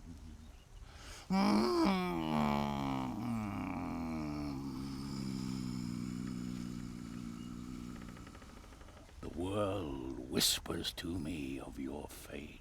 The path which you have taken will show you the meaning of horror. Beware, beware. Yet it also holds joy if you find that which you do not even know you have lost. Let me listen to the world a moment longer. Just a few years. Listen to the streams of time.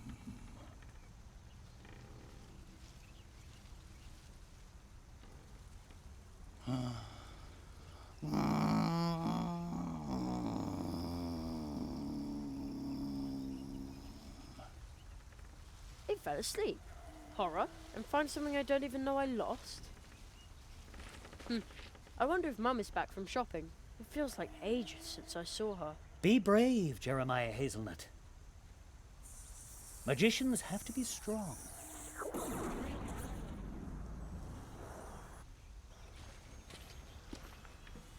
Whoa!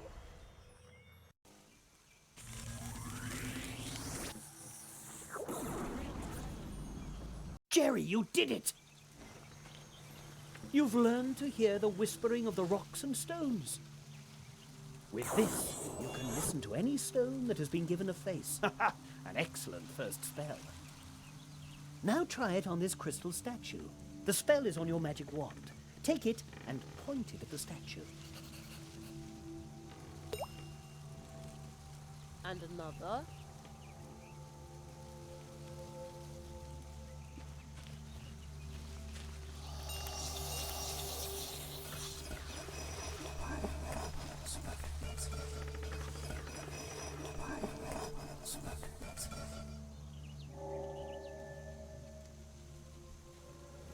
Jerry?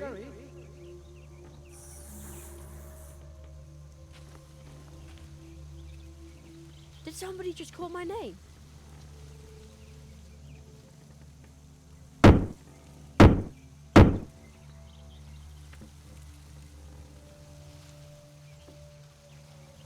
It begins. The first nail has been struck. What does that mean?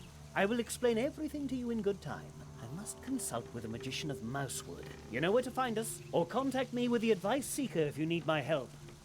Seek the entrance in the next portal tree. You will learn your next spell there.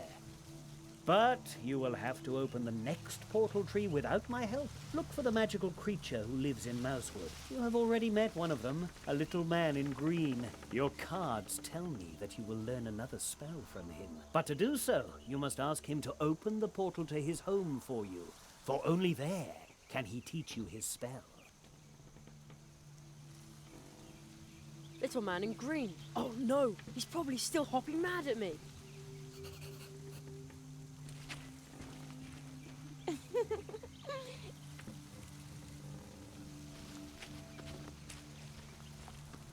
Who would have thought the old path tree could do something like that? Path tree? Maybe in the olden days, someone actually knew about the portal. Another drop.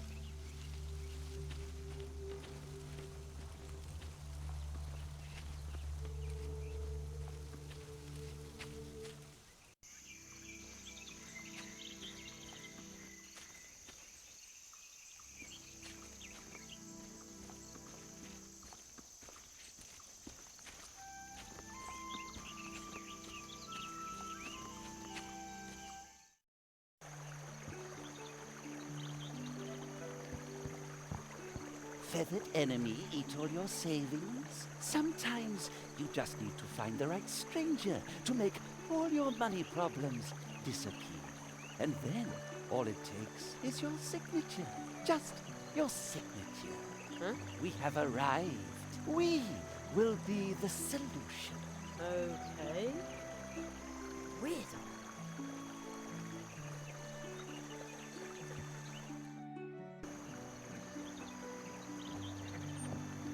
Have you ever had one of those days where everything goes wrong?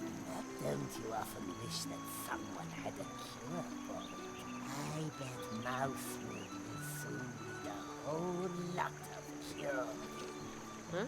We have arrived. We will be the solution. Sure. Strange guy.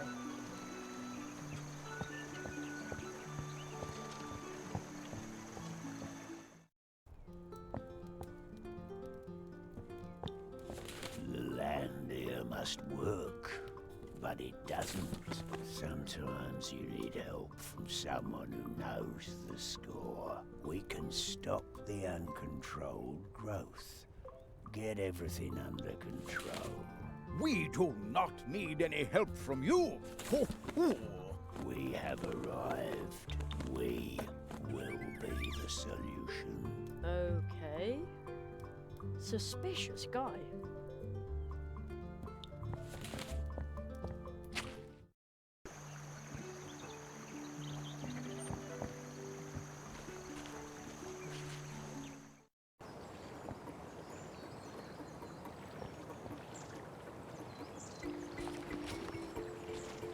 That big flower's Hey, what are you doing sniffing around?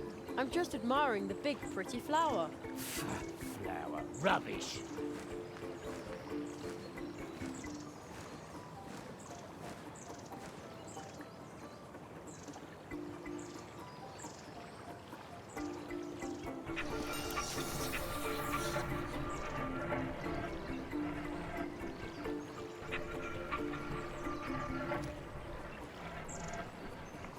Well, it's no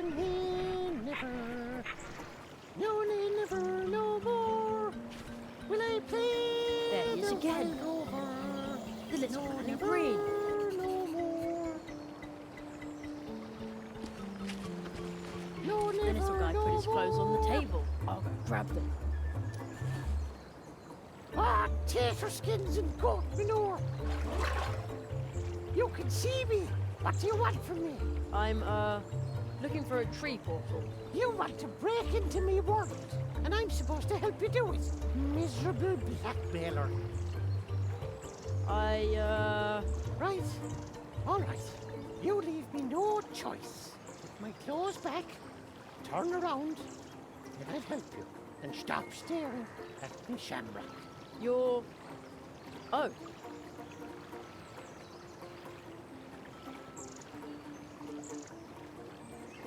There. That's better. Well, rattle me bog. Where's my hat? I still have it. Ah, a professional blackmailer, are ya? All right. Meet me at night above the town hall, then I'll show you the way into my world. But kindly bring my hat with you. Professional blackmailer? I want to be a magician. What are you doing there, boy? Sounds like a bad case of talking to yourself. Nonsense. There is a little green man that only I can see. What? Nothing.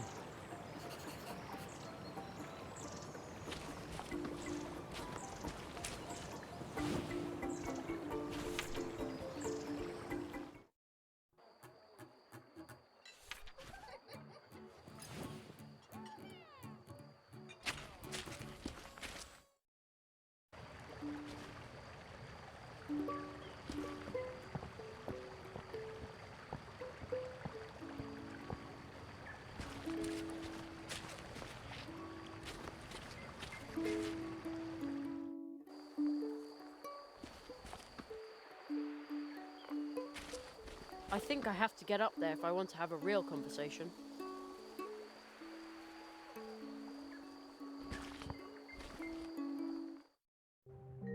Uh-oh, I think Conrad is still awake.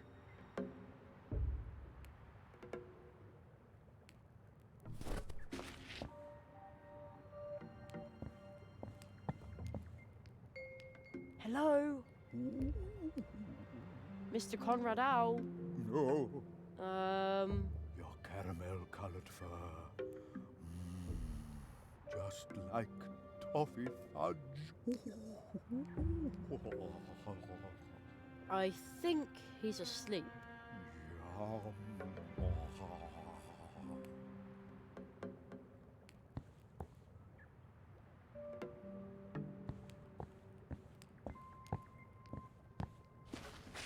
Just dusty old papers. Hey, a playing card.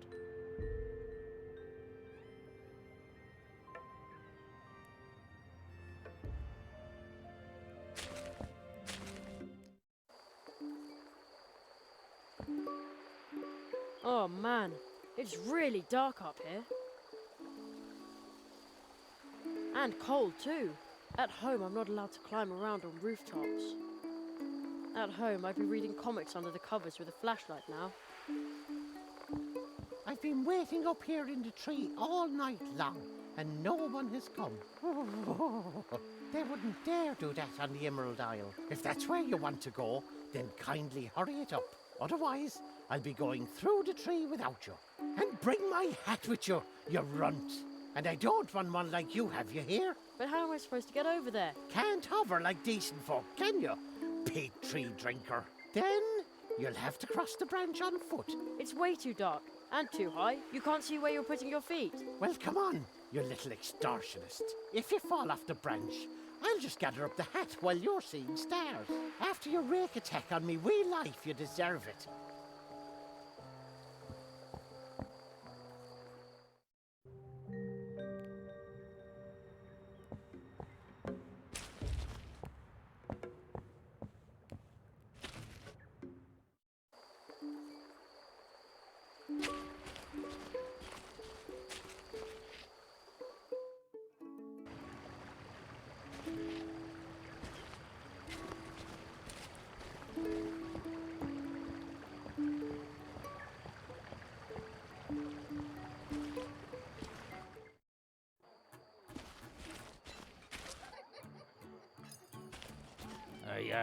Hey, no you don't. Nobody comes in here without an invitation. What? Why not? Private party, capiche? You ever heard of one? No. What does it mean? It means that nobody who wasn't invited gets to join the celebration. Oh, I see. Why didn't you just say so? What are you celebrating? Well, a birthday. What else? You don't know anything. Yeah, well, but it's going to be a dull party without a cake. What did you say? Nothing. None of your business. Family matter. Why are you standing out here all alone instead of joining in? Because I have to wait here. What are you waiting for? For you to finally start minding your own business. When is Annie going to deliver that blasted cake? So, there's no cake at your party? Yeah, that's right, you little wise guy. I don't know what's keeping Anya, but without cake, this party will be a disaster. But that's family business and only family business. Where did you get those great party lights? Well, they're glow nuts, of course. The Night Watchman's family makes them by hand, but that is none of your business. Just like everything else. How can I get a glow nut like that? You can't just pick one of these up, you know. Only members of the city council or night watchmen can obtain them. They are sold to private persons only on extremely rare occasions. You'd have to belong to one of the most important and influential families in Mousewood, like the Hare family. Our family tree goes back to the beginning, a time that you can't even imagine, when it would have been unthinkable that someone like you... Yeah, all right, I get it. What does private party mean again? That means that everyone who has no business here should shut their trap and go away. Well, he's definitely in the mood for a party. Well then, have a good time. I don't mind being excluded. Fine.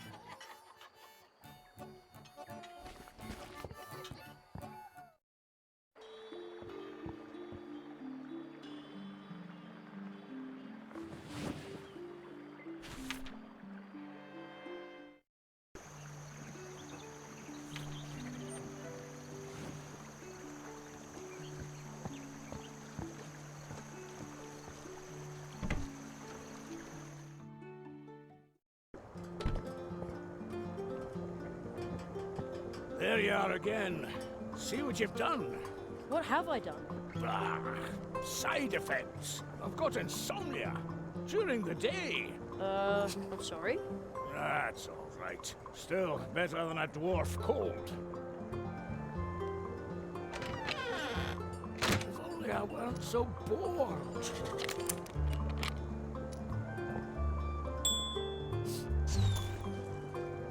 Oh, dry tea cakes and runny custard.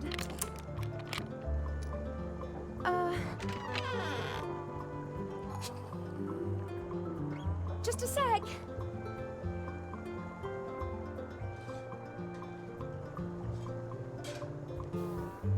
Welcome back. I've heard that the Hare family is waiting for a cake. Yes, yes. They celebrate every night and have very special requirements. But unfortunately, I'm missing a couple of ingredients. And I bet you just happen to have a list for me, don't you? Yes, you guessed it. If you find the ingredients, I can make the cake, and you can take it to the hares. See you later. Take care. Missing ingredients for the Hare family's cake. A handful of sweet red berries, chocolate, some milk, and beet syrup.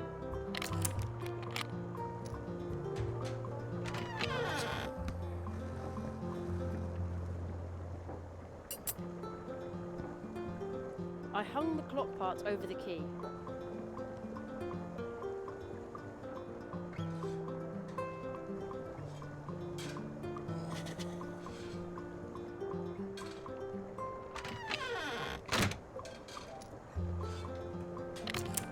He used the clock part instead of the key without noticing. The door is now open. Now I could even get into the cafe through the back door where nobody's looking.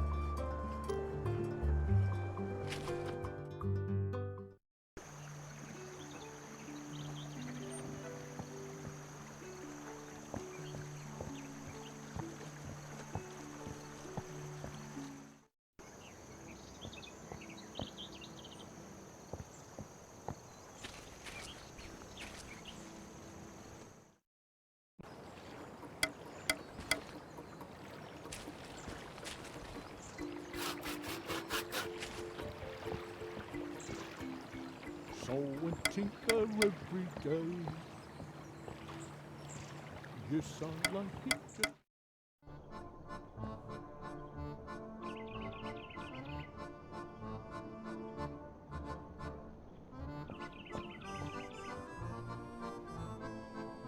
Now I've got milk.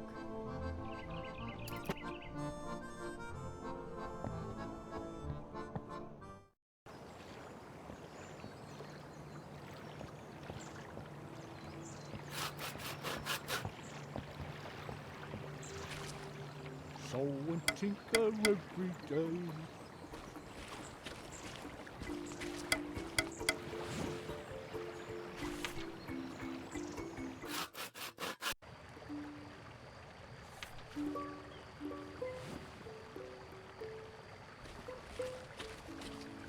Some have reported a fox roaming around the fields near the brook bridge. If I see it, I can poke it or sound the alarm. I also make sure the glow nuts in the city are still working. The juice in the nuts glows like a female firefly. Ah, I see. Yes, it's a bit odd, but that attracts the little guys. I'd really like to have a nut like that. Me too. I don't have one at home myself. Unfortunately, they're very expensive, except for the town council and the Hare family. Hardly anyone can afford them, but now and then I look in on the Hare family when they're celebrating. When I see all the glow-nuts and happy faces there, it warms my heart, no matter how cold the night is.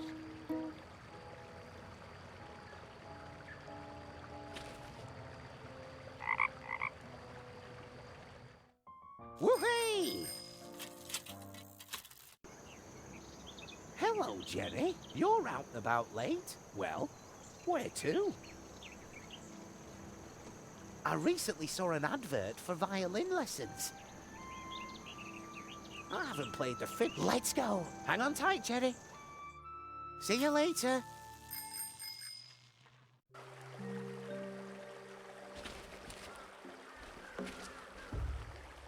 Hey, what are you doing so far out of town? You'd better not venture too close to the river. Haven't you heard? There's been another crow attack. Of course I heard. I was right in the middle of it. Yeah, heard that one before. But we're town guards. We're different. They stationed me here as a crow scout because of the latest attack. And all that just to make sure that show-offs like you can sleep in peace. Oh, thank you. You're welcome. So here I am, standing guard, eating nothing but these red berries, pining for a well-peppered cheese fondue, deprived of an encouraging word from my comrades, and all that just to make sure that show-offs like you can sleep in peace. So keep your hands off my berries.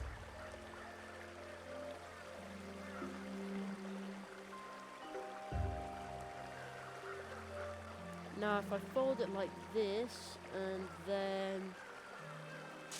Ta-da! A pot. Oh! Are you going to cook something? What is it? Let's see. Not that I need anything. I can manage all by myself.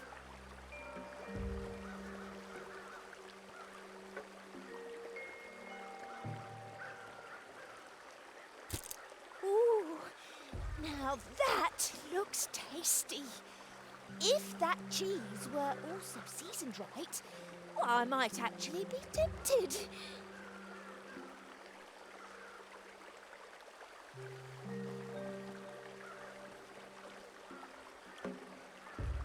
Cool, rose hips. When they're dried, you can use them as itching powder. Rose hips are cool, but disappointingly useless.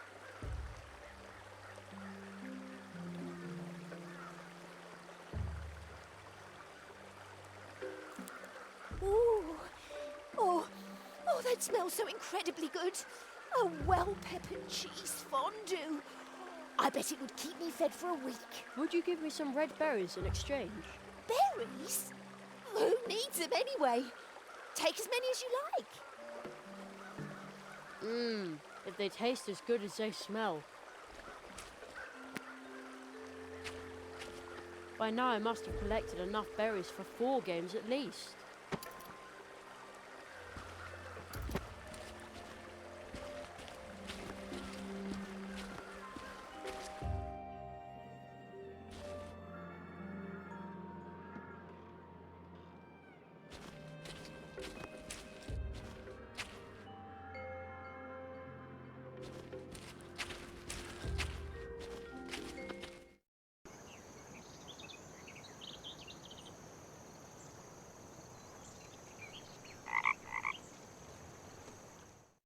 Woohoo!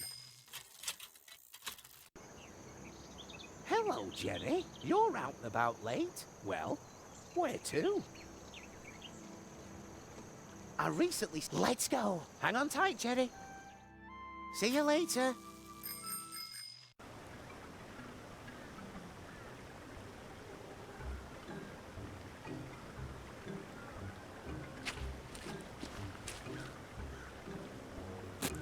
Perfect. Hey, juice is already coming out of the tap. Now I have beet syrup on tap. A mug full of thick, sweet syrup.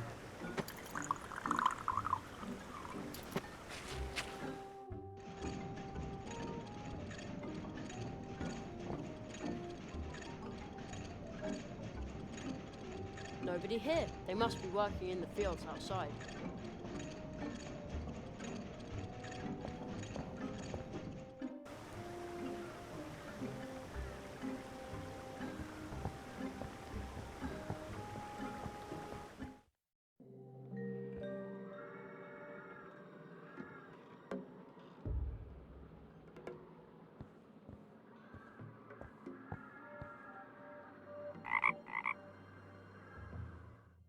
Woohoo!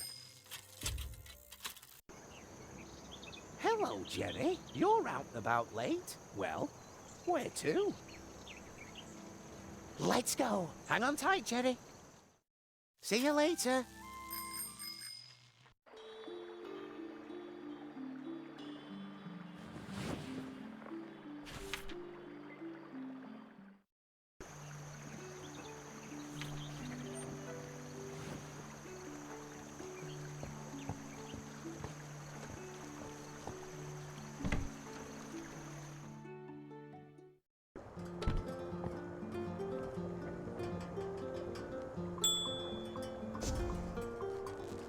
Extravagant.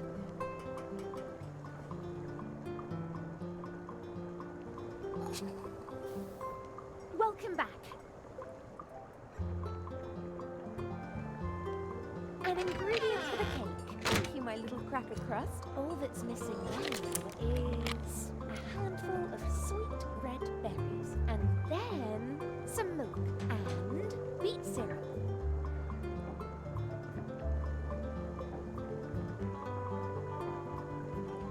An ingredient for the cake. Thank you, my little cracker crust. All that's missing now is a handful of sweet red berries, and then some milk.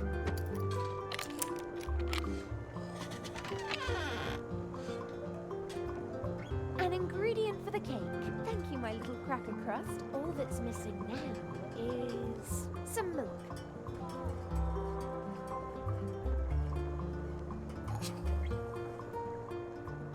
That's an ingredient for the Hare family's cake. Now we have everything honeycomb. By tomorrow, I'll bake a pancake-tastic treat, and then you can pick it up and take it to the Hare family. Maybe they'll even invite you to their birthday party, my little meringue.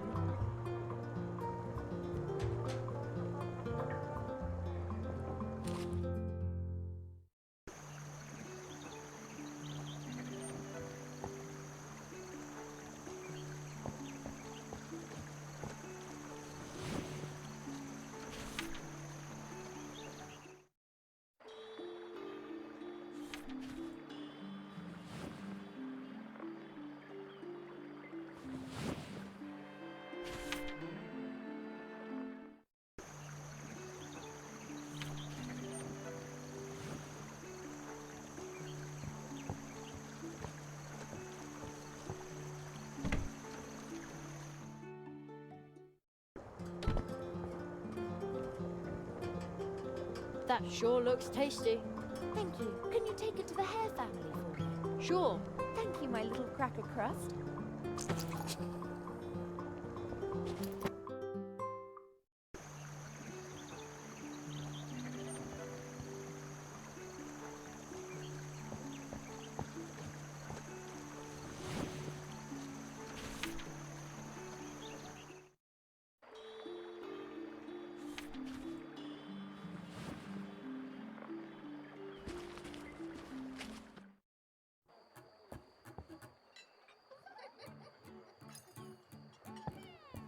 Hello, Mr. Hare.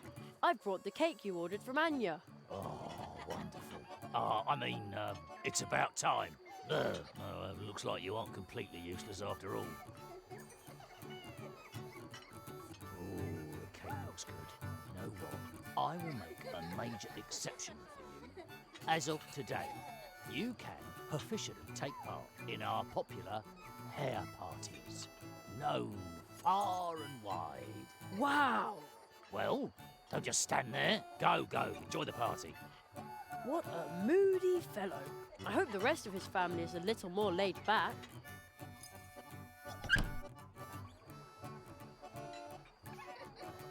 Wow, what a party! There sure are a lot of people here. Birthdays are always a big deal for the Hare family.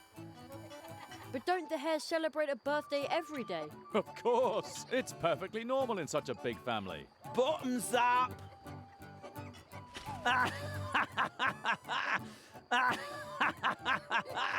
Who wants to think about tomorrow today?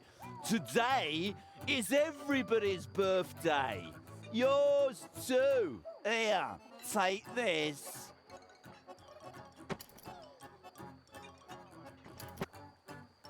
Bottoms up. Who wants to think about tomorrow today? Today is everybody's birthday. Here, take this. Another one of those cards. I've got to tell you a joke. Love to hear it. Well, why do bees hum? No idea. Because... oh, I forgot. Oh. But you'll like this one. Why do mice usually avoid drinking too much blue juice? Well? Because... I just can't remember punchlines. But I've got one more. A rabbit couple is booked on a luxury cruise. At the quay, they get stopped because there are too many of them. Why? I don't know. Because I don't know either. Pity. If you pass it on, maybe someone will know the answer. Someone with a sense of humour. I wrote down as much as Jonathan can remember. Ooh, there are the glow nuts. Aren't they fascinating? The juice they contain attracts fireflies by the score. I could really use something like that. Then take one, but be careful. If they burst, there will be glow juice everywhere. Perfect.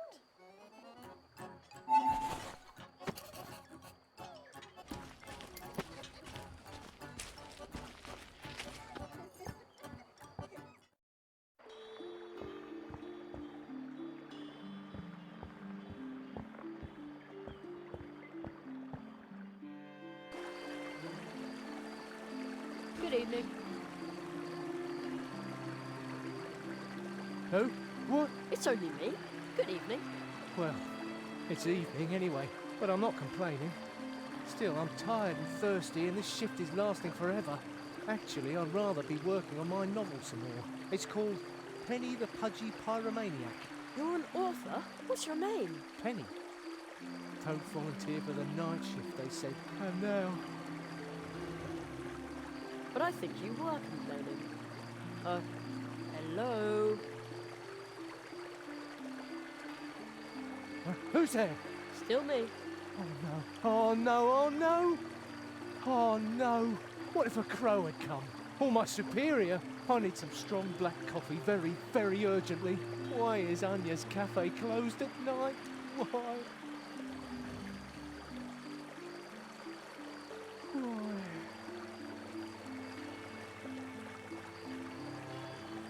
Okay, I'll try to get you a mug of coffee. Huh? What? Oh, thank you, thank you, thank you. No problem.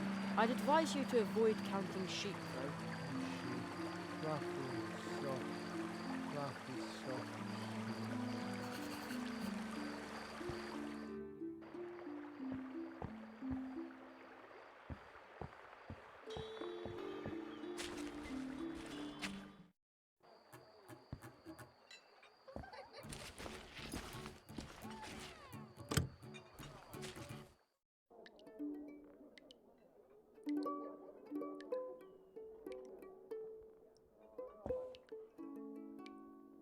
One hot coffee. Too bad I don't like coffee.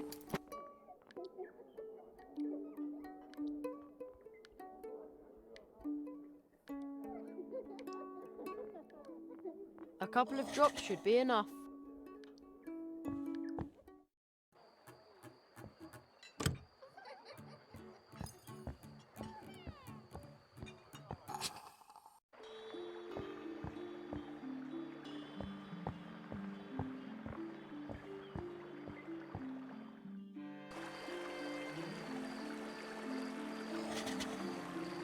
I've got a little present for you. Oh, what an aroma. Brewed fresh.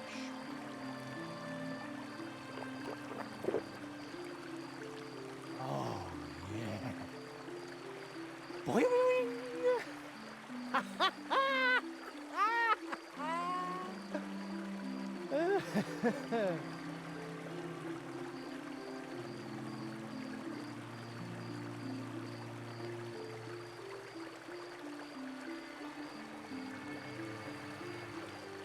He's asleep.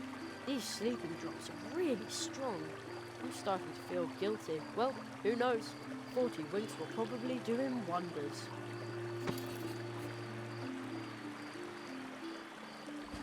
I'm sure the nut fits perfectly inside the cannon, but why should I shoot it into the countryside? Wow, the whole town fits under the tree. Any bird who built a nest up on a branch would have a magnificent view.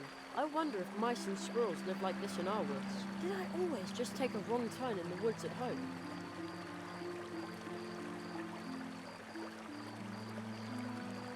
I'm sure the nut fits perfectly inside the cannon, but why should I shoot it into the countryside? Now the cannon is pointing at the treetop over the town. Okay, let's see if it works.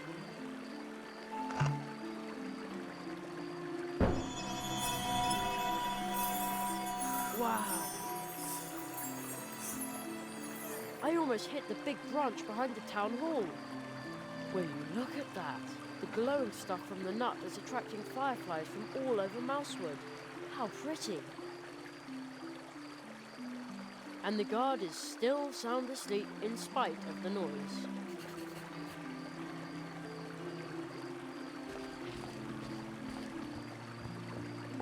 There's a message on the door. On a major expedition upon the waters of this world, expect me back in 3 months. Kind regards, Spitzway.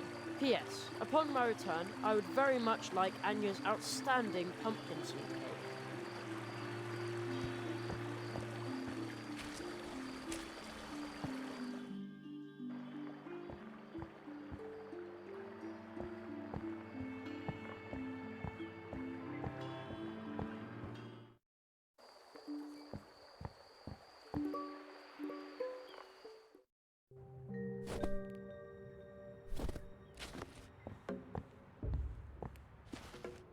Just dusty old papers.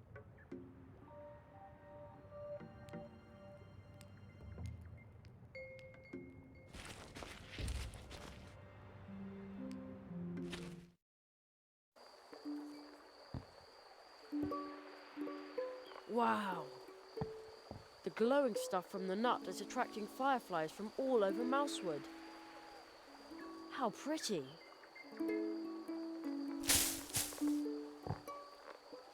Do you know how long I've waited? I'm now ancient in a few days. I suppose you fired on the tree, didn't you, brat? Here I was, minding my own business. And then I almost dropped my spoon. Only I couldn't, on account of you stealing it. At least the tree now has a lovely colour. What the weevil do you want in my world, you whippersnapper? I suppose you want to extort your 3 wishes out of me. I'm a magician's apprentice, and I want to learn a spell. Give me the hat, and I'll take you along. I'll keep it until we're over there, okay? You suspicious boy. All right. Anyone looking for magic in my world comes to me. You simply wish for something.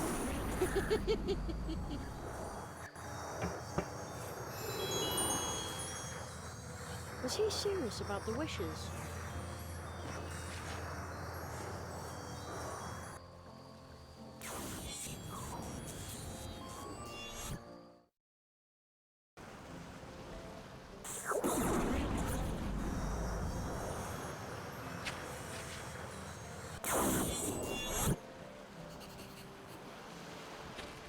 Here it is, size 40B.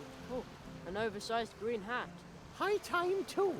Such long legs, and yet a snail's pace. Put it on, Grandpa. The shamrock's cold. Say, what is this place anyway? Well, stick some wings on me. Call me a fairy, my lad. We're in the land of the wafting wings. the dazzling depths of the lovely lakes of the melancholy musings of the moon. Ugh. The weather is horrid. Cold and wet. That's what I just said, you little shamrock ripper. Wish pish. Everyone's always after just the one thing. No wonder I stay in hiding. I'm sure you're planning to wish for 5,000 shiny leaf books, aren't you? I get to make a wish. Oh boy. That's the tradition, and traditionally, it backfires. What did you say? Oh, nothing. But where would I put that much money? You're worried about that, but I saw you. You've been collecting odds and ends everywhere you go. Your pockets must be deep, you brackish tea drinker. And you wouldn't empty your pockets for 5,000 leaf books. That'd buy you 10,000 bags of jelly beans, 1,000 comic books, or 100 video games. Sounds great, but actually...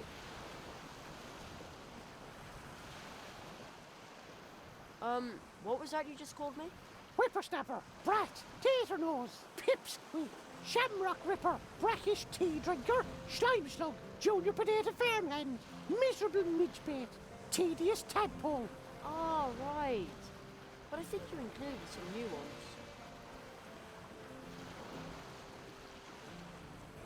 I'd rather be a master of my trade, right on the spot. All right, your wish is granted. You're now a professional, certified, officially distinguished plumber. What? But I... You're now a master of a trade. A popular one, too. Everyone loves plumbers because they're so useful. Two more wishes, Junior Potato Farmhand. All right. In that case...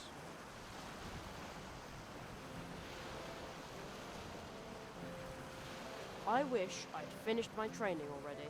Okie dokie. So far I don't feel any different. Actually, wait, there's a tickle. Ooh, could this tickle under my nose be my new power? Yikes! What's that stuck to my face? Ha! A moustache! Just like a big grown-up who's finished his training. But I didn't ask for a moustache. Ha! One more wish, miserable misbait. Oh no, I wish I was better at choosing my words. But of course, that was your third wish. Mamma mia! Oh, what have you done with my voice? By my beard, who could possibly be more successful than a plumber with a moustache and an Italian accent? And that is a mustachio, is itching like crazy. I warned you, boy. Never make light of a wish, or it's guaranteed to backfire. Per favore, I'll do anything. I'll return the spoon, the cobalt and the nails. Just to get me back to normal again. Are you trying to bribe an O'Donnell with his very own property, which you unrightfully pilfered in the first place? You brazen scallywag! Ha! Ha! Ha! Ha! All right then. You and your obnoxious lovability. Ah, I can breathe again. Thank you for undoing all those wishes. I'd never said I'd undo all your wishes. You'd be better off if you remain a plumber, boy. A handful of skills is better than a sack full of gold. Now you've had your 3 wishes, leave me in peace. Oh, where did he go to this time?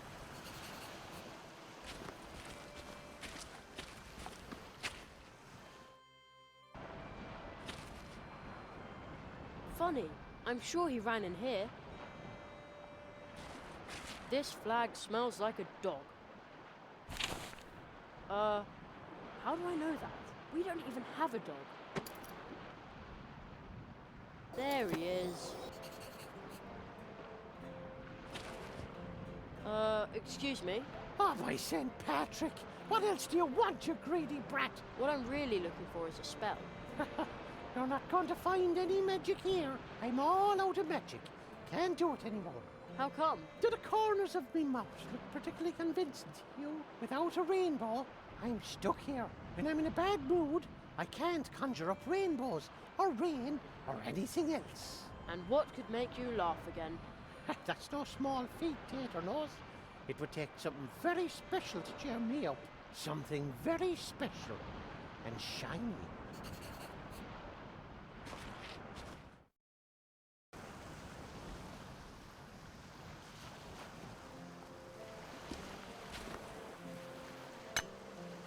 Now here's a sight for sore eyes. Is it silver?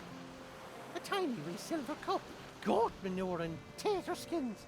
It's as dull as a pot of tar. No, that didn't work. The trophy isn't shiny enough. I'm going to polish it up a bit.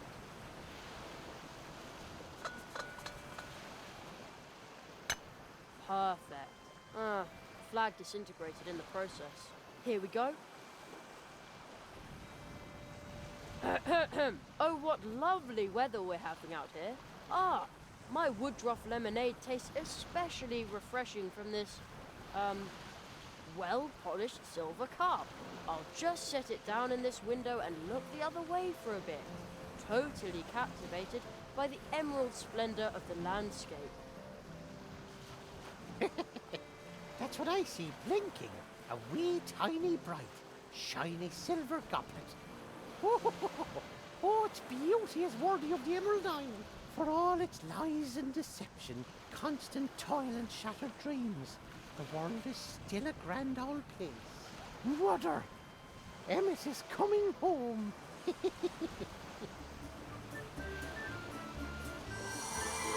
Stop! I've still got a spell to learn.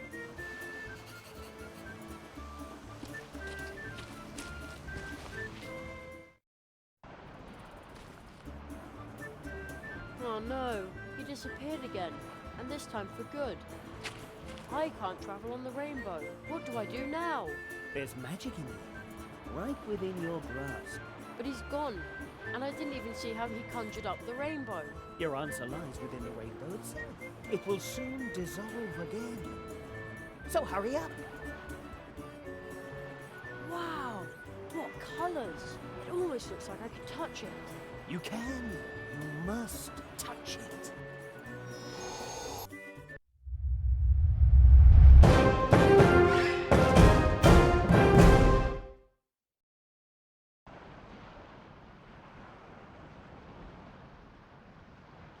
I thought they were nothing more than an optical illusion.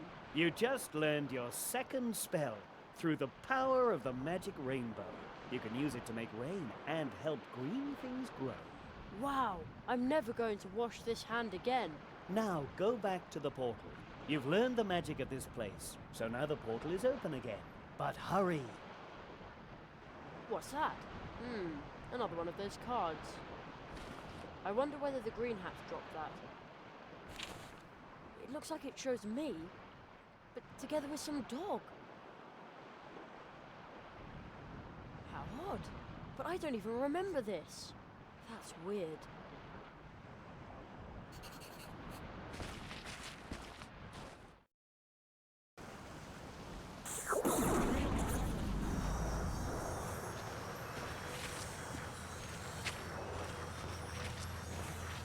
Goodbye, rainy green landscape. It's funny, but I think I'm going to miss the little guy in the hat.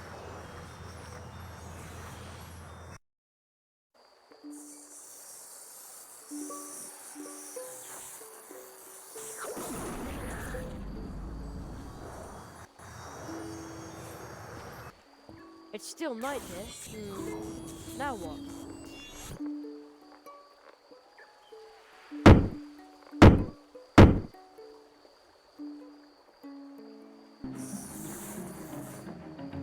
What was that noise? Jerry, is that you?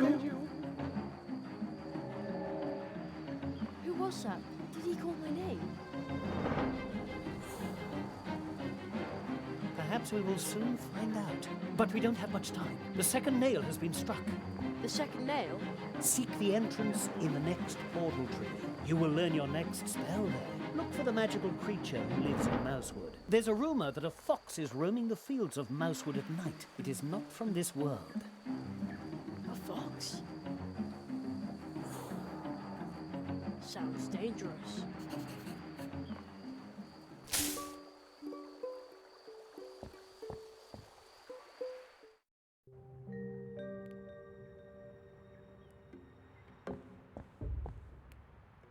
Rather boring paperwork. Old, but boring. What's that? Another card.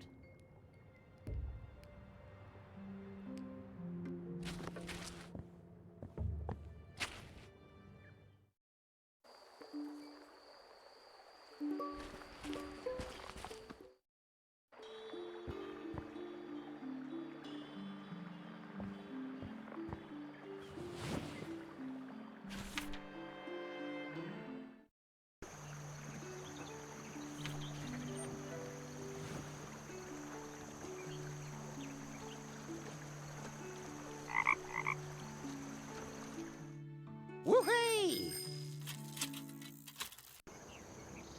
Hello, Jenny. Well, where to? Let's go. Hang on tight, Jenny. See you later.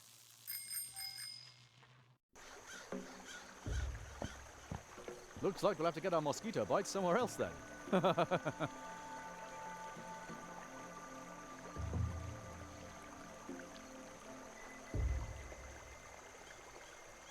Is there any hope that you'll be transmitting again soon? With all the moisture that creeps into my transmitter in the swamp? Never! Someone might complain about my watered-down contributions. What? But your fans... They'll say my jokes are all wet. How will you explain to your fans that you're quitting? With damp eyes. Because everything's flooded, right? No, because it's really sad. No, you can't just give up like that. I'm not giving up. Crack a nut, squirrel, as the young people say these days. No, to get me to stop broadcasting, they'll have to tie my arms, legs, mouth, and belly button. I have to be going.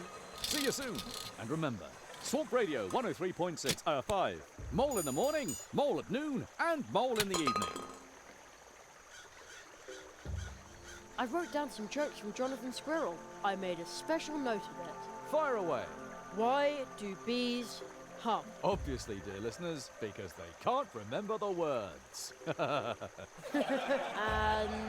why do mice usually avoid drinking too much blue juice? For the same reason as me, because the hangover gives them the blues. Okay.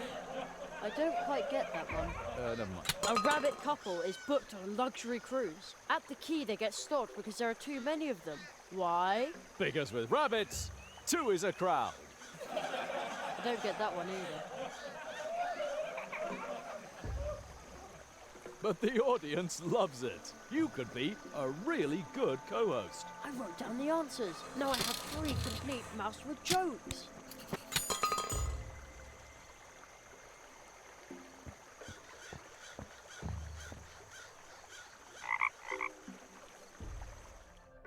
Woohoo! Hello, Jenny. Well, where to? Let's go. Hang on tight, Jenny. See you later.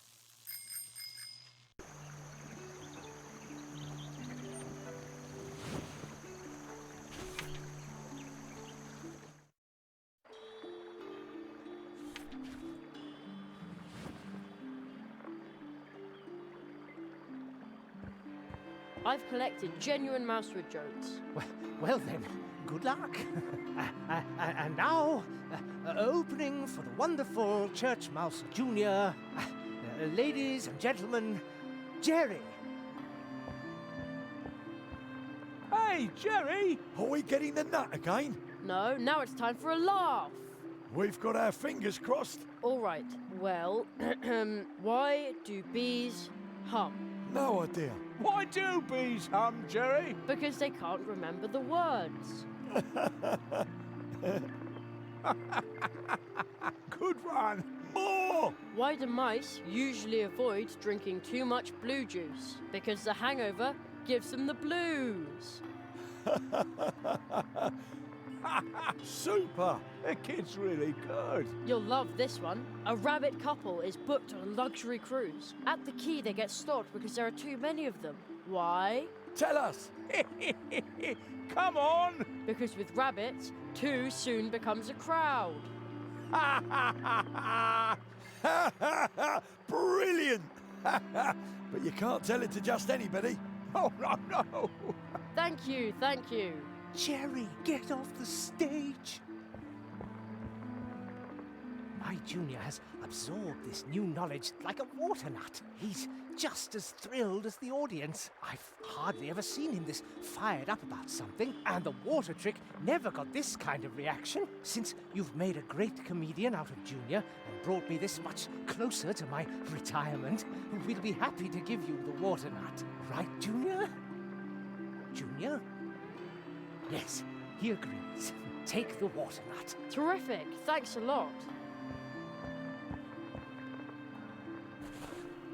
You'll see, soon my Junior will be a big star, and you can say, I knew him before he was famous. I'm truly, honored.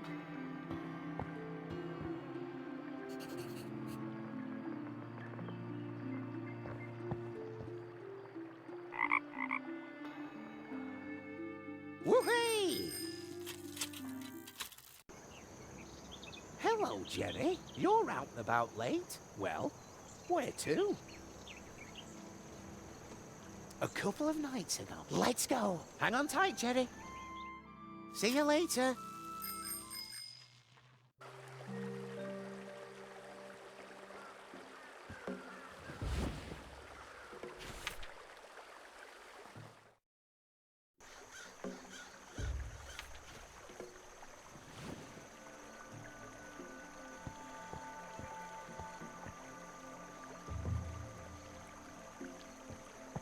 Let's see how much this fancy water nut can really hold.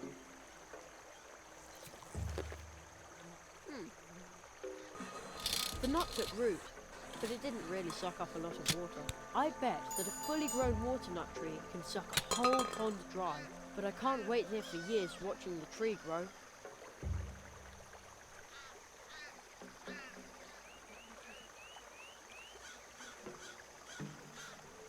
Maybe we can provide some help for the little water nut tree. Wow!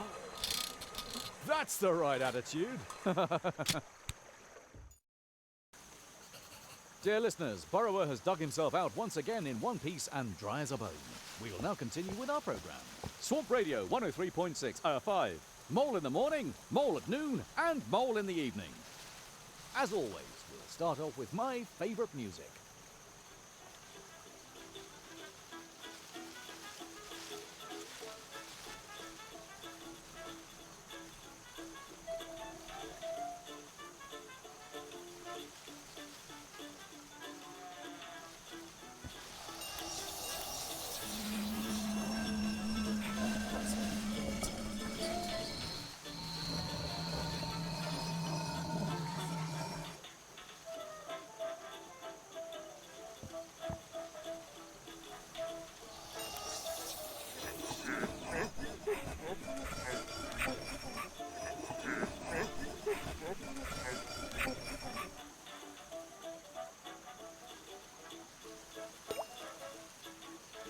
Another one.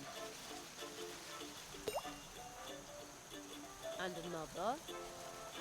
Stylish. Judging from the mailbox, Plato lives here.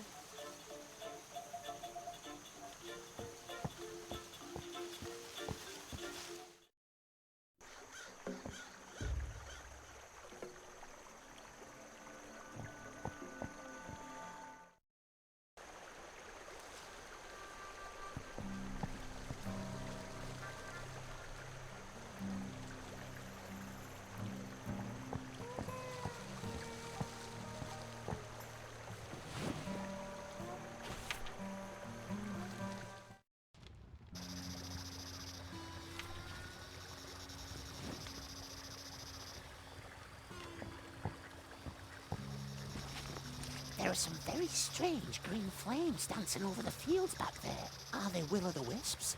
How eerie.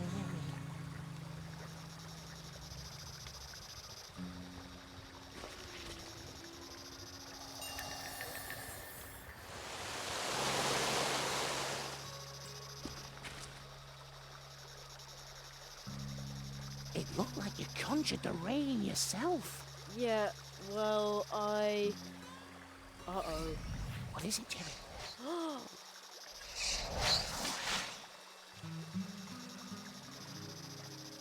A fox!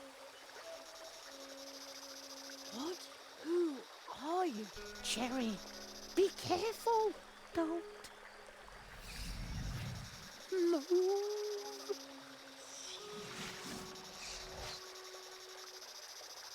Wow.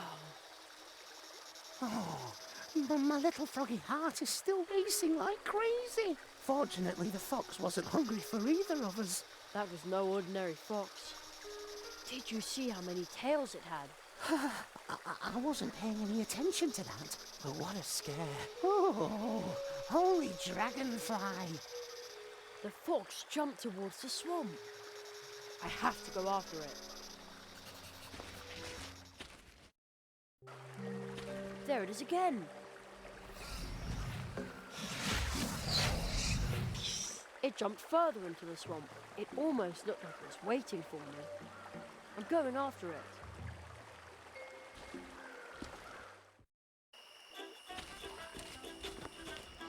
Huh?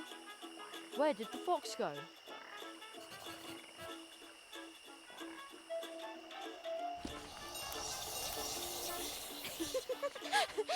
You caught me! Alas, now I have to go home.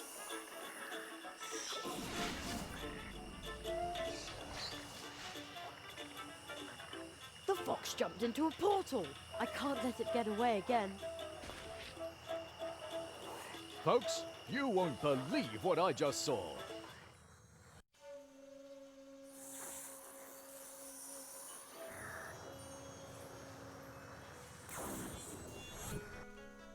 So, you finally returned to us, Kitsune.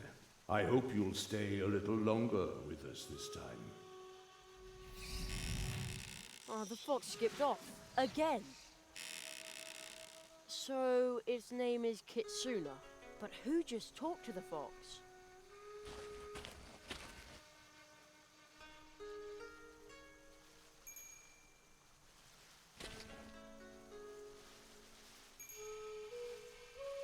So where am I now? It is very quiet here, as if there are no people anywhere near.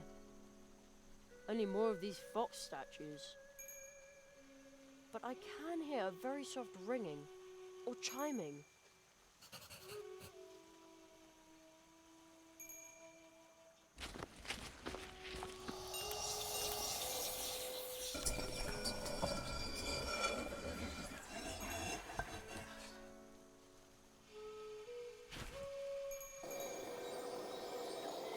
Over there, in the bushes, I see something sparkling.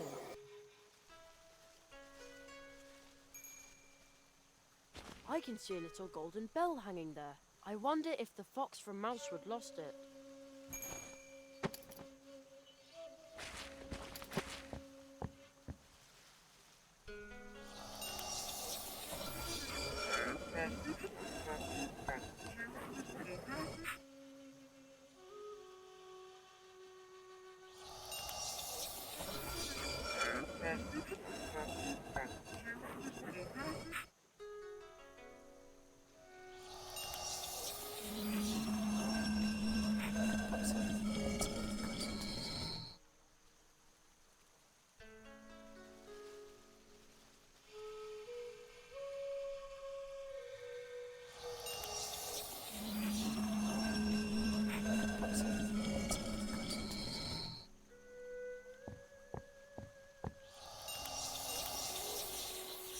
Nothing's happening. Maybe it's because it's made from wood, not stone.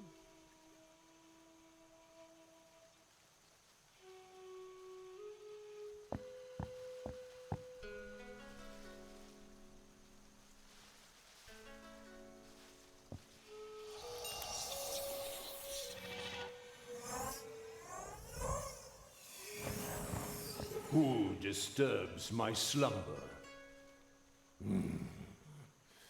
I cannot see you, but I sense your presence. Your path has led you to this point, but no further. I am the keeper of this gate. I am the guardian of this place. A blind fox could smell you from miles away. And so can I. How did you arrive in this place? That we foxes wrested away from the humans. Human Since I did not allow you to enter through this gate, you must have gained access through the tree node. Yes, the portal. Kitsune. Her dealings with humans have rendered her almost as blind as I. Is that a reason to not let me through? This gate will remain closed to humans.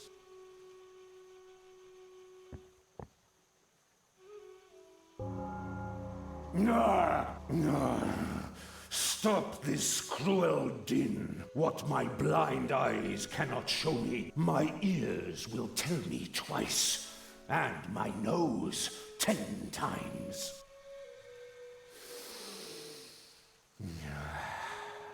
I can smell you, human.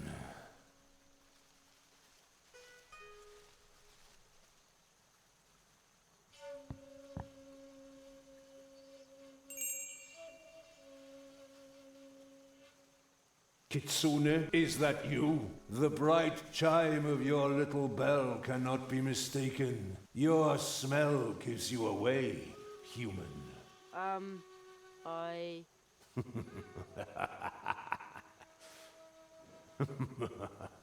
You really thought you could deceive this old, blind fox? Oh, well, A human? Deceiving a fox?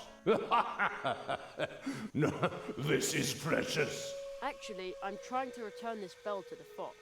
Ah, returning her lost property. What a noble gesture. You may pass, but be careful, human. Never trust a fox, especially not one like her.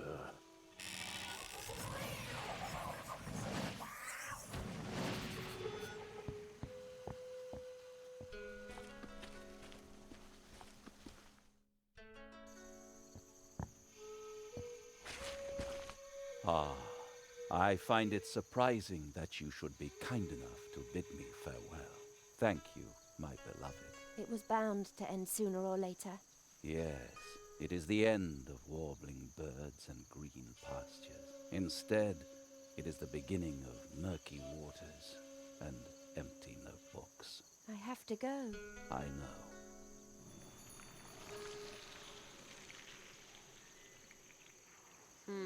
Not a trace of the fox.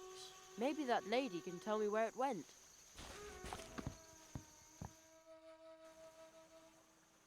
Hey!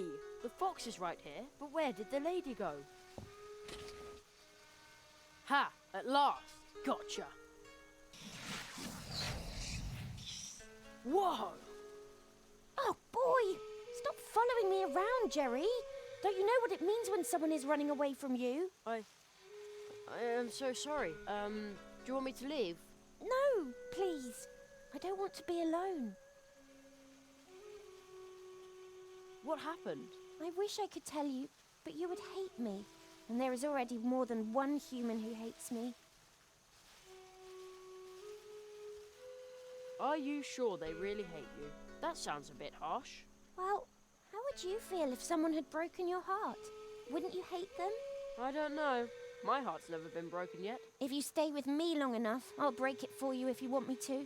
I think I once saw someone's heart being broken. Didn't look very amusing. No, humans are so fragile. Not in the least like foxes. We try to make you happy, but it never works out. This statue once said I should never trust a fox. But he's a fox as well. At least, that's what he was before. A few hundred years ago, he sold his 9 tails to a demon. So why should you trust him? So, you, know my name? Oh, I've been watching you for a while. Over in the other world where we met. Really? I'm sorry. I should have introduced myself. I'm Kitsune. My name is Jeremiah Hazelnut, but my friends call me Jerry. Jerry. Oh. I think you lost something. Oh, please keep it. I would like it if you took it with you, so you'll remember me. Okay.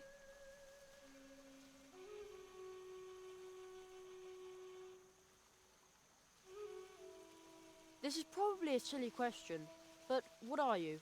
fox or human? I'm a fox, but I can change how you perceive me any way I want to. Really? That's the coolest magic trick I've ever heard of. You think so? It's not difficult. Just give it a try. Anyone can do it if they know how it's done. Even me? I'm going to be a great magician, you know. Oh. So, you can teach me how to do it? No, I promised on my parents' honour that I wouldn't teach it to anyone.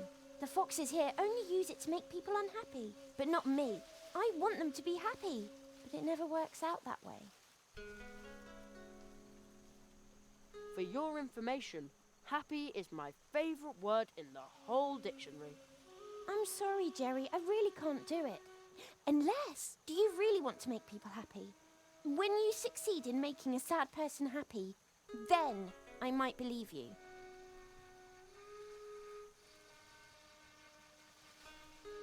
I once asked Mum how you can make people happy. She just laughed out loud. Would that do? No! Laughter is not enough. Have you ever made someone so happy that it inspired them to do something truly outstanding? No, not really. Then come back when you have. I know you can do it.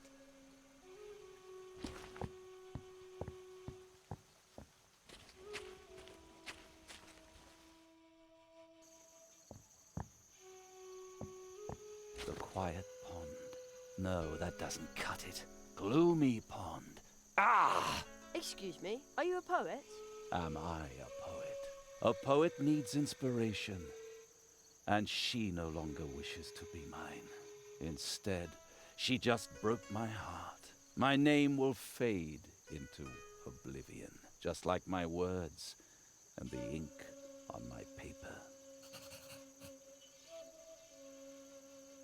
What are you doing here? Dark water is all I can see. Dark, dark water. Where did that, inspiring thing go to? This wretched creature, she used me. A true fox. I was a fool to believe that she and I were in any way alike. Foxes' hearts are broken and filled with pain. The pain transforms into cunning. And the cunning of a fox will break any man's heart. Are you looking for a new inspiration or something? I need inspiration. But my spirit remains empty and unmoving. Just like this pond, nothing is stirring. And the same is true for my imagination.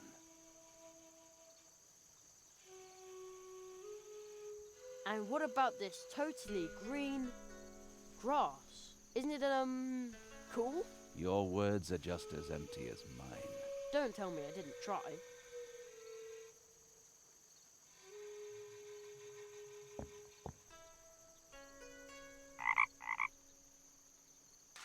Is that a frog I hear? A frog. Aha! No, my inspiration is dwindling again.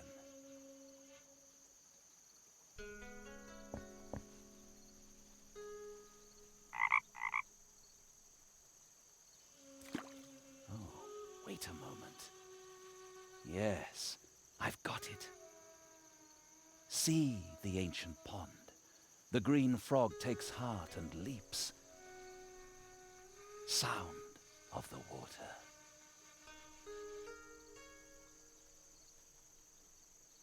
Oh, it's perfect.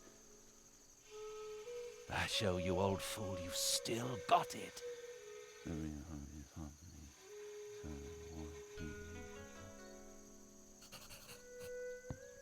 The leap of the frog, the parting water.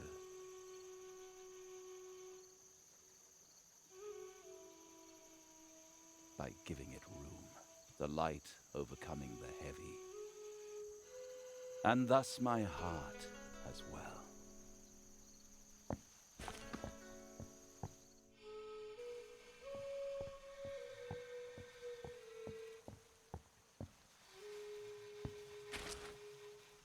I saw what you did for the poet. His poems are truly beautiful, but they arise from his pain. In darkest night that's black and cold, that's where the stars shine brightest. Did you know that, Jerry? That is why I had to break his heart. It always happens that way. But you know what it takes to make others happy. And now I'm going to help you. Look closely, Jerry.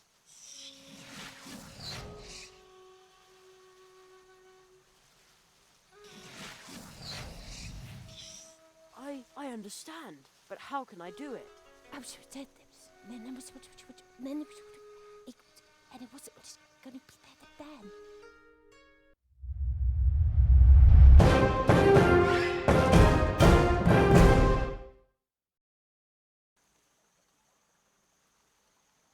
All right. Come on, let's go back to Mousewood. Believe me, this world isn't for you. The other foxes here aren't as nice as me. Also, I want to find out whether someone tried to eat Uli's special treats, and whether Plato finally worked up the courage to speak to Anya. Wow! How do you know all these things? You'd be surprised about how much you notice when you change into a statue.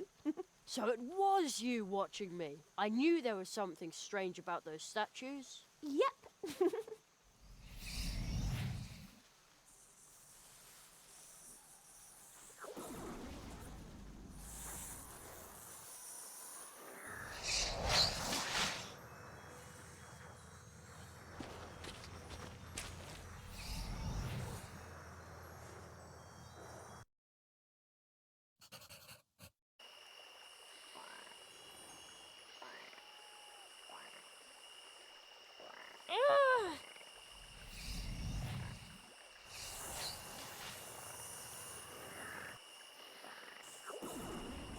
What's the matter with her?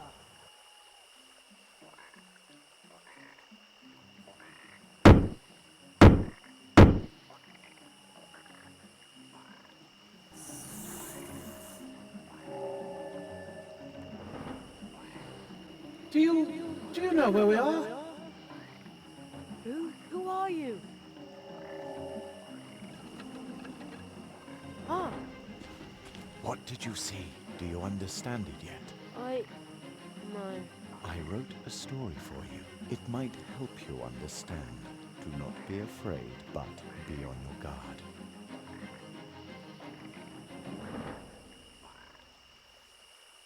You want me to read that story?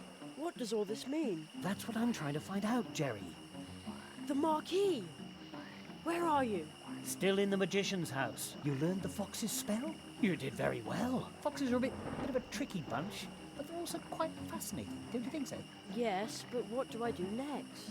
There is a cold tree in the northwest. To find it, you must seek out the treetops. Travelers who are able to walk between worlds are said to have settled there. The tree will lead you to the eternal ice, and that is where you will find your next spell. Well, all right, but I'd really like to go home for a bit. And soon. May I? Hello? Seems like he can't hear me.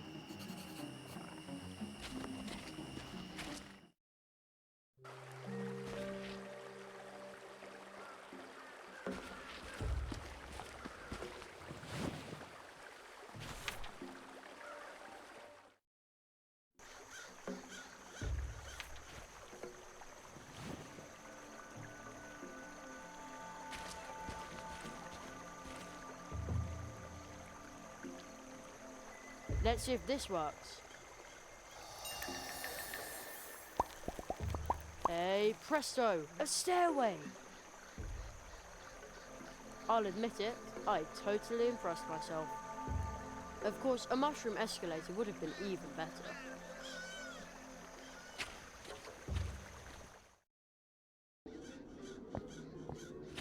Whoa, I'm pretty high up here. And it's cold. Ah! Who's he then? A scary Mothman. And the entrance behind him looks strange too. I can almost hear it whisper, "Jerry, come closer. I've swallowed a portal." Fast asleep in broad daylight. Sometimes I wish I could do that instead of going to school. Then I could stay up all night reading comic books.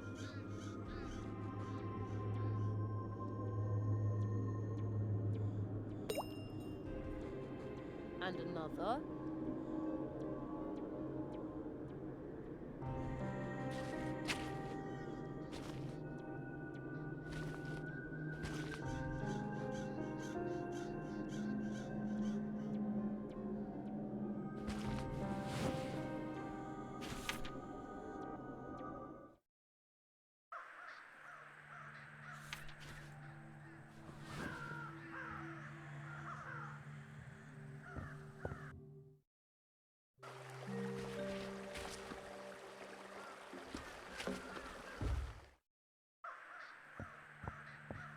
Ooh, it's dark in there, but I can see something glowing at the end of the tunnel.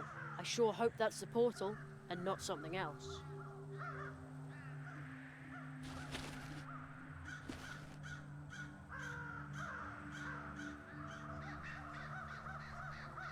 I'd better ask before I burst in there. Looks like that moth over there is guarding the entrance. Excuse me? I'm looking for a tree portal. Have you got something like that in your nest? And if you do, could I see it? Or pass through it? Is that a yes? Blink 0 times for a yes. Maybe he can't hear me. Hello? Mr. Moth, I would like to ask you something. I always have to speak up like that with my granny too. And if you yell loud enough, anything can sound important. No wingless beings in here. Oh, I'm sorry, Mrs. Moth. What was that? Wingless? Your vibes are disturbing this place. Oh. I'm not sure what that means, but I believe this is a private area for insects. Too bad I don't have any wings.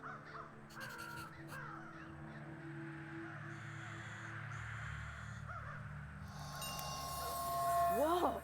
I feel this funny prickle.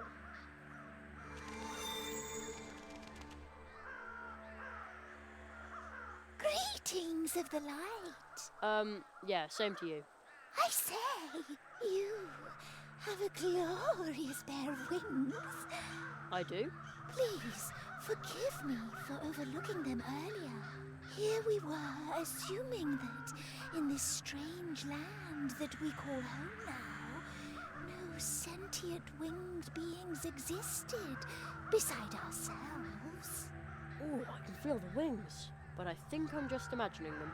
Although the moth can see them too. So this is what it feels like to be Kitsuna. I wonder what her true shape is then, and what is she doing right now? Will I see her again soon? You are carrying on a dialogue with yourself, native.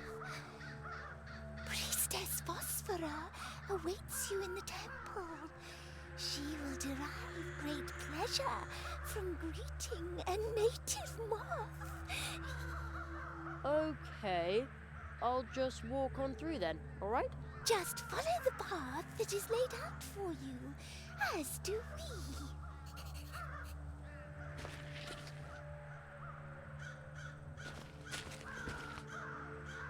Maybe I should drop a pebble so I can hear how long it takes before it hits ground. That way, I could find out just how deep the abyss is.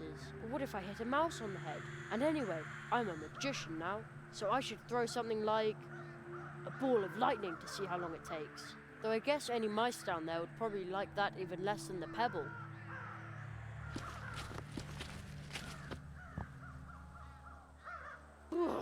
It's really cold here.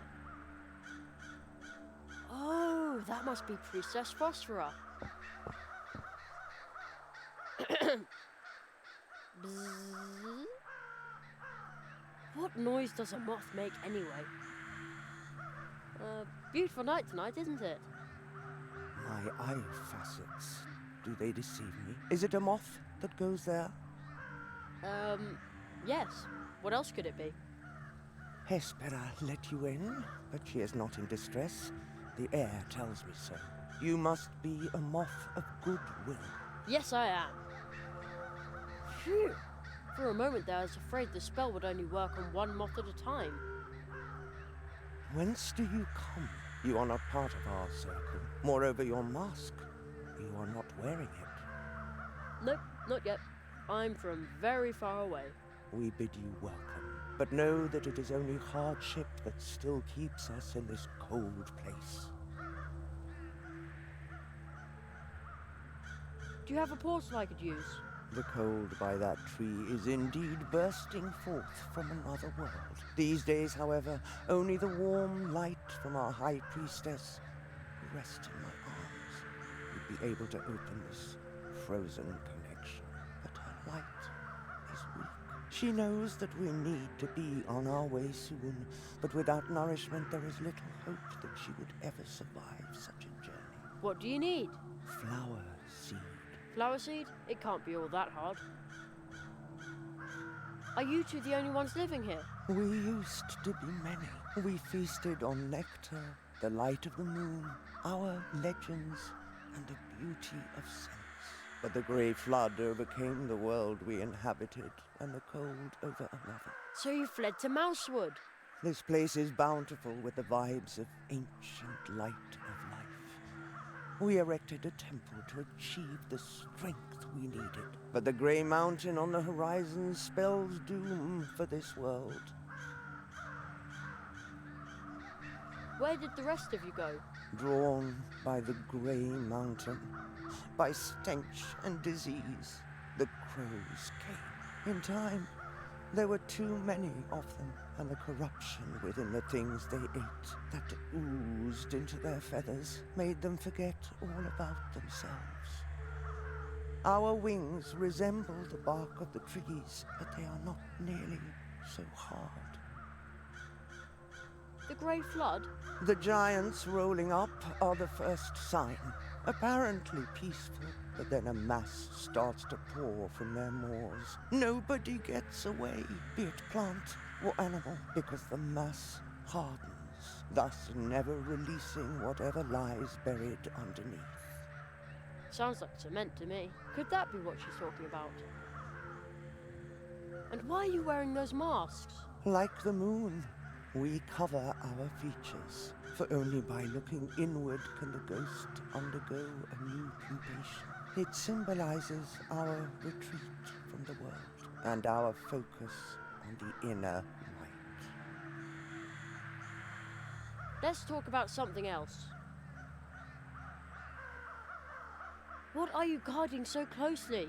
It is the last ray of light. We are the last of the nuns of the Moonlight Circle, and we are expecting the arrival of our High Priestess, who was conceived under a favorable star, begotten by the most light-filled moths within our circle. We are going to call her Moonlight.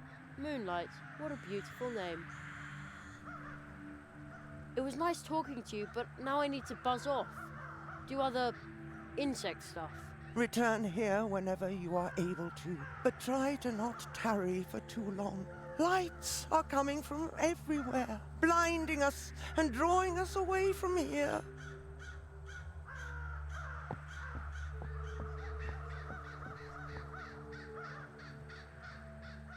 What? What's that over there? That is the Grey Mountain, where the crows live and forage for nourishment.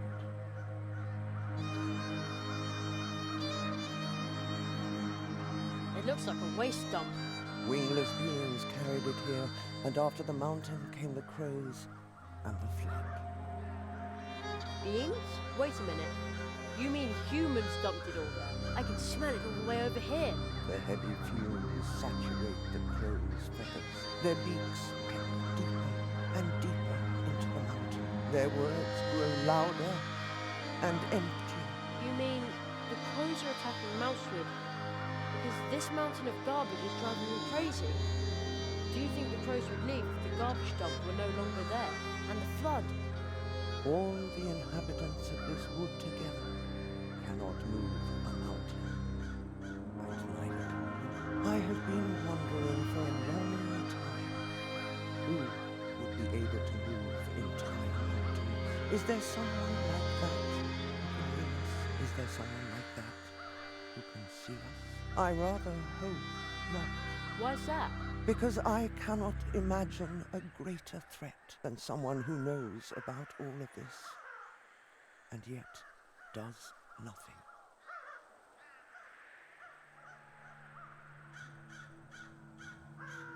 A bundle of flax? A duster, perhaps? I think I'll borrow it.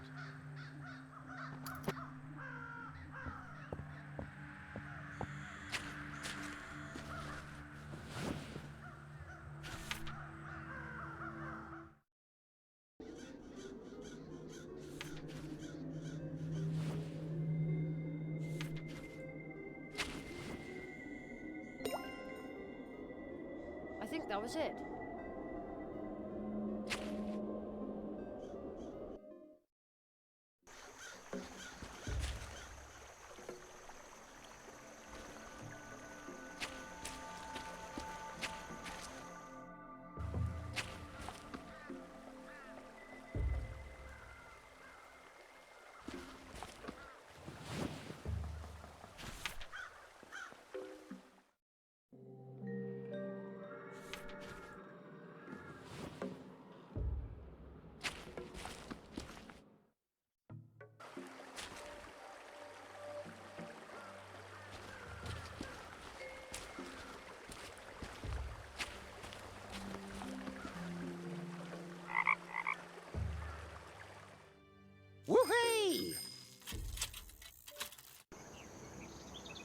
Hello, Jenny. You're out and about late. Well, where to? Let's go. Hang on tight, Jenny. See you later.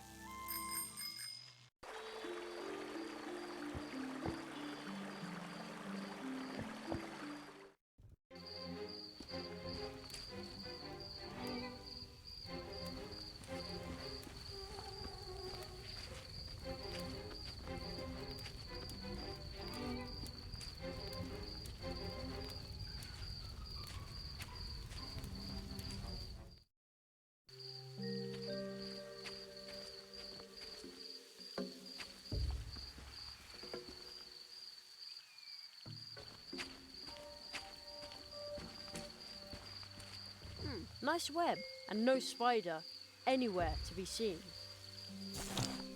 It's probably gone to construct a much nicer web somewhere else.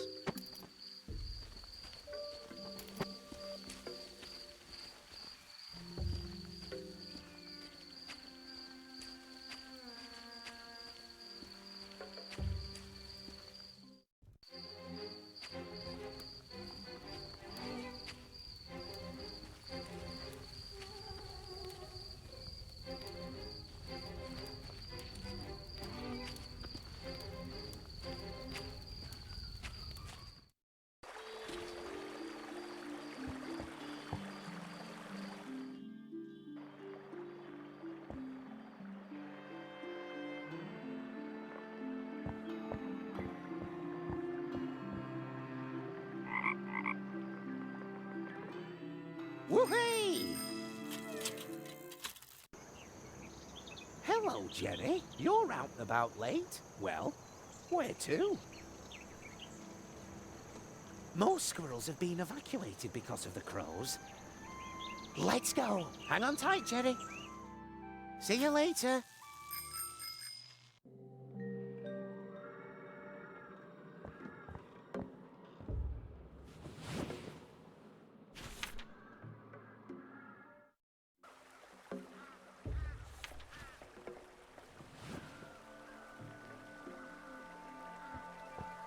They planted root fields in between all the trees, and they stretch out far into the forest. Planting and harvesting all those roots must be an awful lot of work.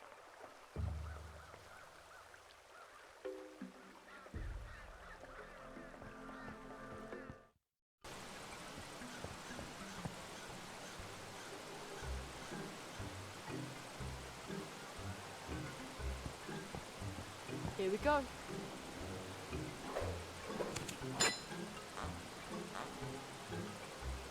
I'm not strong enough to pull that branch down. Now what? I'll toss this end of the shoelace through the window.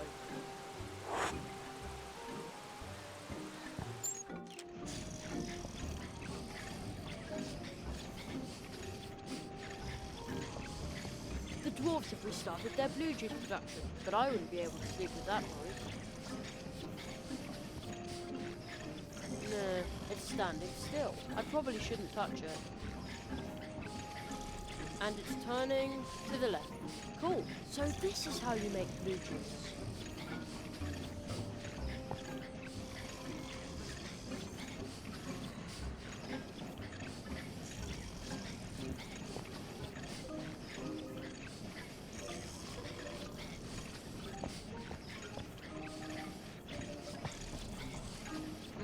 It's standing still. I probably shouldn't touch it.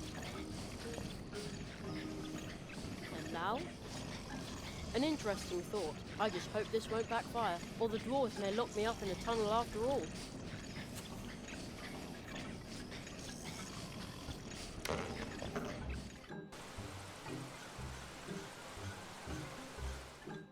I'd say that worked pretty well.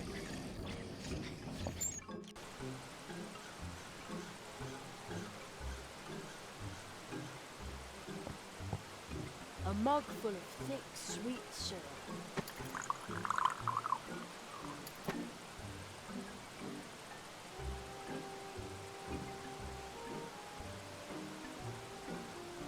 That doesn't need to be flax bundled.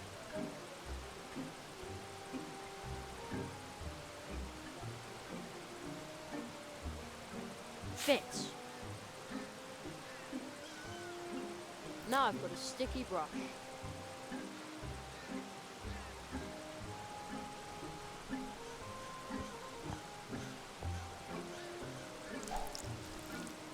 Right, the branch is sticky now.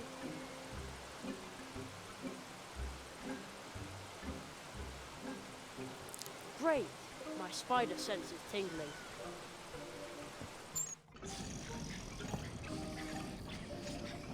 Whoa! The shoelace broke. So much for my nice grappling hook.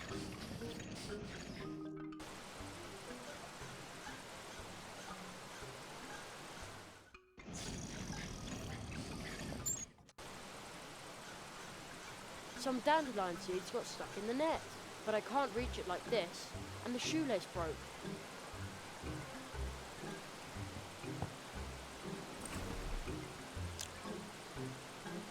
I got myself a dandelion parachute.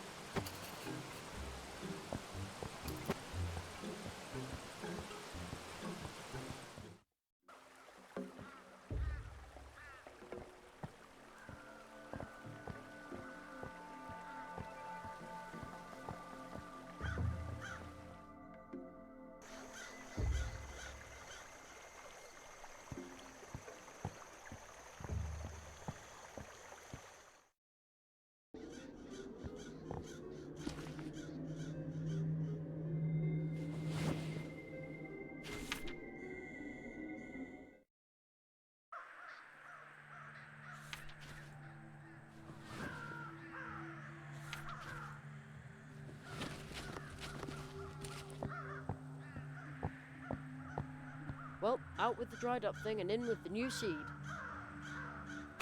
Now grow and prosper. Nothing's happening. Isn't this a special flower pot? It is purer than most, but not a magic pot. But is the seed still going to sprout in time? Your intent to help us has already brought warmth to this place, but not enough to awaken this seed from its slumber in good time. If I were a dandelion seed, I wouldn't want to take root here either.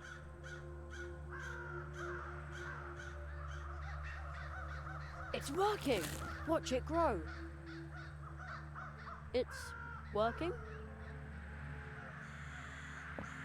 Hooray! Party? Indeed, you succeeded. You caused the withered soil to bear the fruit that we need to survive. Jeremiah, you truly are the magic moth that we had envisioned. Well, actually, I'm... No matter how strange you may appear. What? Thanks, but... You seek the portal. And you have found it. We once entered this world through that rift. The world you are going to find there, the one we left behind us, has grown terribly cold. But I didn't bring my coat. The power of our unhatched high priestess will protect you, just as it protects us on our journeys. It appears to be our fate to travel on, and it also seems to be yours.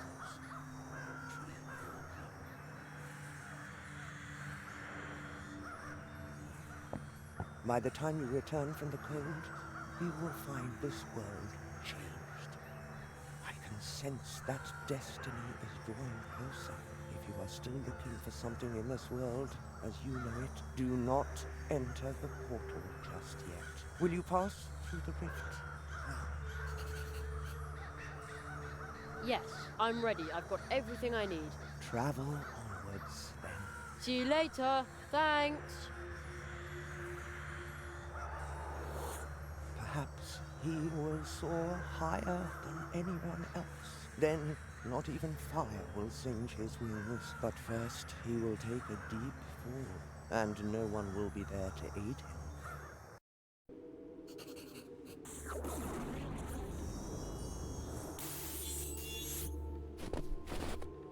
Ah! Where am I now?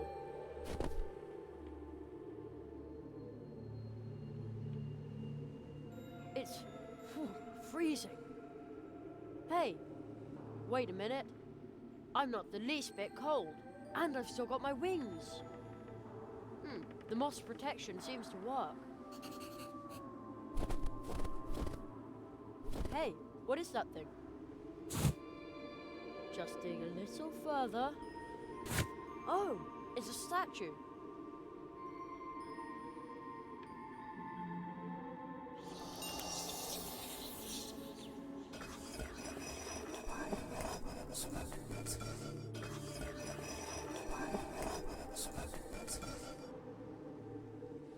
You are the first statue that actually wants to talk to me.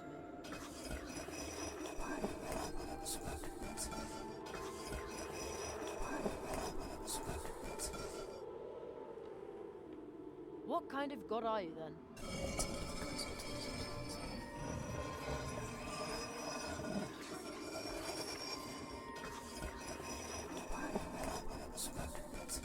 I don't mean to be rude, but are you sure you aren't just a statue? Whoa!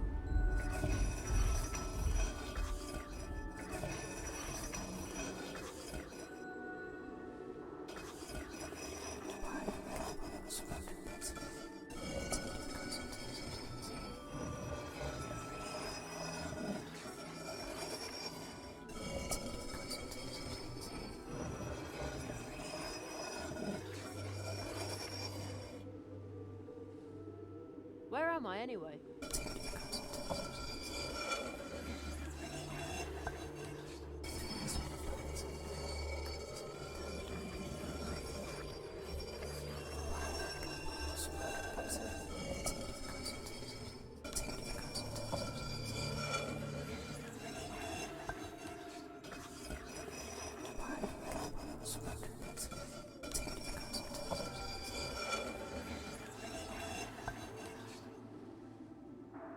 I need to move on, you know.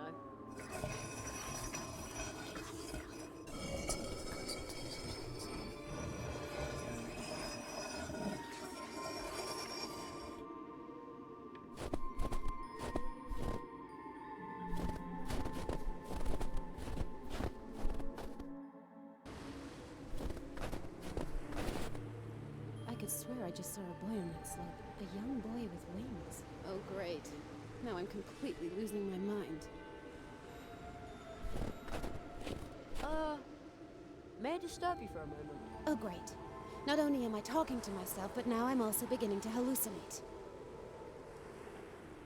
But I'm not a hallucination. I'm Jerry Hazelnut. Hazelnut? Of course. I am definitely losing my mind.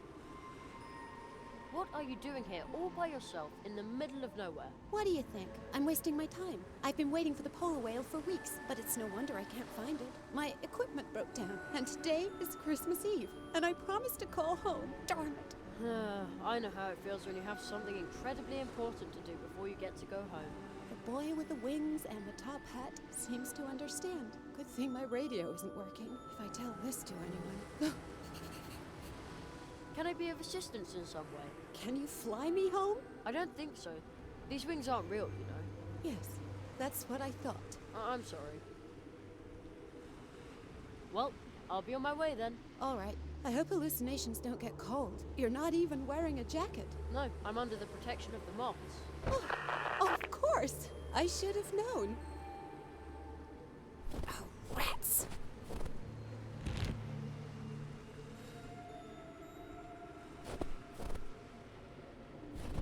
On the crate, it says, Project Polar Whale. Top secret research materials. I'm going to take one of the strings of lights.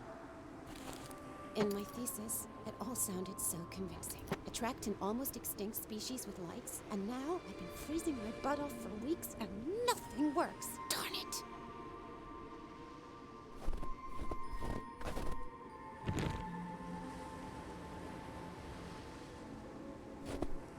Do I even hear what I'm saying sometimes? Now it almost looks like a Christmas tree. I knew it. You're my guilty conscience, right? I do realize it was a mistake to work over the holidays. Those horrible old dirtbags from the university.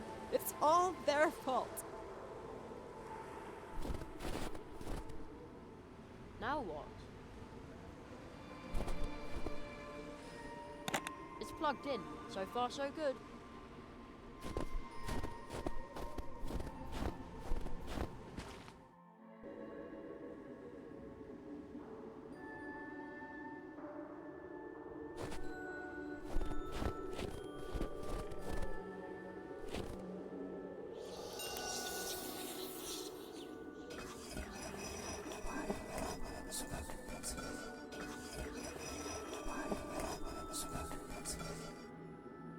What kind of god are you then?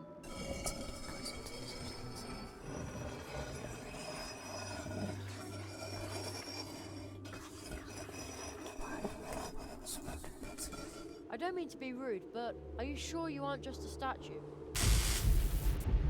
Oh, the lights on the Christmas tree are glowing. The lightning bolts must have reloaded the battery.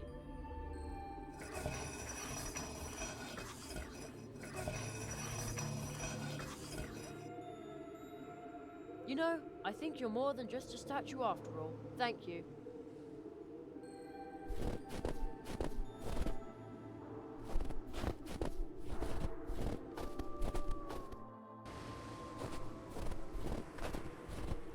Hello, Alice? Is that you? Marie! My goodness. It's so good to hear your voice. I'm so sorry that I can't be with you. Oh, Alice, listen. The whole family is here with me, and they're all just happy to know you're alive and well. Me too. But I promised. Hey, remember those words? Hope is like a candle, a light in the window. It guides the heart on its way home. Exactly. I know it's not easy right now, but at least you've still got hope, right? You always know how to cheer me up. That's what I'm here for.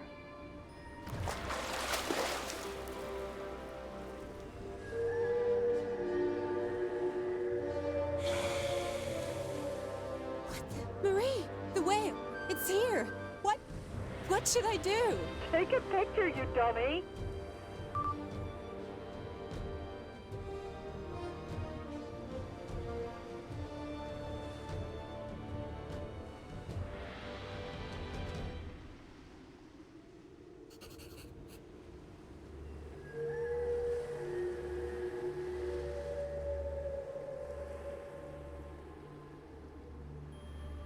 The song! He will open the portal for me. He says, I already learned everything there is to learn here. Yes, I think I know how the next spell works.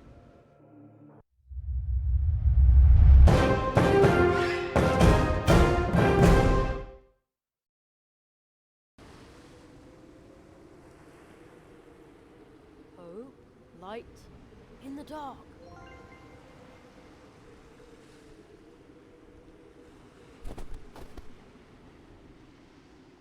He will open the portal for me. He says, I already learned everything there is to learn here.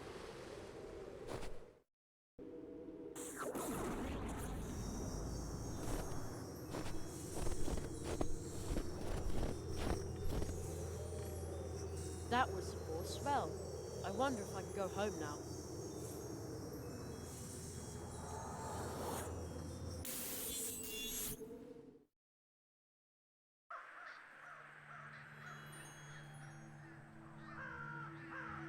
You came back from the cold. You no longer require Moonlight's protection against that.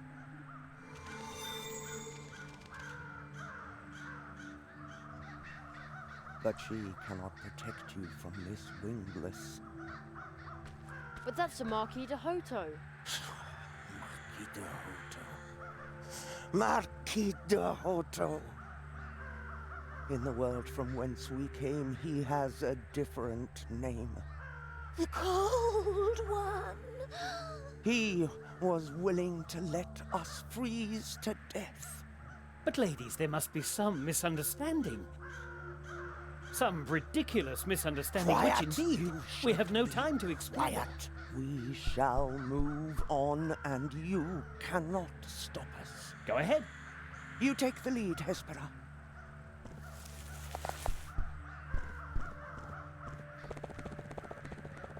Jerry, you are a moth, even if one cannot always see your wings.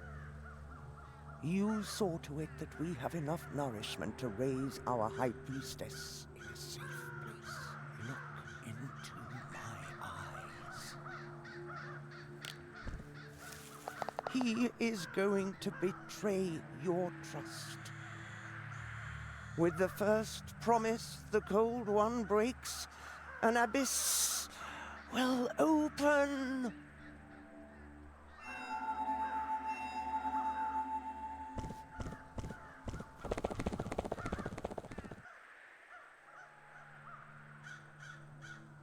The Cold One? But you don't even know me. Jerry, these moths don't know me. Why did the moth say that I shouldn't trust you? That was nonsense. Insulting nonsense. Jerry, trust me, we really haven't got much time. You learned your 4 spells, and now your greatest test awaits you. Yet another test. Jerry, I cannot grasp it all myself yet, but there is great danger brewing. Yes, I know now where the crows come from. We could help Mousewood. Mousewood? There's more than that at stake. Much more. I want to go home, just for a bit. What? I want to go home. Jerry, you cannot go home now. But you said that I could return home soon. If we keep wasting our time, then...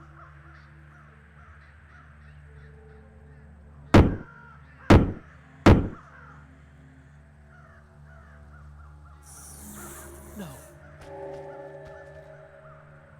No. That was the last nail. Oh no! You must break the spell. You alone can stop him. Apprentice magician. Oh no! He left me all alone. I want to go home.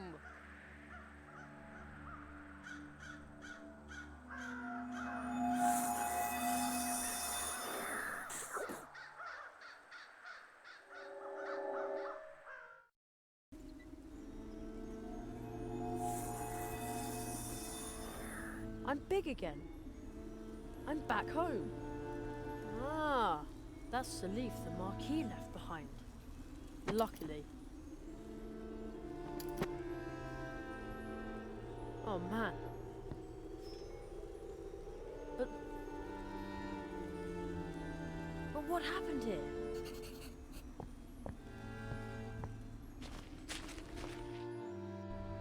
What happened here? I feel ill.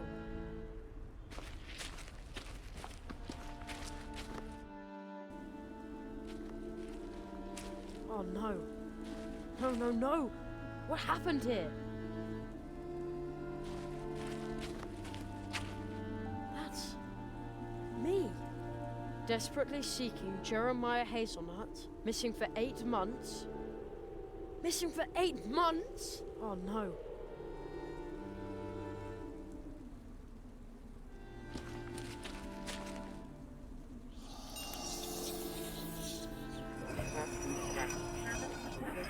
What happened here, dwarf?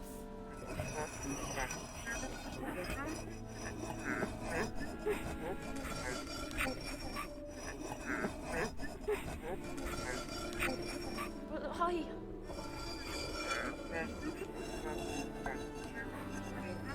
he promised I would be back in time. The Marquis, he said I would be back in time.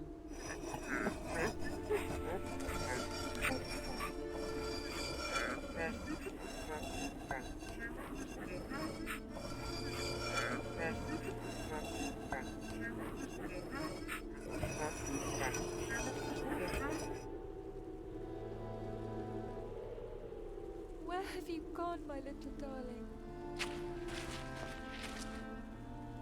Forgive me. I have to go. I can't stay here without you. Forgive me, please. But don't forget me. Mom! Don't forget me, my darling, darling son.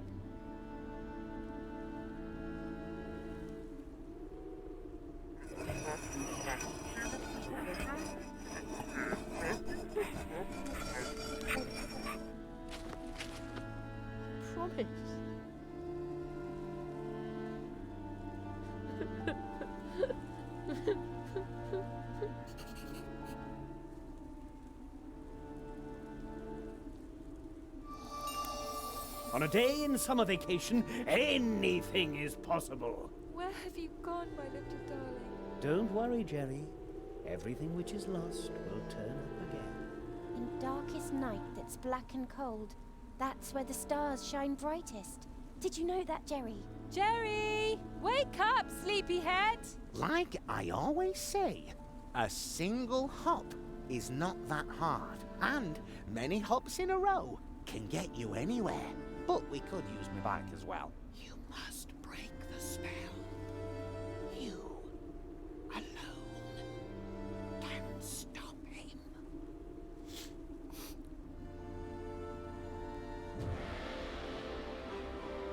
I will be back in time for dinner, Mum. I promise. Anything's possible in a day on summer vacation, and I've still got 2 days left. I have to go back to Mousewood. I'm sure the old magician will know what to do.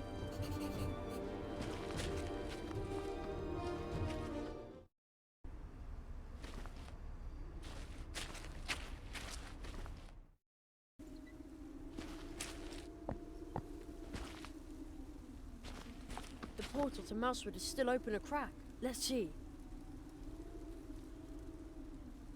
I am Jerry Hazelnut, apprentice to the Marquis de Hoto. I will return to Mousewood to correct what has gone wrong. Whatever that might be. It worked! Oh man, no wonder the Marquis always talks so funny. You can open portals that way.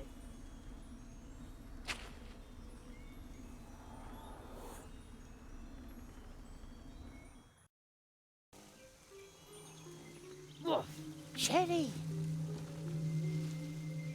So you really are a tree walker. The stories are true. I knew you were special. I'm just a boy. Jerry, we need your help. Nearly everyone in Mousewood has fallen into a deep sleep. It happened after they talked to those odd strangers. Strangers? At first I thought they were humans, but those were probably masks. I met them too. The old magician from the edge of town locked one of them up in a magic bottle, but a few others are still roaming around Mousewood. Where's the old magician now? I have to talk to him. He went home to fetch more of his bottles, but now he's disappeared as well. Don't worry, I'll look for him. Be careful, Jerry, or else the strangers will put you to sleep too. Be alert. You too, Plato. I'll go look for Anya. I hope she's well.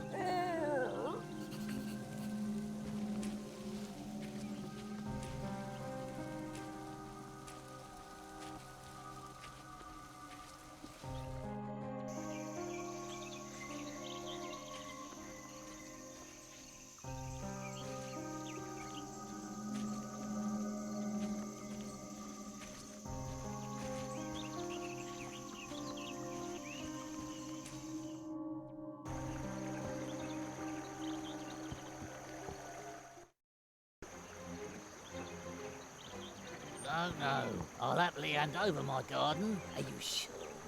Yes, you are. I see it in your eyes.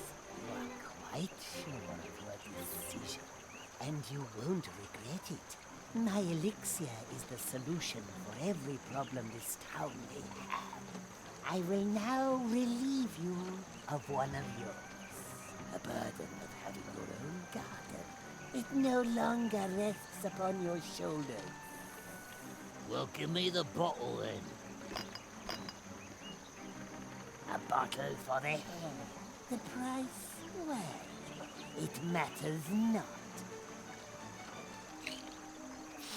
Oh. Come closer.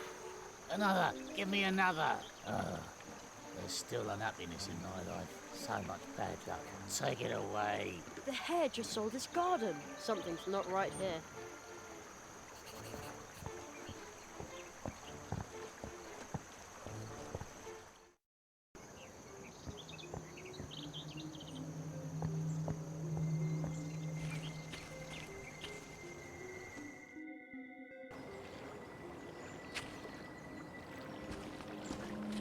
Have you seen my purse? No. I want to exchange it for a ticket to see the great Zarlov. The Hedgehog brothers have even got tickets. I just have to see him. But you waited so long for your purse. Never mind. You have no idea. You're boring. Go away.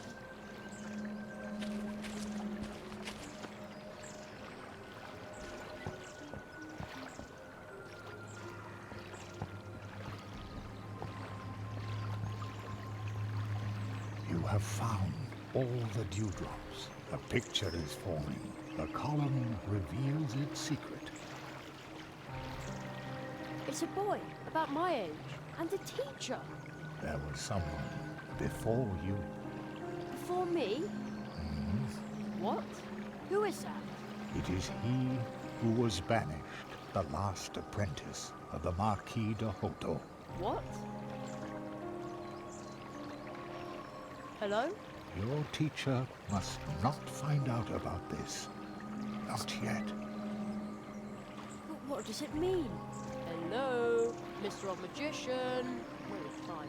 Why was the picture of the Marquis's apprentice banished from the room? And why the last one? I'm the last one, at least right now.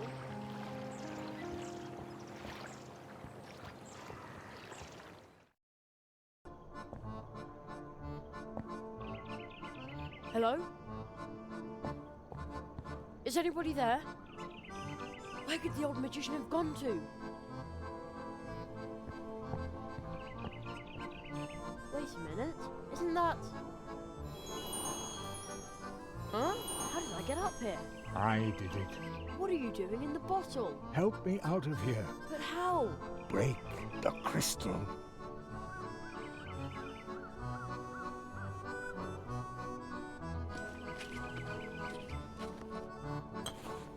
A monocle.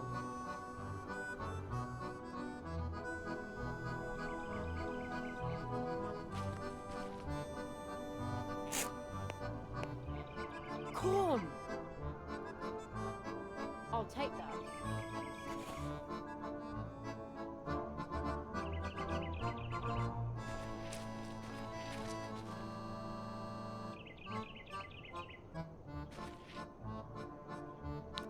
Corn kernel in position, and now...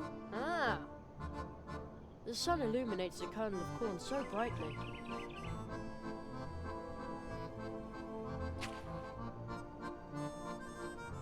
Okay.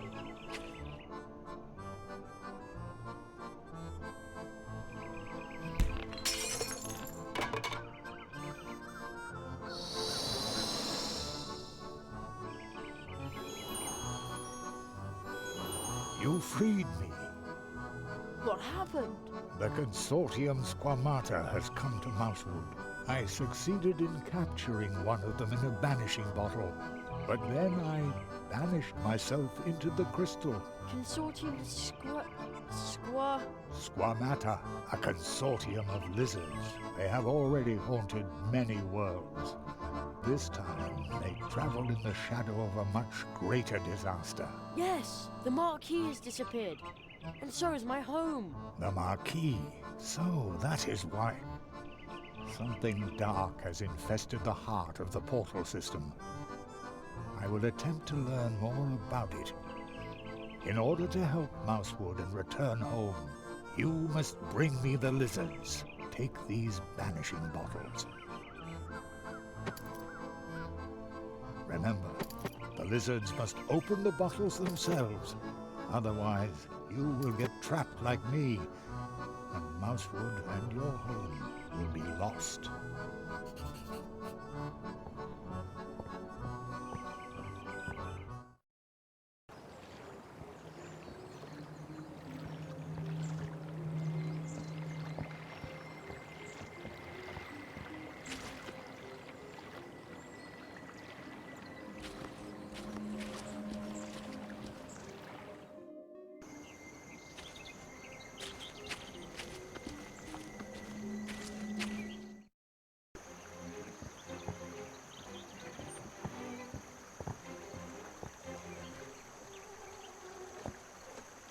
I'll try to slip him the bottle behind his back. Let's see if it works.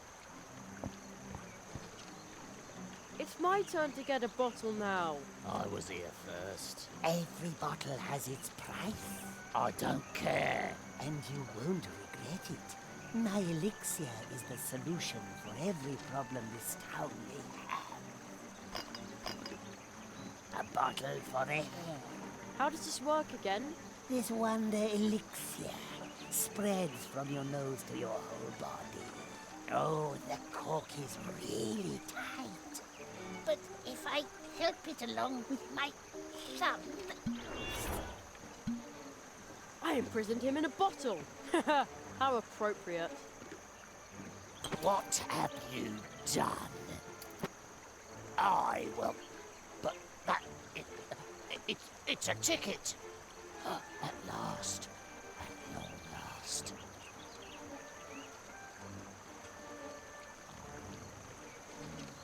He's asleep.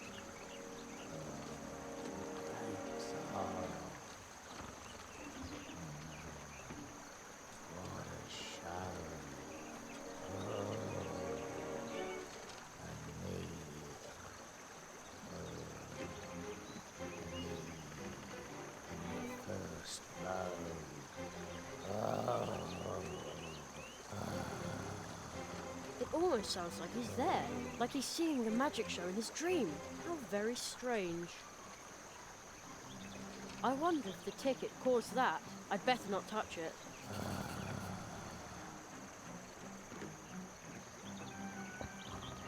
A ticket for the great Zarov's magic show. I'd better not touch it. When the hare saw the ticket, he fell asleep.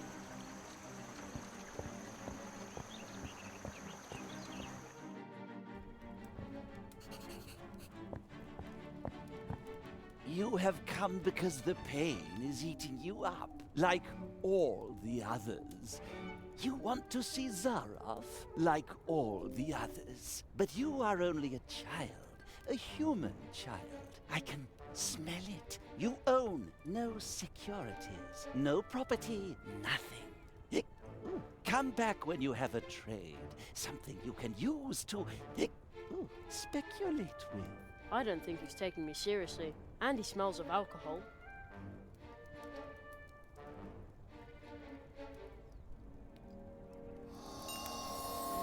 I smell room for financial maneuvering.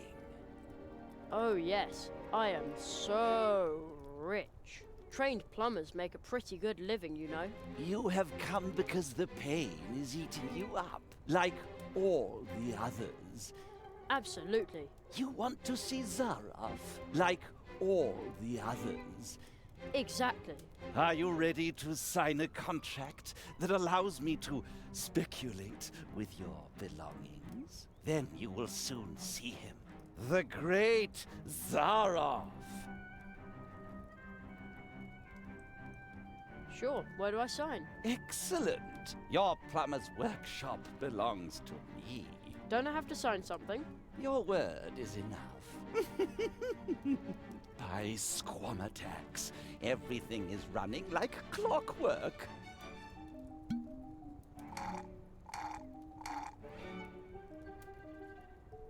So, where is Zaroff? You are still awake. Soon you will sleep and see the great Zaroff. His vengeance is our triumph. Now my brothers will have to respect me. They'll have to. I've still got a lot of money and stuff to spend. That's a problem. You want to see Zaroff, like all the others? Yeah. The spell seems to work more slowly on him. It's no problem. Then I'm sure you would be glad to sign another contract. Then you will soon see him. The great Zaroff. Sure, a bird never flew on one wing. I want another contract. Excellent. Your securities now belong to me too.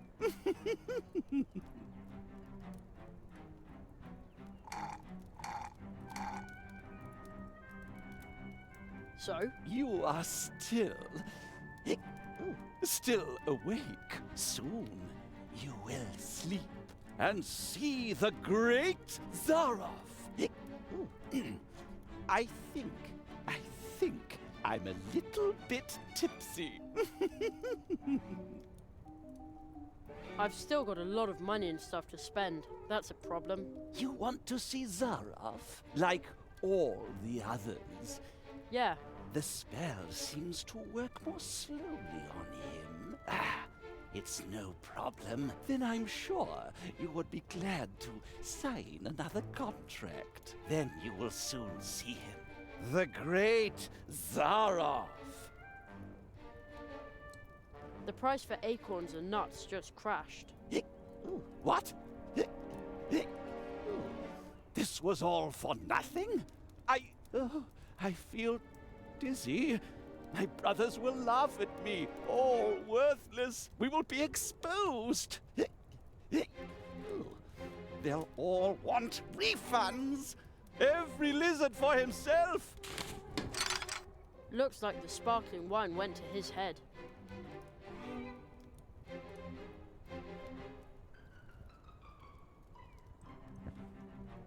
Let's see if it works.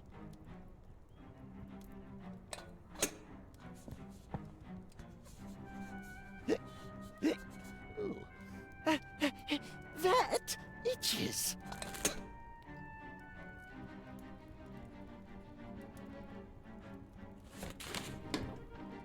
That was fun.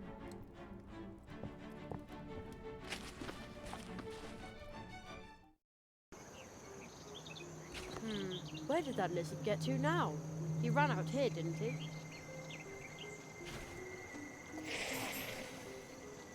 Can he see me?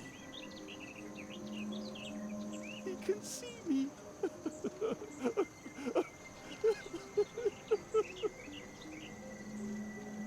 Curses! I've done nothing wrong. Absolutely nothing. No.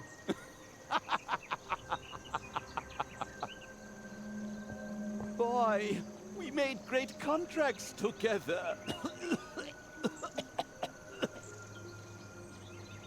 By the great Squamatex, my throat is dry. I can't even make proper excuses. I suppose they told you that we've been involved in shady deals. The masks are only for protection.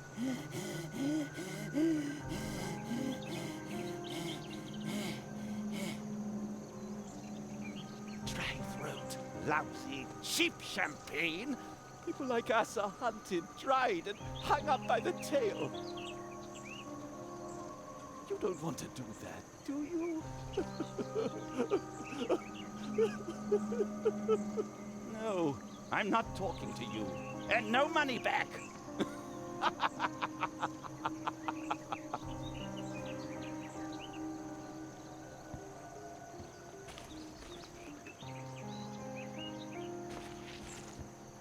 How about some fresh, cold water? Water?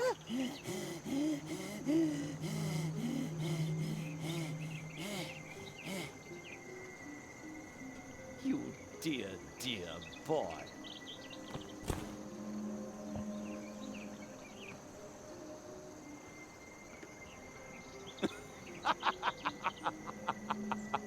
Who needs to fleece the whole world of its possessions to be happy? If a sip of water from the hand of a business partner like you, no, a friend, could refresh me more than signing any contract. Well then. Bottoms up!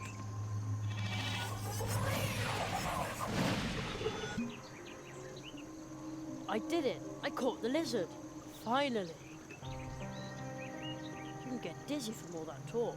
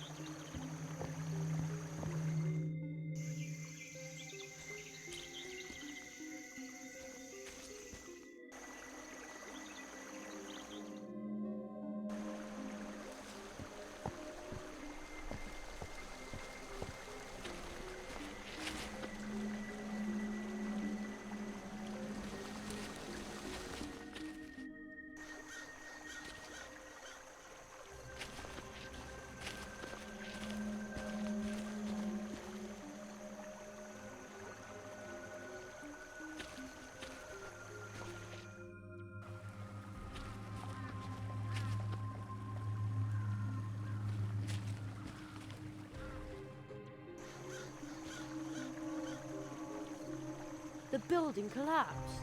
Looks like someone just pecked apart the ceiling and the walls. This is scary.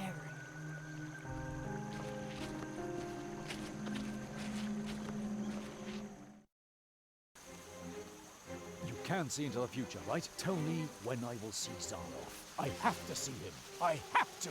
I can't see the future, but my balls can. Then pull another one out for me. One leaf back for your future. Fine, fine. The all-knowing balls will tell your future.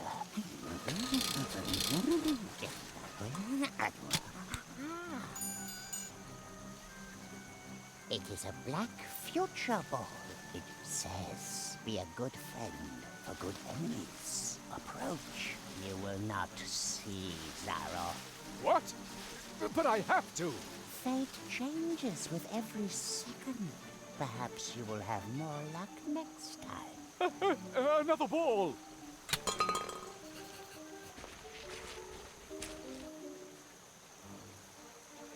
Can you also tell your own fortune? Of course.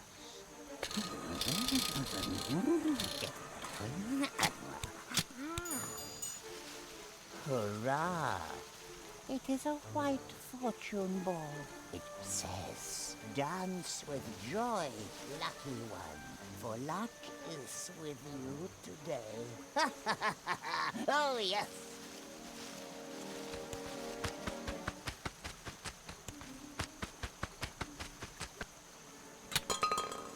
Well, poke me with a nettle. He's lucky. Yes, yes. The white ones bring luck, but the black balls do not. The greatest luck would be to see Zaroff. Another ball! One leaf back for your future. But I've spent all my money. I also take other things. Whatever you want. I want everything. Your transmitter, your dew fly. Of course. Just pull out another ball.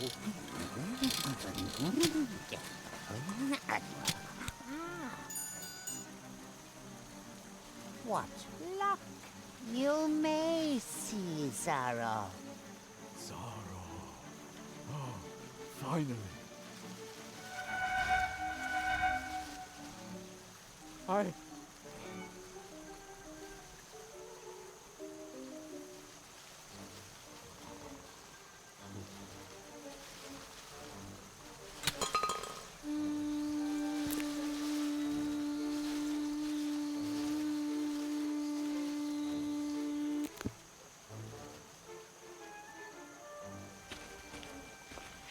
I'll take that.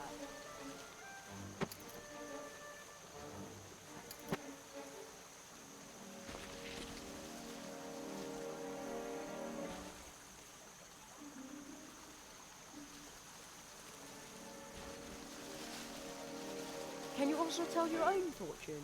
Of course.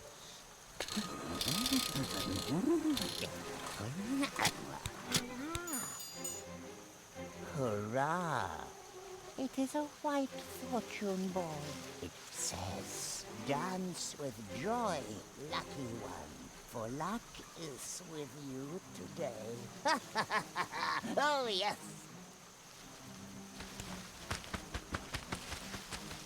Oh, sorry, Buzzy. Come here, you juicy little thing. Well, will you... It fits, and it's stuck tight.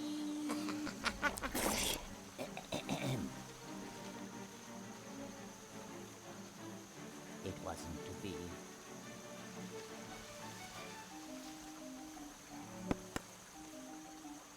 It's true. You really can find luck anywhere. It says on the ball, dance with joy, lucky one, for luck surely is with you today.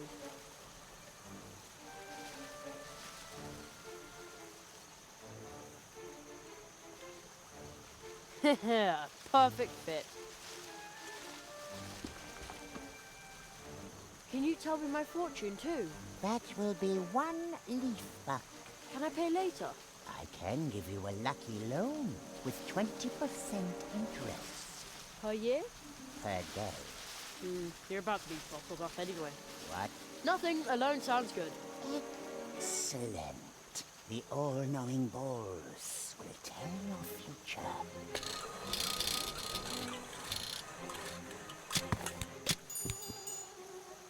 Dark clouds gather above you. Might have known. Bad luck follows you around. Yeah, I get it. Luck is a stranger to you. He's gonna keep himself busy for a while. You will never, ever be happy. It is your fault, but you will not be able to do anything about it. Come here, you juicy little thing. Almost.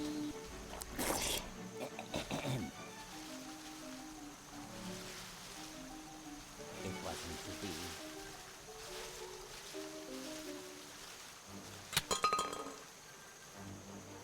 Can you also tell your own fortune? Of course.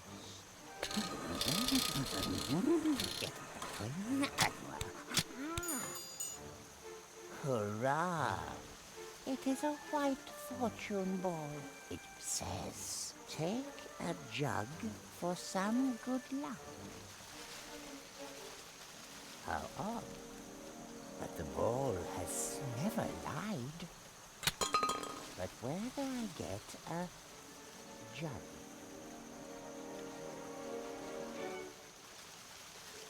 That bottle. The ball leads me to it. I must open it to reach my fortune. Well then, go ahead. I give luck and see. Luck is given to me. Finally! I couldn't have stood that for much longer.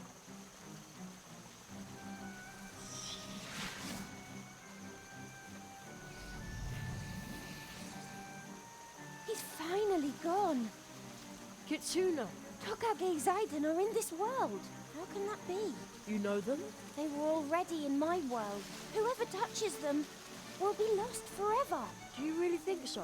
Jerry, I can no longer open the path to my home. That must be their fault.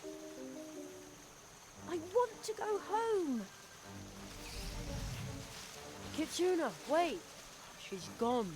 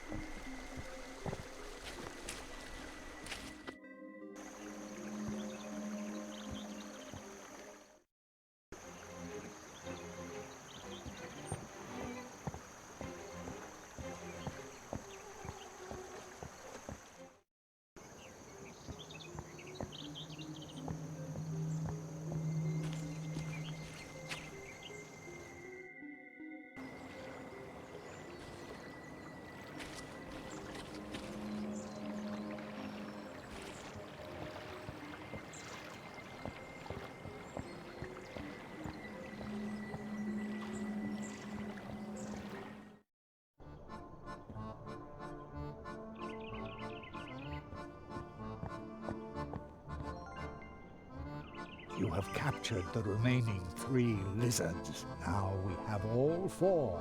Now they can no longer cause mischief in Mousewood. This time, they traveled in the shadow of a much greater disaster. Something dark has infested the heart of the portal system. Only a tree walker can put an end to this disaster. Only a magician who was trained by the Marquis. You alone can help us. Me? But your training is almost complete, but there is one final task you have to face. Choose your coat.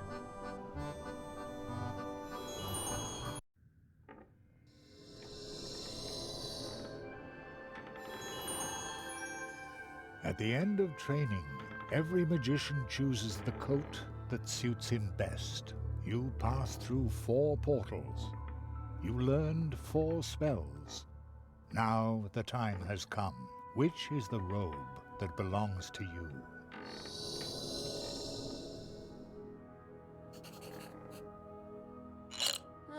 this one looks a lot like the coat the Marquis is wearing. That is definitely not for me. I hope he's alright. I feel a bit sorry now that I yelled at him like that. This one looks like adventure, thrills, and fierce battles at sea. I like that sort of thing, and yet... No, I don't think I should pick it. What a fancy suit. This could certainly belong to a great illusionist, and yet it's not for me. Wow, dashing, but definitely not my cup of tea. Whoa, a classic, but again, it's not mine. This is the kind of suit that would cause a TV screen to flicker if a talk show host was wearing it. That's not what I want either. Ooh, I see light coming through a small opening. Wait a second. Is that a keyhole? Aha! Where there's a keyhole, there's usually a... door.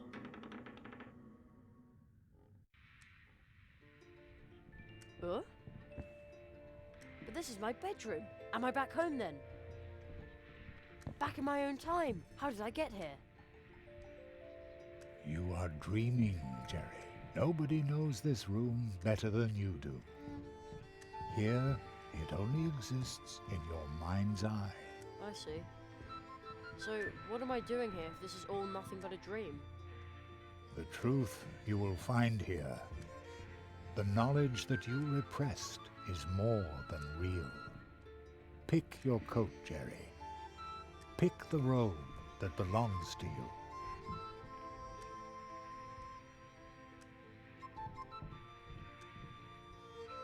My coat?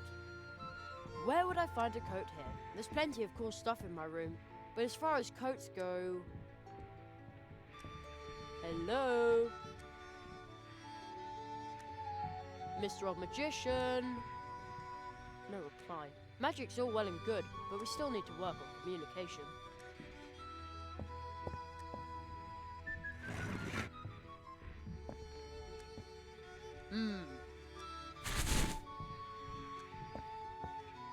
Ah, that's right. There's a storage hole here. Mum said that this was originally intended for some stairs to the basement. There's nothing here now but a few dusty boxes. Dusty boxes, just like I said. I'm sure there's nothing in there but old junk.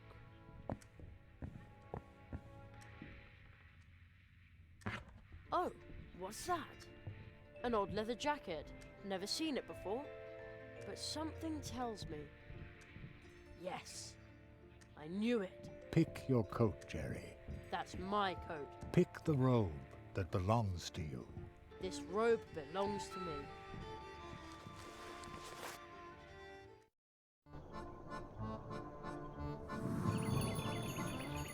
My jacket, it's gone. It was only a dream. Yet you have chosen. You are a tree walker, magician. But this coat, it... You are beginning to remember. Who owns this coat, Jerry? It's like a hole in my memory. There is somebody. I saw him at the portal trees too. He called my name. Who was it? Look at this card. My father! It's my father! Oh no, how could I forget him? Where is he?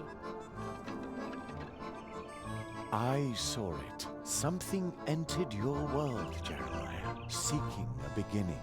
But when it entered your world, something else had to leave. Your father was torn from your world, and even from the memory of his family. Oh no! Where is he now? He wanders the space between the worlds. You were able to sense his presence near the portals where the boundaries blur. There is only one way to help him. Only one way. Good luck. I hope his story has a happy ending.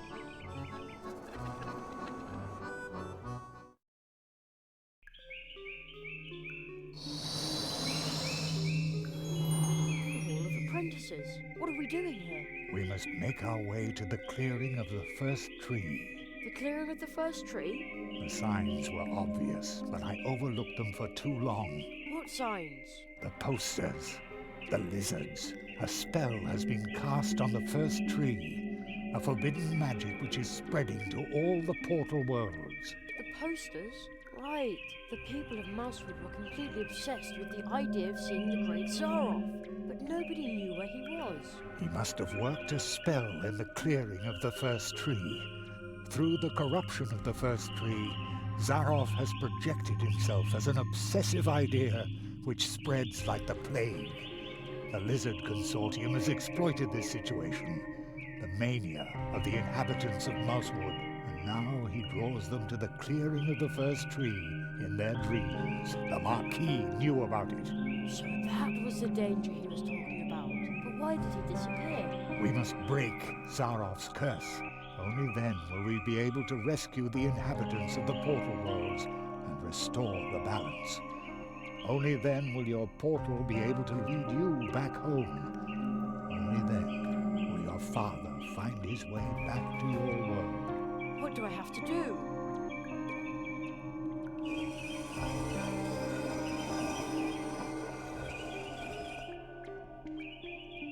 The Hall of Apprentices confirms what I already knew. You are a true tree walker. Your training is complete. You must find the 5th portal. However, the tree walkers have sealed it. A sound carrier is hidden in this hall. It is the key to opening the path to the clearing of the first tree. The device can be used to transport sounds. I will attempt to reach the clearing in active sleep. I hope to meet you there. I wish you luck.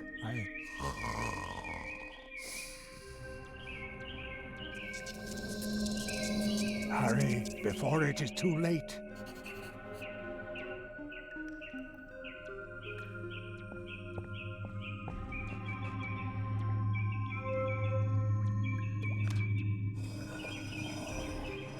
That must be the sound carrier the magician talked about.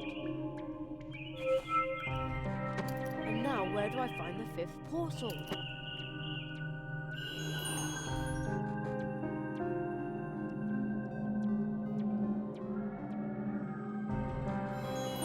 It's night once again. I'd better hurry. I need to open the portal to the clearing of the first tree.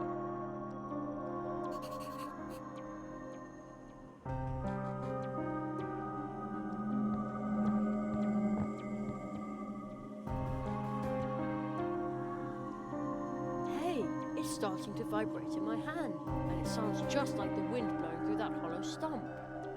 This is crazy. Only a hollow tree stump with nothing in it, but I hear a whistling sound. The wind is blowing through the hollow trunk, moaning and whistling. It almost sounds like a tune. The organ music of the wind, the breath of the forest. How did I come up with that? Don't tell me I'm a poet too. Poet magician Jerry Hazelnut.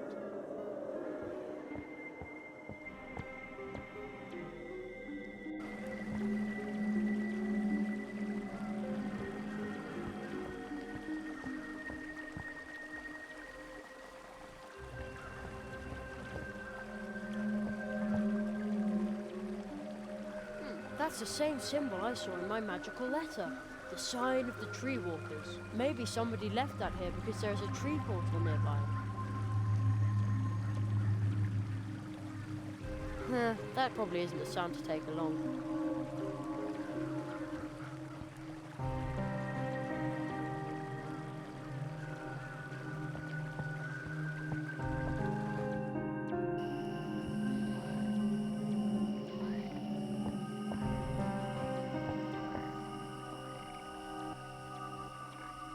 Oh! Ah!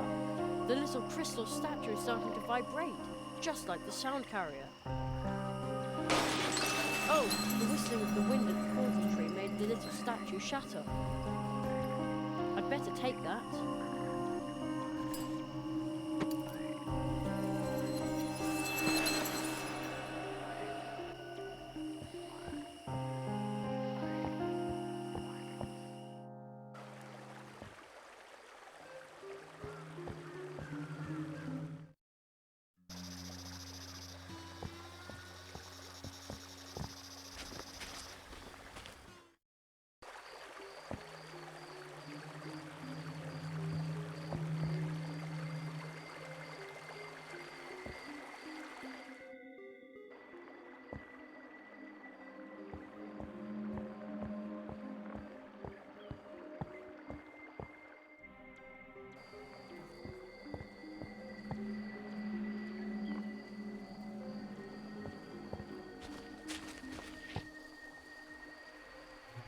Oh! Aha!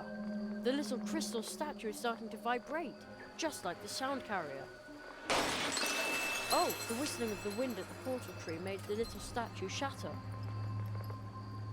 I'd better take that.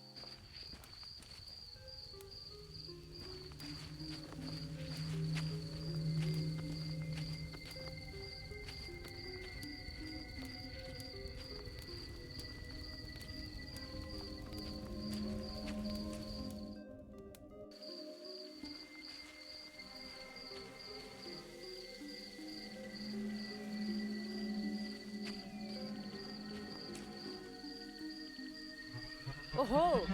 Aha! The little crystal statue is starting to vibrate, just like the sound carrier. Oh, the whistling of the wind at the portal tree made the little statue shatter. I'd better take that.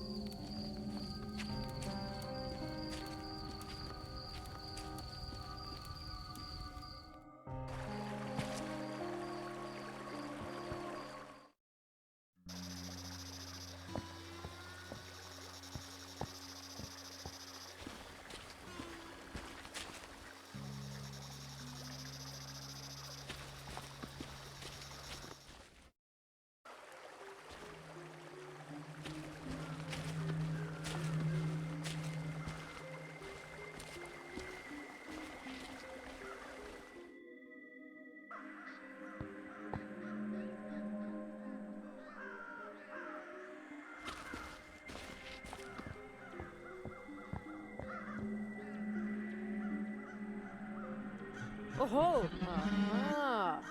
The little crystal statue is starting to vibrate, just like the sound carrier. Oh! The whistling of the wind at the portal tree made the little statue shatter.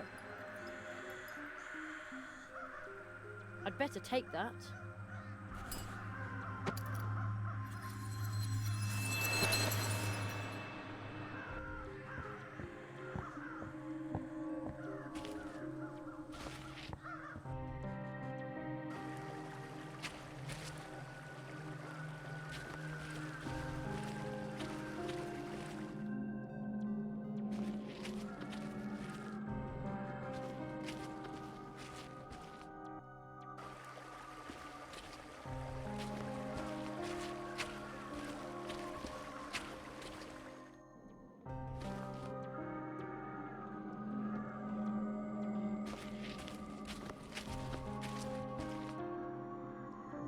Perfect!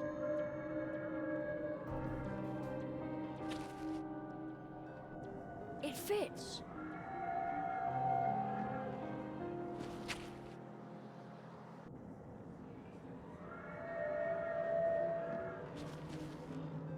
Excellent.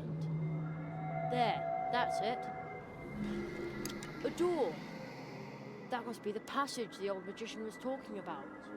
The portal to the clearing of the first tree of Mousewood. Hey, what is this? A room made of green glass.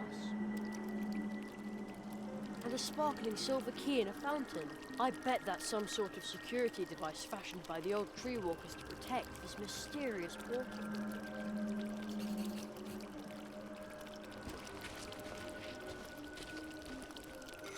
Forget it. I can't work it out.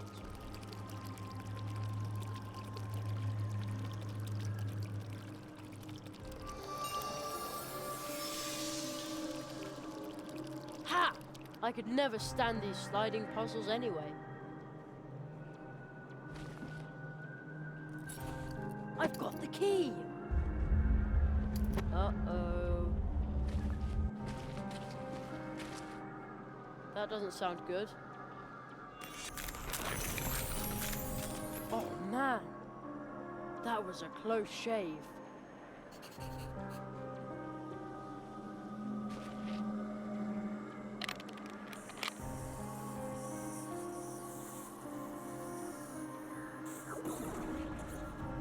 The portal to the clearing of the first tree. The time has come. If only the Marquis were here, or the old magician. He was going to try and meet me there in his dreams. I hope it works, but for now I appear to be on my own.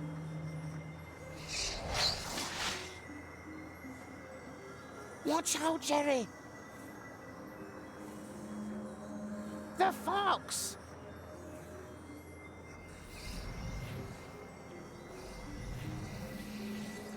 But where is it now? Right in front of you, Frog. Boo. Plato, this is Kitsuna. You've met her before. She's a very special fox. You can say that again. Oh, I'm sorry. I don't know the first thing about magic and such like. Except for Anya's lingonberry pancakes. You're so cute. Kitsuna, Plato, what are you doing here? I won't let you go through there by yourself, silly boy. This tree smells funny. Your path will take you to a place that not even I know. You are definitely going to need my help. My parents used to tell me about the first tree walkers. They said a tree walker is someone who will help others when they're in need. You are a tree walker, Jerry. I'm nothing but a simple mailman. But perhaps I can be a tree walker too. I'm so glad I won't have to do this by myself. Right, Jerry. Let's get it over with. Whoever's disturbing the worlds will have to answer for it. I want to return home. I want my friends to wake up again. And I want everything to be okay again. Everything.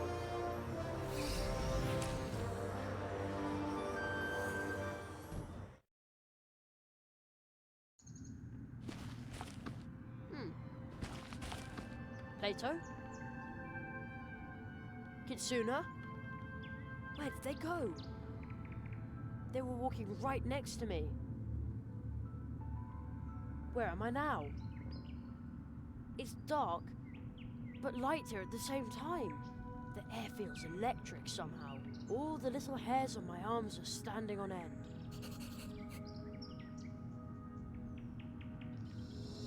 Jerry. Hello? Jerry, so far I haven't been able to advance to the clearing. I need to be careful and not lose sight of my goal.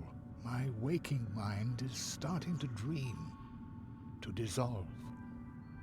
Zaroff denies me access, but you appear to be closer to him already. But I'm stuck here. What can I do? You are between the worlds, just like me. But while Zaroff is misdirecting my spirit, he is leading your body astray. Zaroff's curse is strong. I know only one who wields enough power to help you here, between the worlds. A dangerous magician. Take this. This looks familiar. You need to summon him, like you did once before. Even if we may all come to regret it. But when you ask him for help, do not show any weakness. Hello? Old magician? He's gone. Alone again. What was that noise? That would be me. Not another crow? Raven. Not another... Wait, you can talk. Some even say I talk too much. Hello? Ah, Do you understand what I'm saying? of course. You're right in front of me, aren't you? Who are you? If you want a name, I'm afraid I must disappoint you. I'm only a raven. Actually, I live in the clearing of the first tree. The clearing of the first tree. That's where I need to go. Do you know the right way? I can't find it myself. Everything's changed here, especially with all those strangers hanging around now.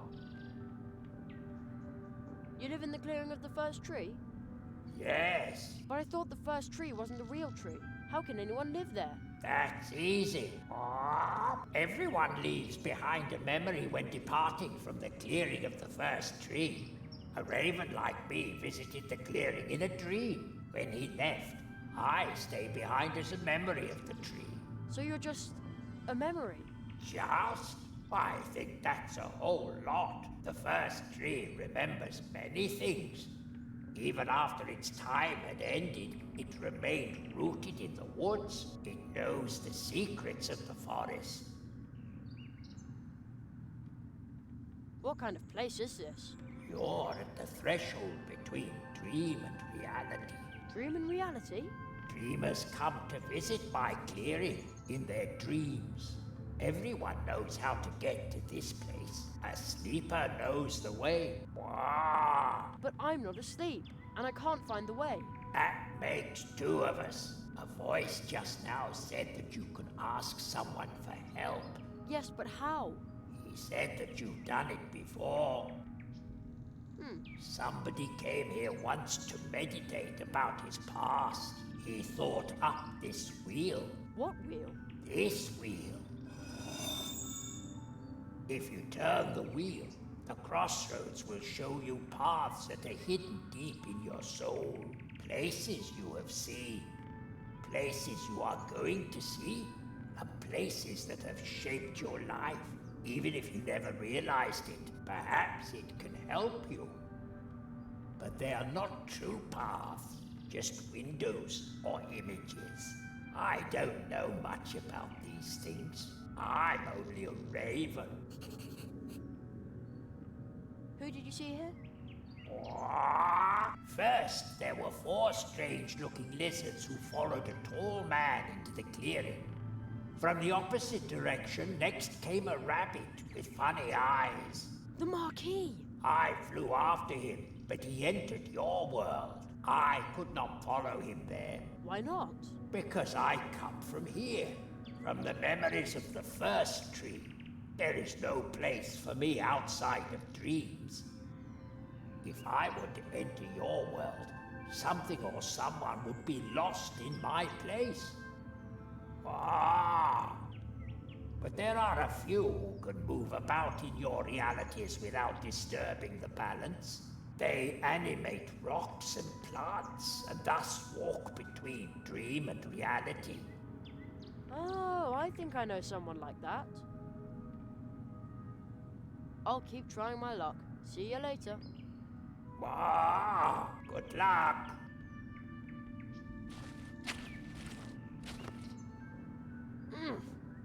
The paths have changed. How very strange. They're not even paths anymore. Almost looks like windows to different places. That's one of the cannons belonging to the guards of Mousewood. It looks like I might be able to stick in my hand from here. How strange, indeed. I now have a handful of black powder.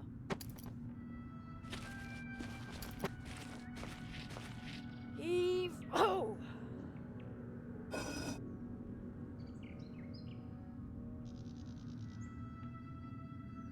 Isn't that the Mousewood Town Hall? I think I can reach the nets from here. Ha! I swiped a few acorns. Funny, they're so small. Looks like I'm no longer the size of a mouse. I hope this won't plunge the people of Mousewood into an acornomic crisis. Oh well, it's all for a good cause.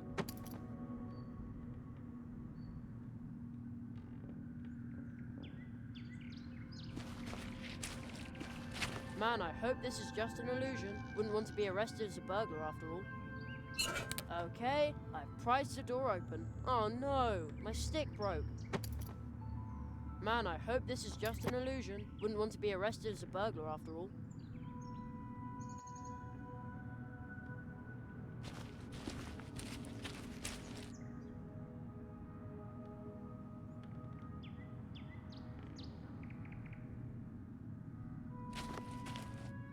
Maybe it'll work here as well. Now, I used the powder to draw the symbol of the tree walkers. I hope this counts.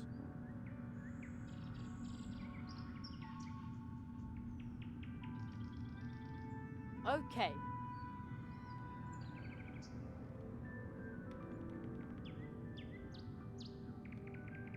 It's in. Also in.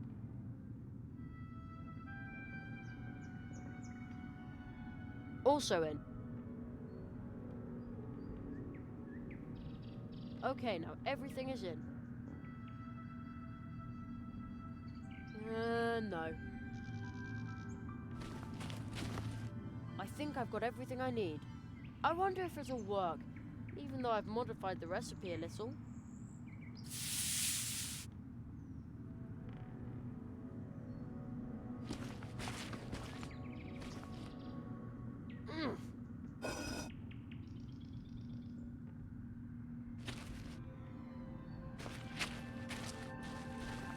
Cozy campfire. I think there's even someone sitting there. Whoever they may be, I'm going to borrow a log of wood. Ouch! Hot! Now what?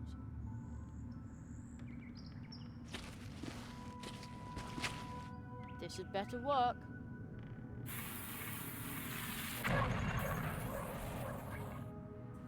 Your name. Tell me your name. I'm Jerry. Jerry Hazelnut. Jeremiah Human. How were you able to summon me to this place? I drew a circle of powder on the crossroads. Very few have knowledge of this ritual. It takes inner strength to complete it successfully. Only the strong are worthy of our magic. Walking between worlds, I can see strength within you. So why did you call me? I'm stuck here. All the parts are leading me in circles. This place is now a trap, leading back to itself. A dark spell must have been cast. Whoever cast it must have had a brilliant teacher. I need help so I can find the Great Zaroff. Zaroff. He dares to leave his world? I never thought he could be that strong. Maybe I was wrong about him. The old magician said I should ask you for help. Aro Molina. That is why your spell did not release me.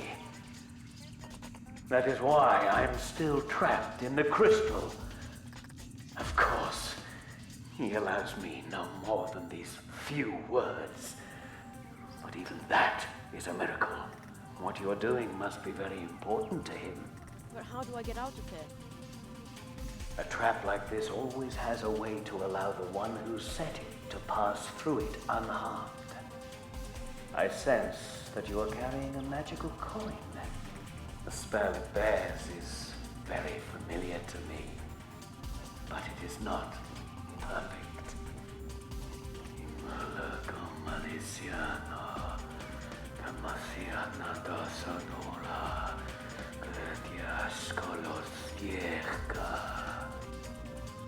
I just bestowed a gift upon you. The coin will now show you the path when you carry it through this place. Follow its light, but you must take heed. Wandering aimlessly in this place forever might be a mercy compared to what awaits you when you follow the coin's lead.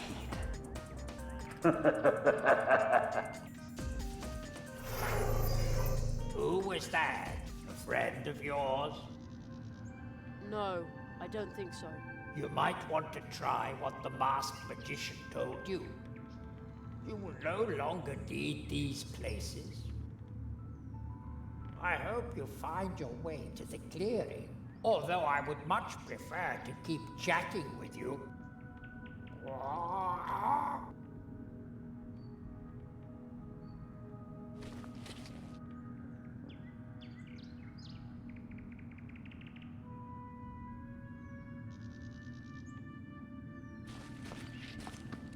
This might be the path. Is this the right way?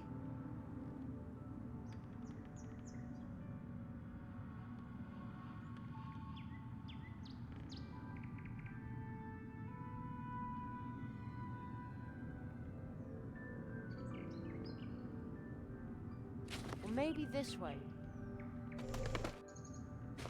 I bet this was wrong again.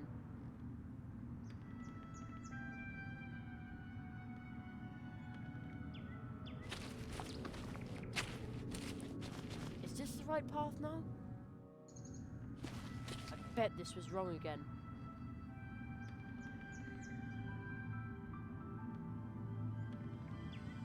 This might be the path. Oh man, I think I'm moving in circles. I wish I knew what to do. Maybe I can get through to the Marquis or the old magician from here after all.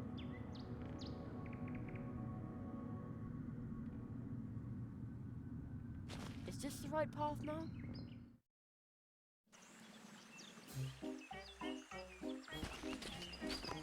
This must be the clearing of the first tree.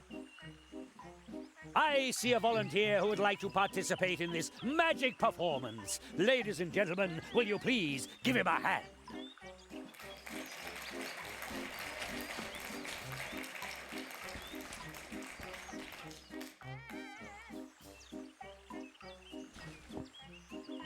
Ladies and gentlemen, we have a volunteer.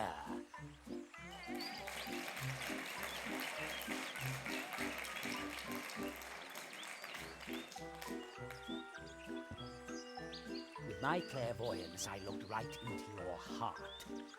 He sent you. A child.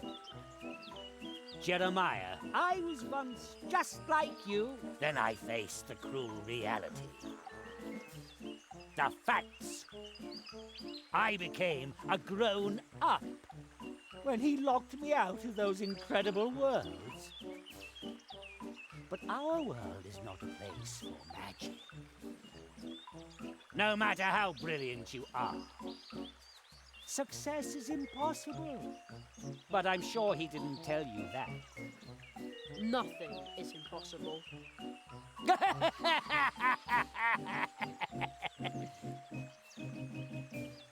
Only for him.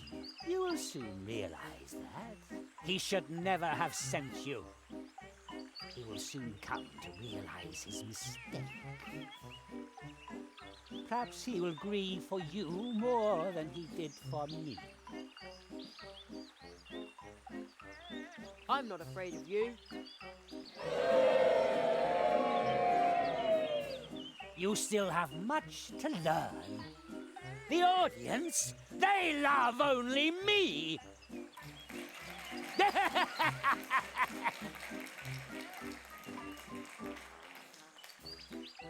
But we have wasted enough time. And now, ladies and gentlemen, I am banishing this boy into the wood of the first tree. No! And that, honorable audience, is magic! Is magic!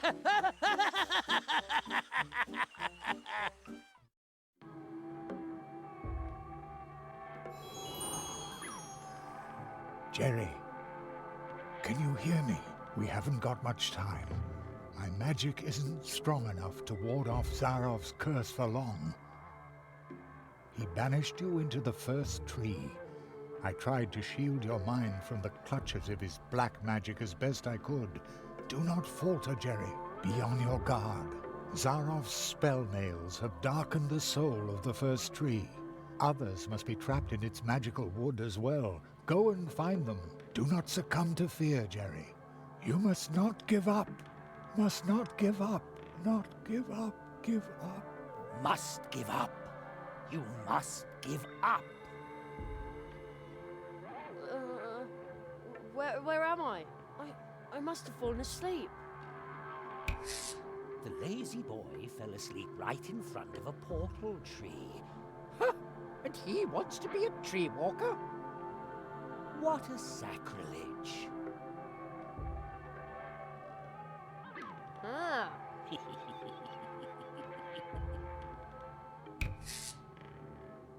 Plato?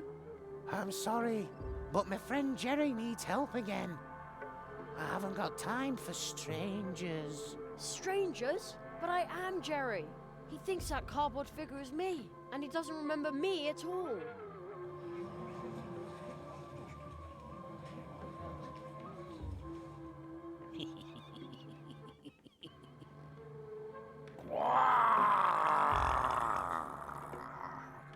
What wretch is this, daring to disturb the quiet of the woods?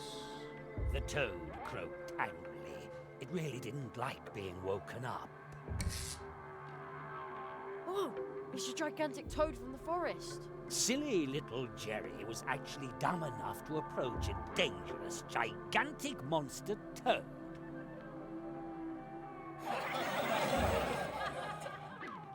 I should talk to it. Maybe it knows how I can get out of here. An excellent idea.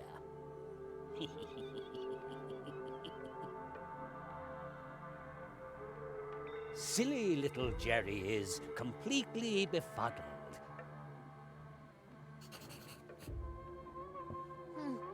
The toad's breathing rather heavily. No wonder, it's got these ugly posters sticking all over its body. I'll try to tear off the posters.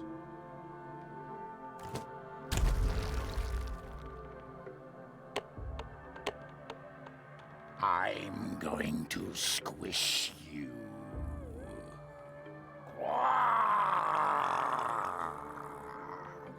It won't let me get any closer. You spell disaster for everyone. You used us. You want to hitch a ride on my bike, but I need to deliver the mail.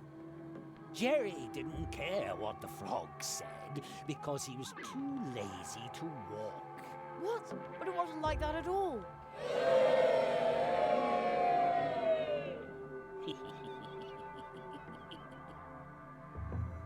These chestnuts are huge.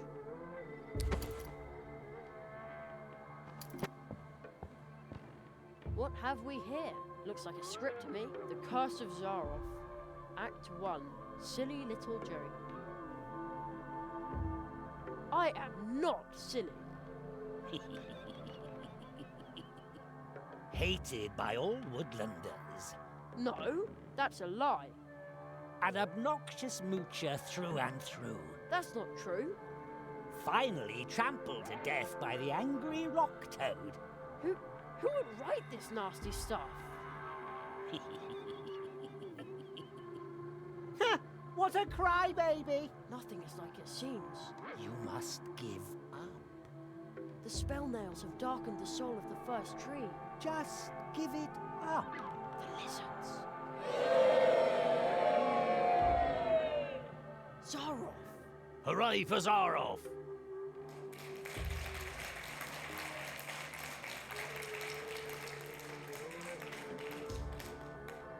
I must stop Zaroff. Woohoo! Jerry! Curses. 2 large boulders. That were much too heavy for puny little Jerry, of course. Huh, I'll show you. See? Oh, I'm almost right. Milk does do a body good. I wonder what the switch does. It switches on the light. Surprise, surprise.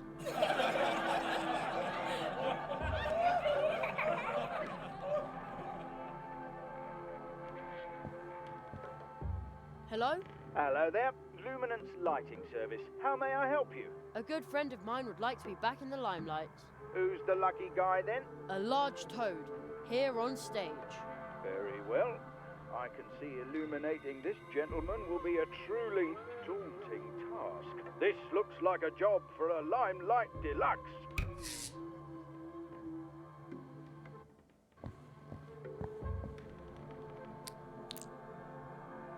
Uh-oh, the chestnuts went pretty far up his nostrils. Take your hands off me, human. I got you! My mind is clearing. I was willing to squish you, but the spell that fogged my mind is now broken.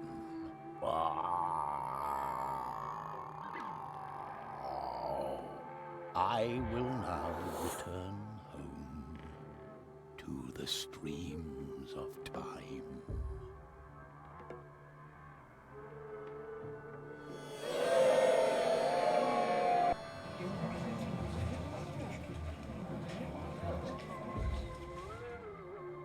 Isn't that good enough for you?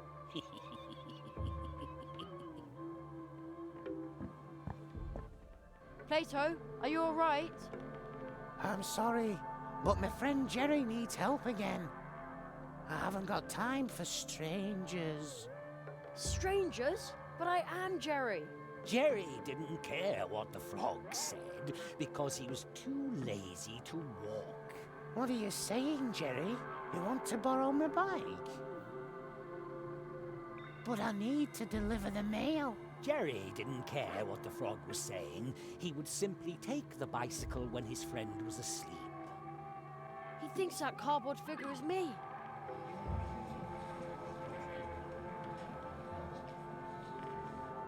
And he doesn't remember me at all.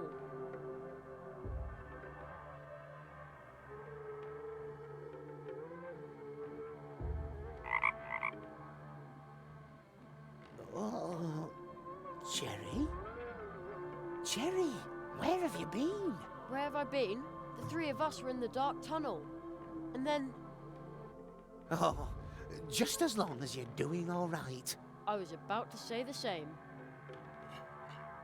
Friendship removes the nail? Who's supposed to believe that?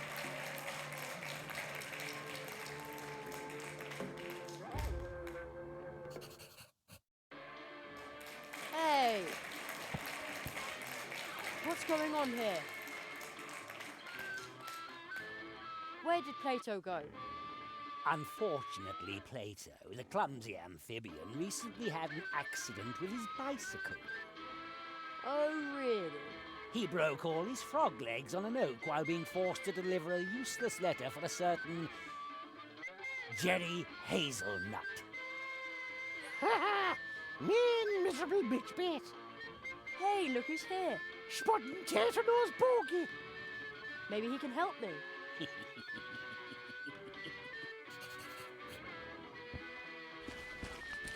The Curse of Zaroff, Act 2. Let's see. Without hesitation, Jerry accepts the leprechaun's gold and in return gives up his hopeless fight.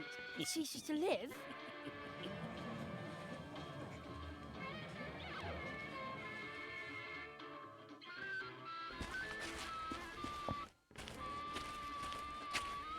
How odd. There's a tear in the hill. The silly boy felt himself slowly going crazy. Reality itself appeared to be breaking apart. There's something behind it, too.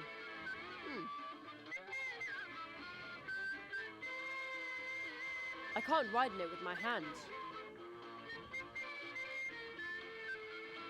Right, this should work. Wait, Jerry. Yes? Do you really want to know how deep that rabbit hole goes? Excuse me? You're about to uncover a terrible secret. Fine by me. A lever? Is that all? Jerry was so disappointed he wanted to die.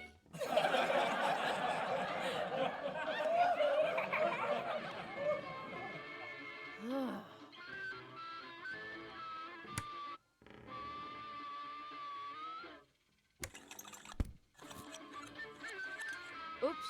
No! Ouch! The lovely shamrock. It came off. I'm sorry.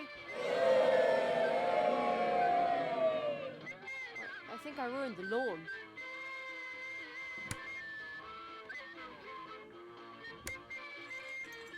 Ouch! Oh no! Me gold! Me gold! There! Now I can reach the top half. Ha!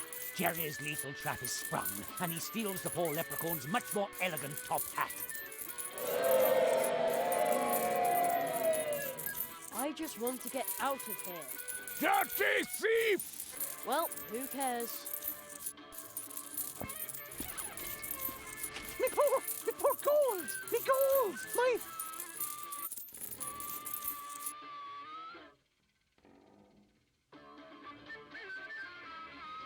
Nothing but worthless plastic chips. Curses.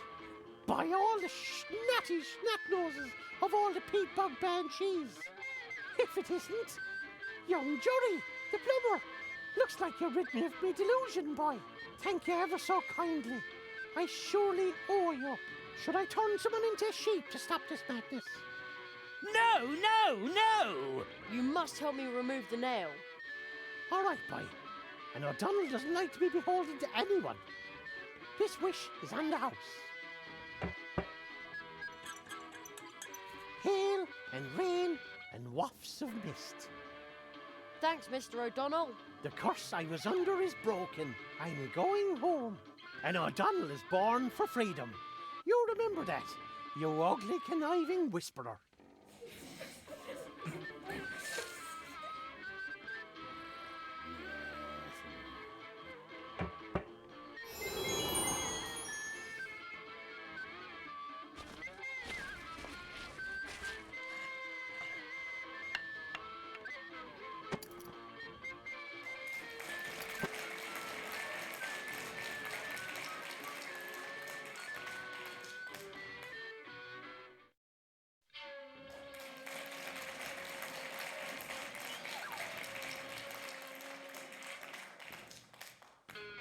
The land of volcanoes, sharp swords and man-eating fox spirits.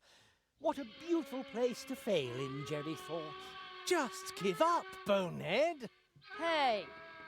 I'm a fox, I swear. Kitsuna! You are trapped in a human's body. No mask can hide that, Kitsune. But... Humans and foxes can never be friends. But if a human accepts a fox for who she is, doesn't that count? Even if that were the case, why aren't you changing back? I tried to change back. It just won't work. You may wish to be a fox again, but your heart is lost. I shall protect your ears from the confusion wrought by humans. Please help me. I shall heal you from being human, or devour you as a human. Kitsuna? Great, a new script. The Curse of Zaroff, Act 3. Little Jerry won't give up. He kept bothering the foxes incessantly. Until they grew tired of the immature smart aleck and devoured him, bones and all. Ouch!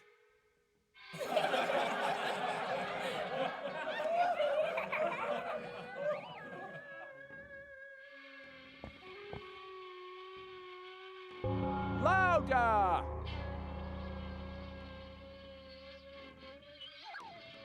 But how?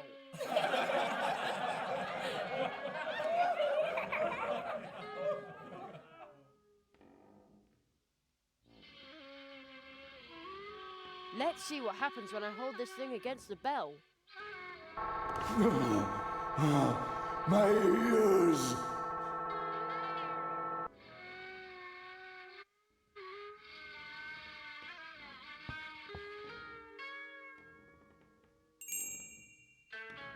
I hope she'll remember her bell.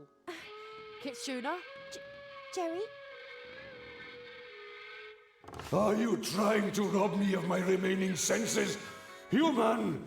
I shall have all humans suffer for this, including your little kitsune. I'm a fox, I swear. You may wish to be a fox again, but your heart is lost. I shall protect your ears from the confusion wrought by humans. Jerry! Quick, Kitsune, run away! You belong to us! I will always be a fox, Jerry.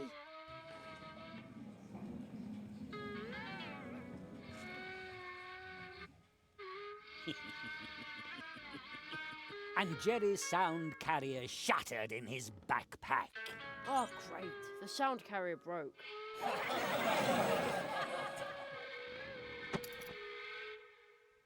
Kitsune, are you alright?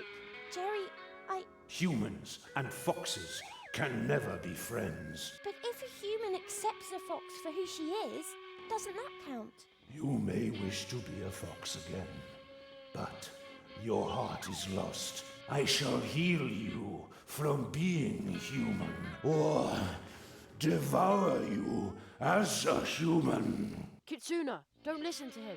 He's not himself. He will keep you forever. Jerry, why don't you just leave? I will always remain a fox. I know, and that's a good thing. You are you. You are a fox. I am a fox. Foxes fight.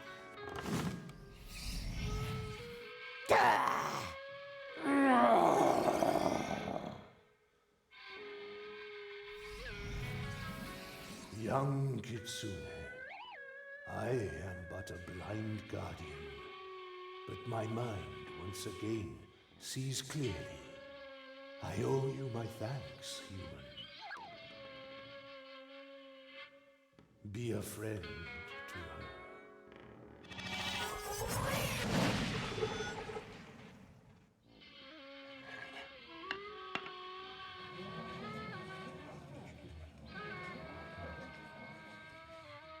Friendship removes the nail? Who's supposed to believe that?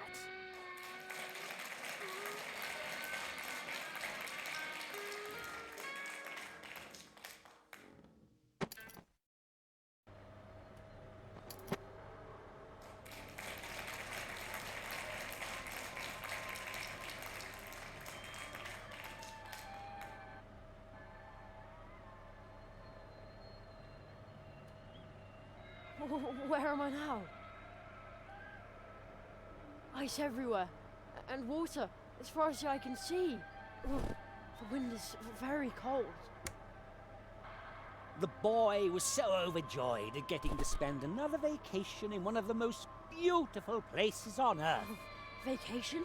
That, cheering loudly, he tore off his clothes and jumped into the ice-cold water. Jerry on the rocks!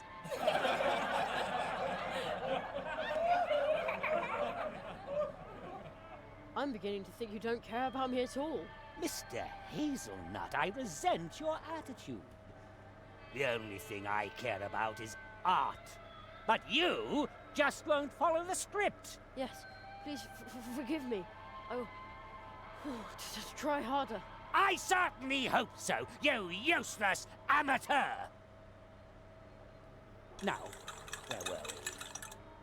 The mighty polar whale broke through the ice behind Jeremy, and with his mighty voice he proclaimed, "You have made a brave effort. You even advanced to the edge of the eternal ice. But you cannot withstand the cold. It is time to give up, to let go.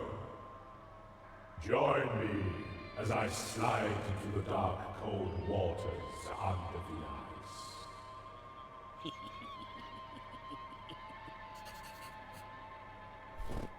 Great, another script. the magnum opus of the fantastic Magnum Zaroff. opus? A first-class literary stroke of genius, you ignoramus. The title is The Curse of Zaroff, fourth and final act. A masterpiece of simplicity. Jerry was at the North Pole, it was cold, he was freezing, just like really being there. It's so authentic. Jerry was snowed in and frozen. Everyone was happy about that. The polar whale sang with joy. What a beautiful ending. So tragic.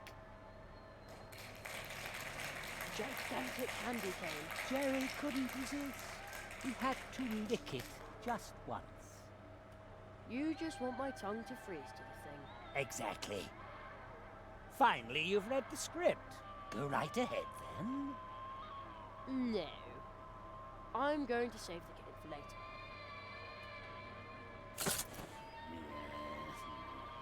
Oh, the boy is just too smart for you. Quiet! Christmas tree. Mum always bakes delicious mince pies for Christmas. The young boy's yearning for the familiar sweets was downright overwhelming. It painfully reminded him of the fact that his mother would never again hold him in her arms. This is just low! The curse and all that is all right, but dragging his mother into this? Disgusting! Quiet! Maybe it'll make me feel better if I take down the decorations.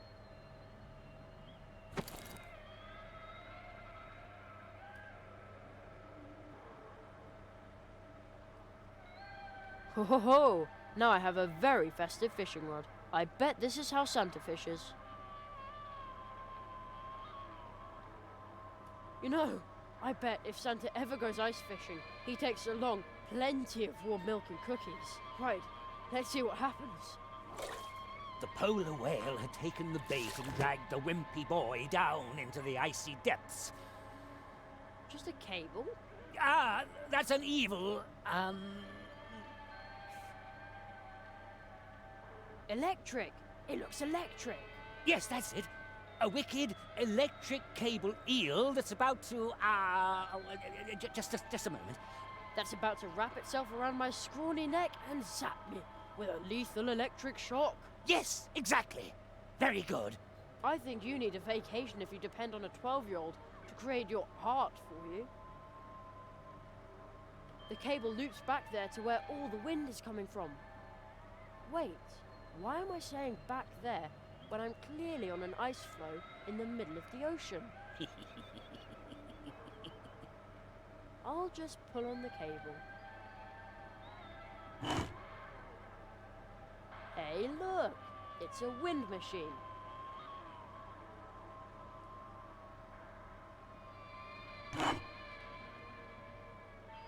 I see. Looks like the fan's direction can be changed. No, you can't do that. The fan blades would chop up your delicate fingers.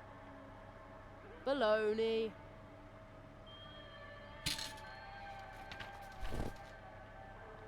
Ah. That is much better. Thank you, little land walker. No, no, no! Our nightmare is now over. But many are still dwelling under the curse of darkness. You have got to help them. But I'm nothing but a herring. And Zaroff is a mighty whale! I'm way too small. That is exactly your strength, little land walker. Woohoo! Jerry! You can do it, Jerry! Quiet! We believe in you, Jerry! Go, Jerry!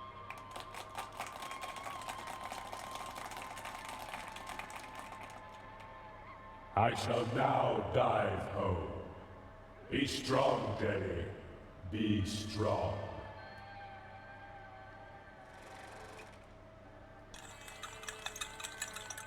I will stop Zaroff. I will stop him. Curses.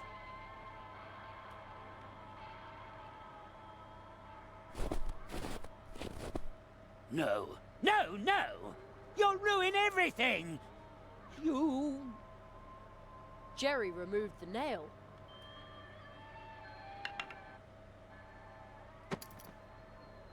He realized that this was all just a dream that he and his friends were trapped in. He understood that he was able to change the dream.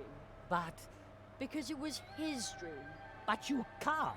The unfriendly man congratulated Jerry. Congratulations, boy. You did it. And was suddenly much nicer than before. That was truly fantastic, Jerry. Boy, this was weird, but you kept on top of it.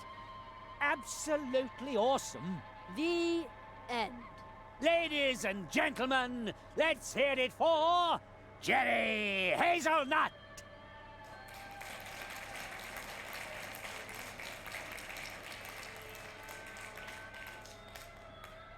Encore!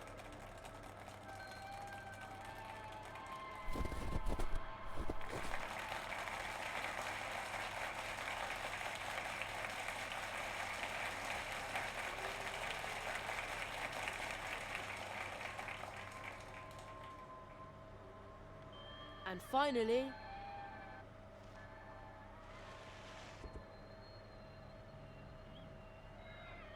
Jerry woke up.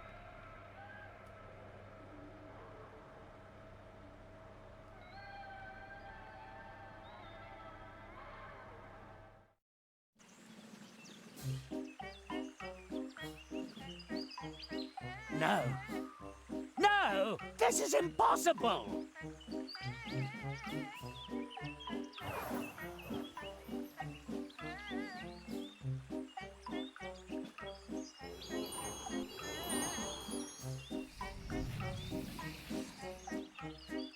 We're back in the clearing. The audience? Oh, are they spirits? They're dreamers. The curse brought them here. Oh, why are they so angry? I've seen this before. They are restless. They are furious. They could forget their way back in their blind rage. And then? Then they would just become empty spirits haunting the dreams of others. Itadama. Watch out, Jerry! It came from over there. Zaro. You, calm down the dreamers.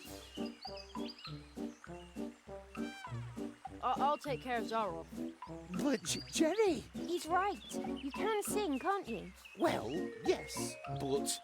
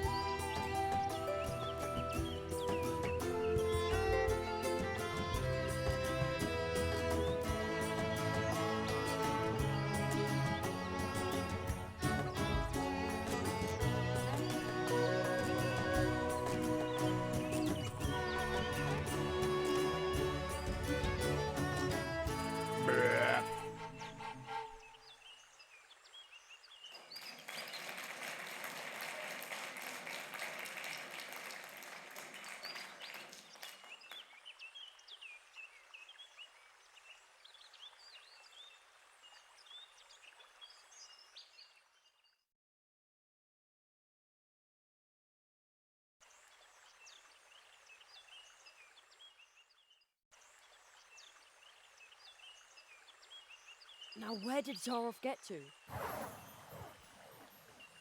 You defeated the lizards, removed the nails. The Marquis chose you well. Now, show me what you're made of, Tree Walker!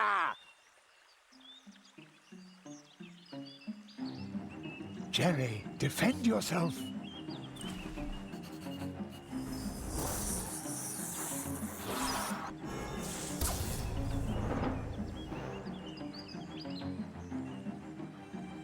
When two spells of the same kind clash, they will create great magic energy for a few moments. Try to take advantage of that.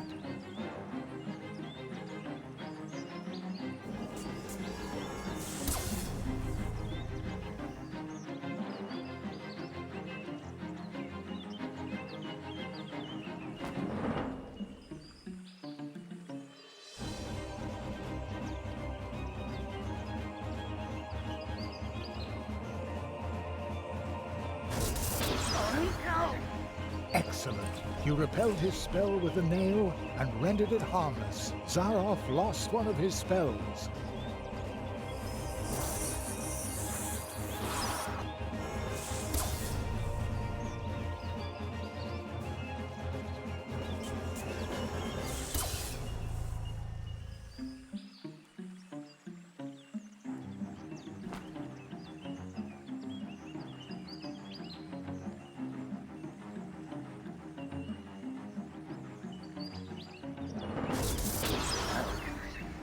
Well done.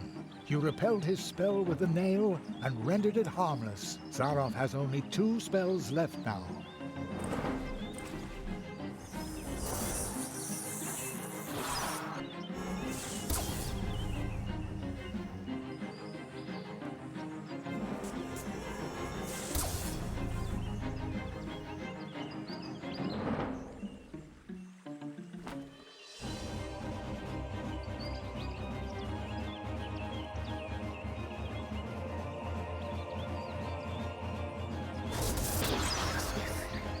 Excellent.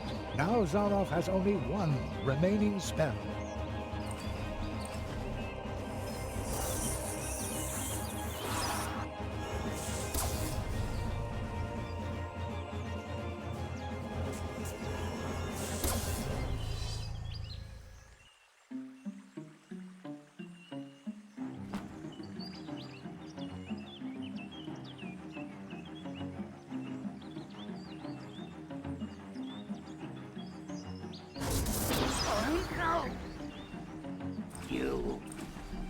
You took everything I had. For this I shall...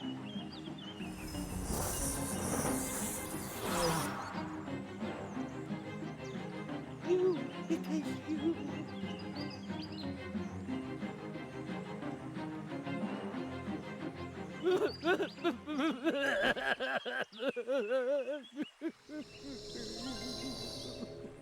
You did it, Jerry. Zaroff used his magic against you and lost. I didn't mean to do it. Not like this. Marquis, are you... He's still too weak. He cannot answer you.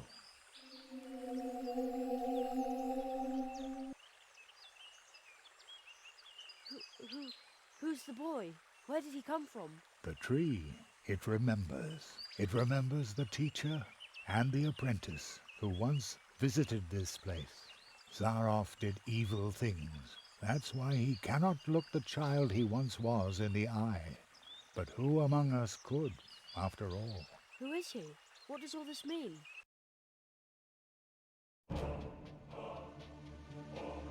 The great Zaroff.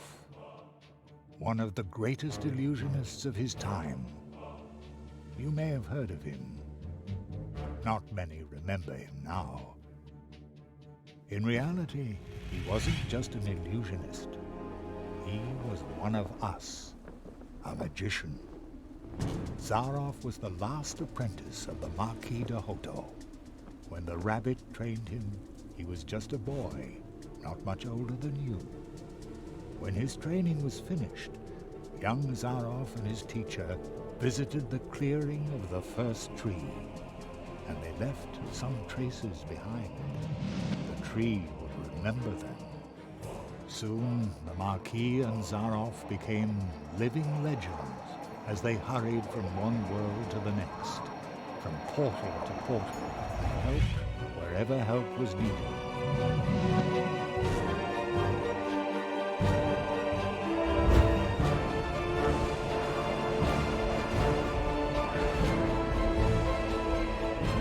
They were true tree walkers, but their path led them to a place where darkness ingrained upon their souls.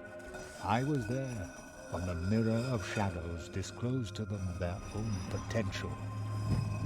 They beheld their own brightest virtues and saw the darkest chasms within their souls. And only few can bear that kind of truth. So it was only a matter of time until the dark seed sprouted within them. And when it did, the Marquis was the first to start doubting the ideals of the Tree Walkers. Then the apprentice started doubting the teacher, and finally the two of them turned on each other in hatred. In his blind wrath, the Marquis banished his apprentice to the world from whence he came. He took away his ability to walk between worlds, so that every portal would remain closed to him.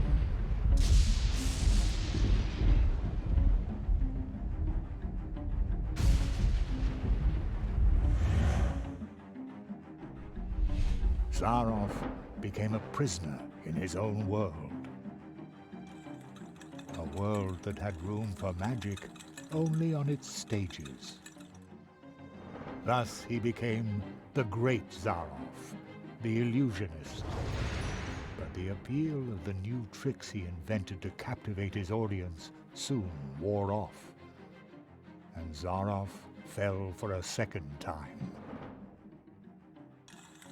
Marooned, forgotten.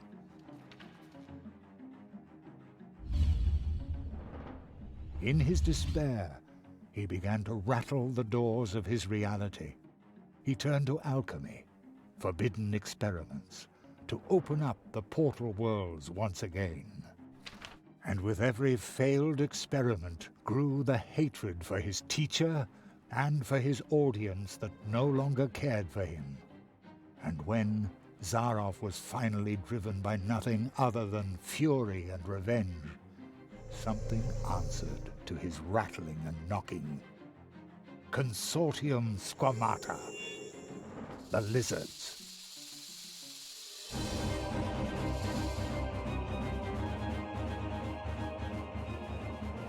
With its false promises, the Consortium had already passed through many worlds. Promises that would disturb the balance of nature. Zaroff was approached by 4 members of the Consortium. They offered the magician a deal. The lizards had surreptitiously obtained the ability to walk between worlds, but they didn't know the way to the most secret of places. Zaroff, on the other hand, had memorized the paths of the Tree Walkers, the portals, the path to the clearing of the first tree. Thus he led the lizards through the portals, betraying the Tree Walker he had once been with every step of the way. In exchange, they gave him the power to cast a curse on one of the first trees. The lizards gave Zaroff 4 nails. 4 nails, made of 4 cursed metals, serving to drive the magician's spell deep into the trunk of the first tree, where it would take effect and make the inhabitants of the portal worlds his final audience, thus trying to obtain respect and glory by force. Zaroff's final great triumph. And while the portal worlds were suffering from the curse of Zaroff, the lizards invaded them, as they had done many times before. Only one could have provided help, but Zaroff's mentor, the Marquis de Hoto, had spiraled himself further into the darkness that the Mirror of Shadows had revealed to him. The Cold One! He was willing to let us freeze to death. The good Tree Walker who had trained Zaroff. I had already given up hope I would ever meet him again. But when Zaroff entered the clearing, the first tree remembered the magicians. When it recognized the threat that the apprentice posed, the first tree brought to life and sent out the memory of his teacher. So, the memory of the Marquis de Hoto, shaped long before his own corruption set in, left the clearing of the first tree, and promptly forgot that it was nothing but a memory. And once again, he was a true tree walker. He set forth to find himself an apprentice, somebody who would be able to stop Zaroff. He answered your call. The roots of the first tree run deep, even into our dreams. The Marquis found you, Jerry, because you had a dream.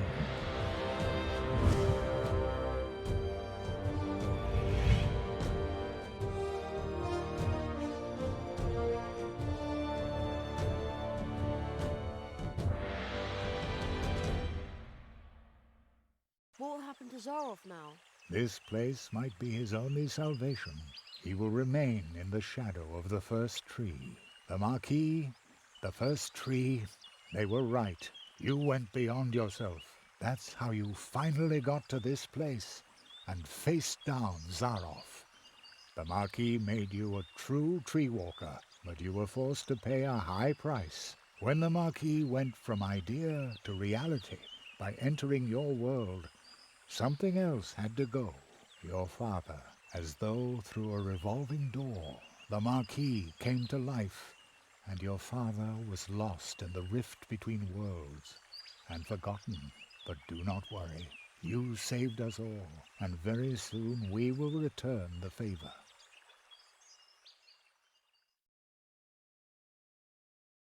An acquaintance of mine once said, "Only those who get on the way can find their way." And so it came to pass that Jerry had to leave his mentor behind in the clearing of the first tree. Jerry knew that he had been more than the memory of a courageous, one-of-a-kind tree walker, more than the first tree of Mousewood needing Jerry's help. He had been a friend. Then, for the last time, the Marquis slowly turned and lifted his hand as if to wave goodbye.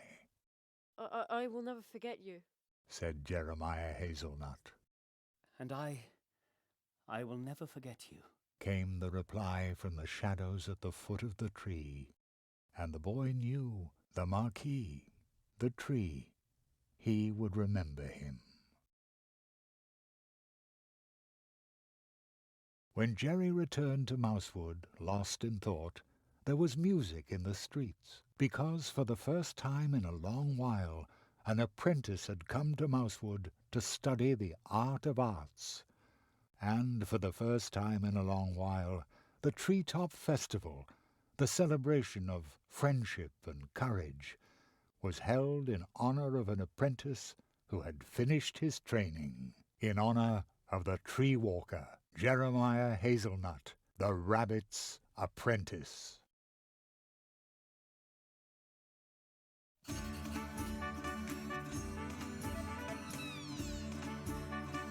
I love the Treetop Festival. I come here every year. I have this magic premonition that you will not be the last apprentice the people of Mousewood acknowledge in this fashion.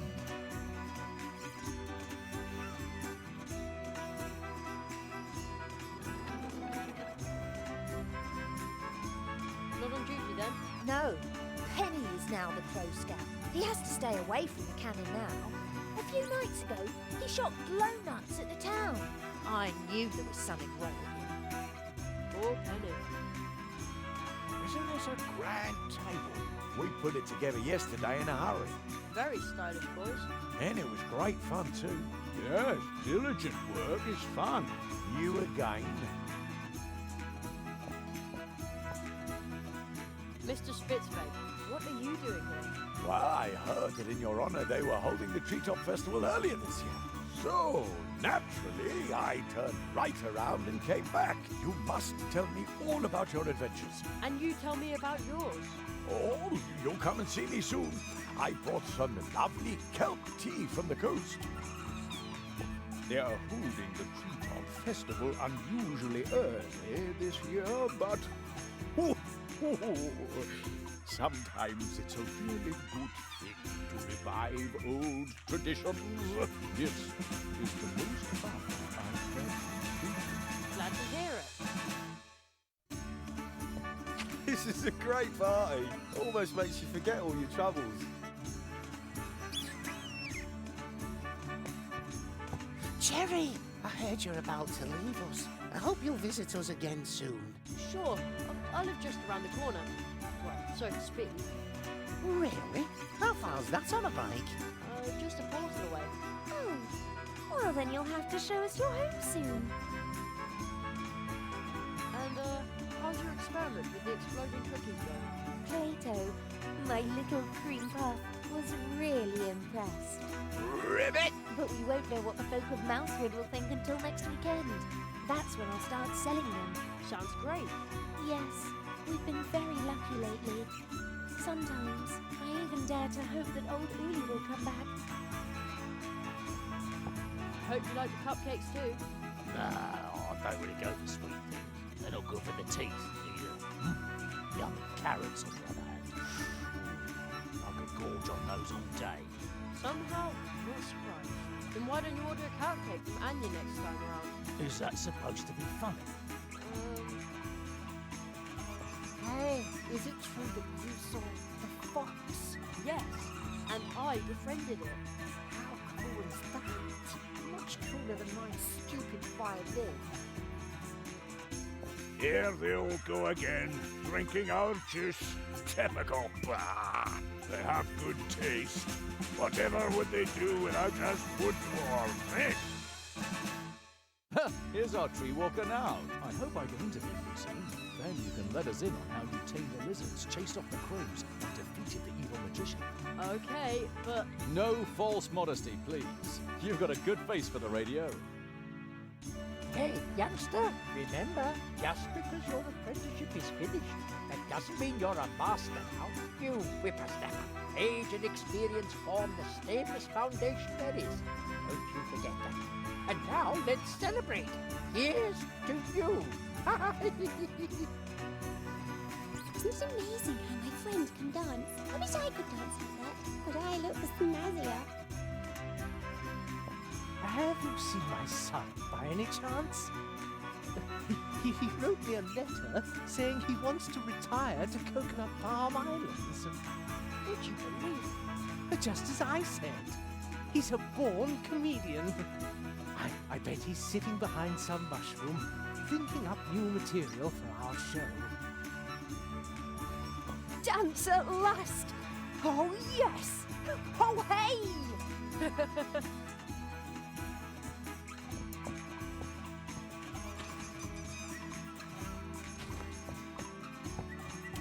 Greetings, Jeremiah. The portals have recovered.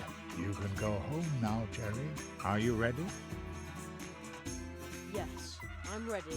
And I'm going to come with you.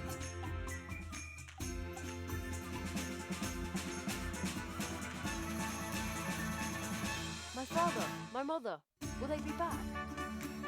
They already are.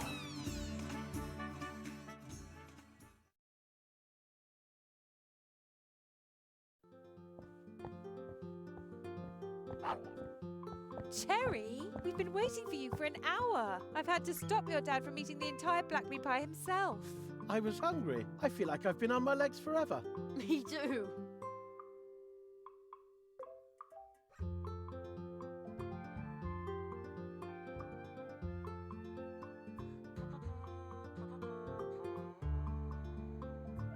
And that's all Jeremiah could say. The fox girl still claims that he cried. That's so not true. Thus Jeremiah Hazelnut returned home, and thus ends our story.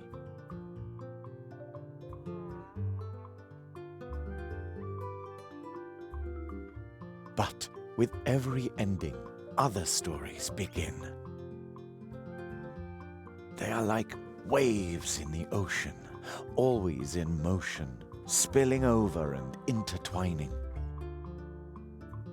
Some stories tell of huge problems we create for others that can barely be solved, even with courage, especially when you're nothing but a tiny mouse. But perhaps someone is going to step up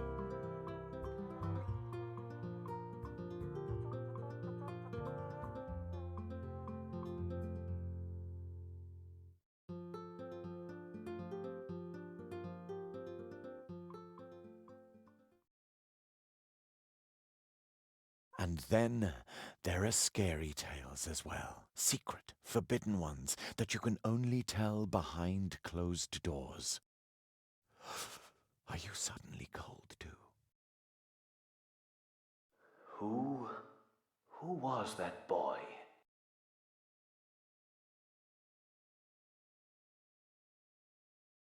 My friend's apprentice. Thank you for helping him. He broke Zarof's curse.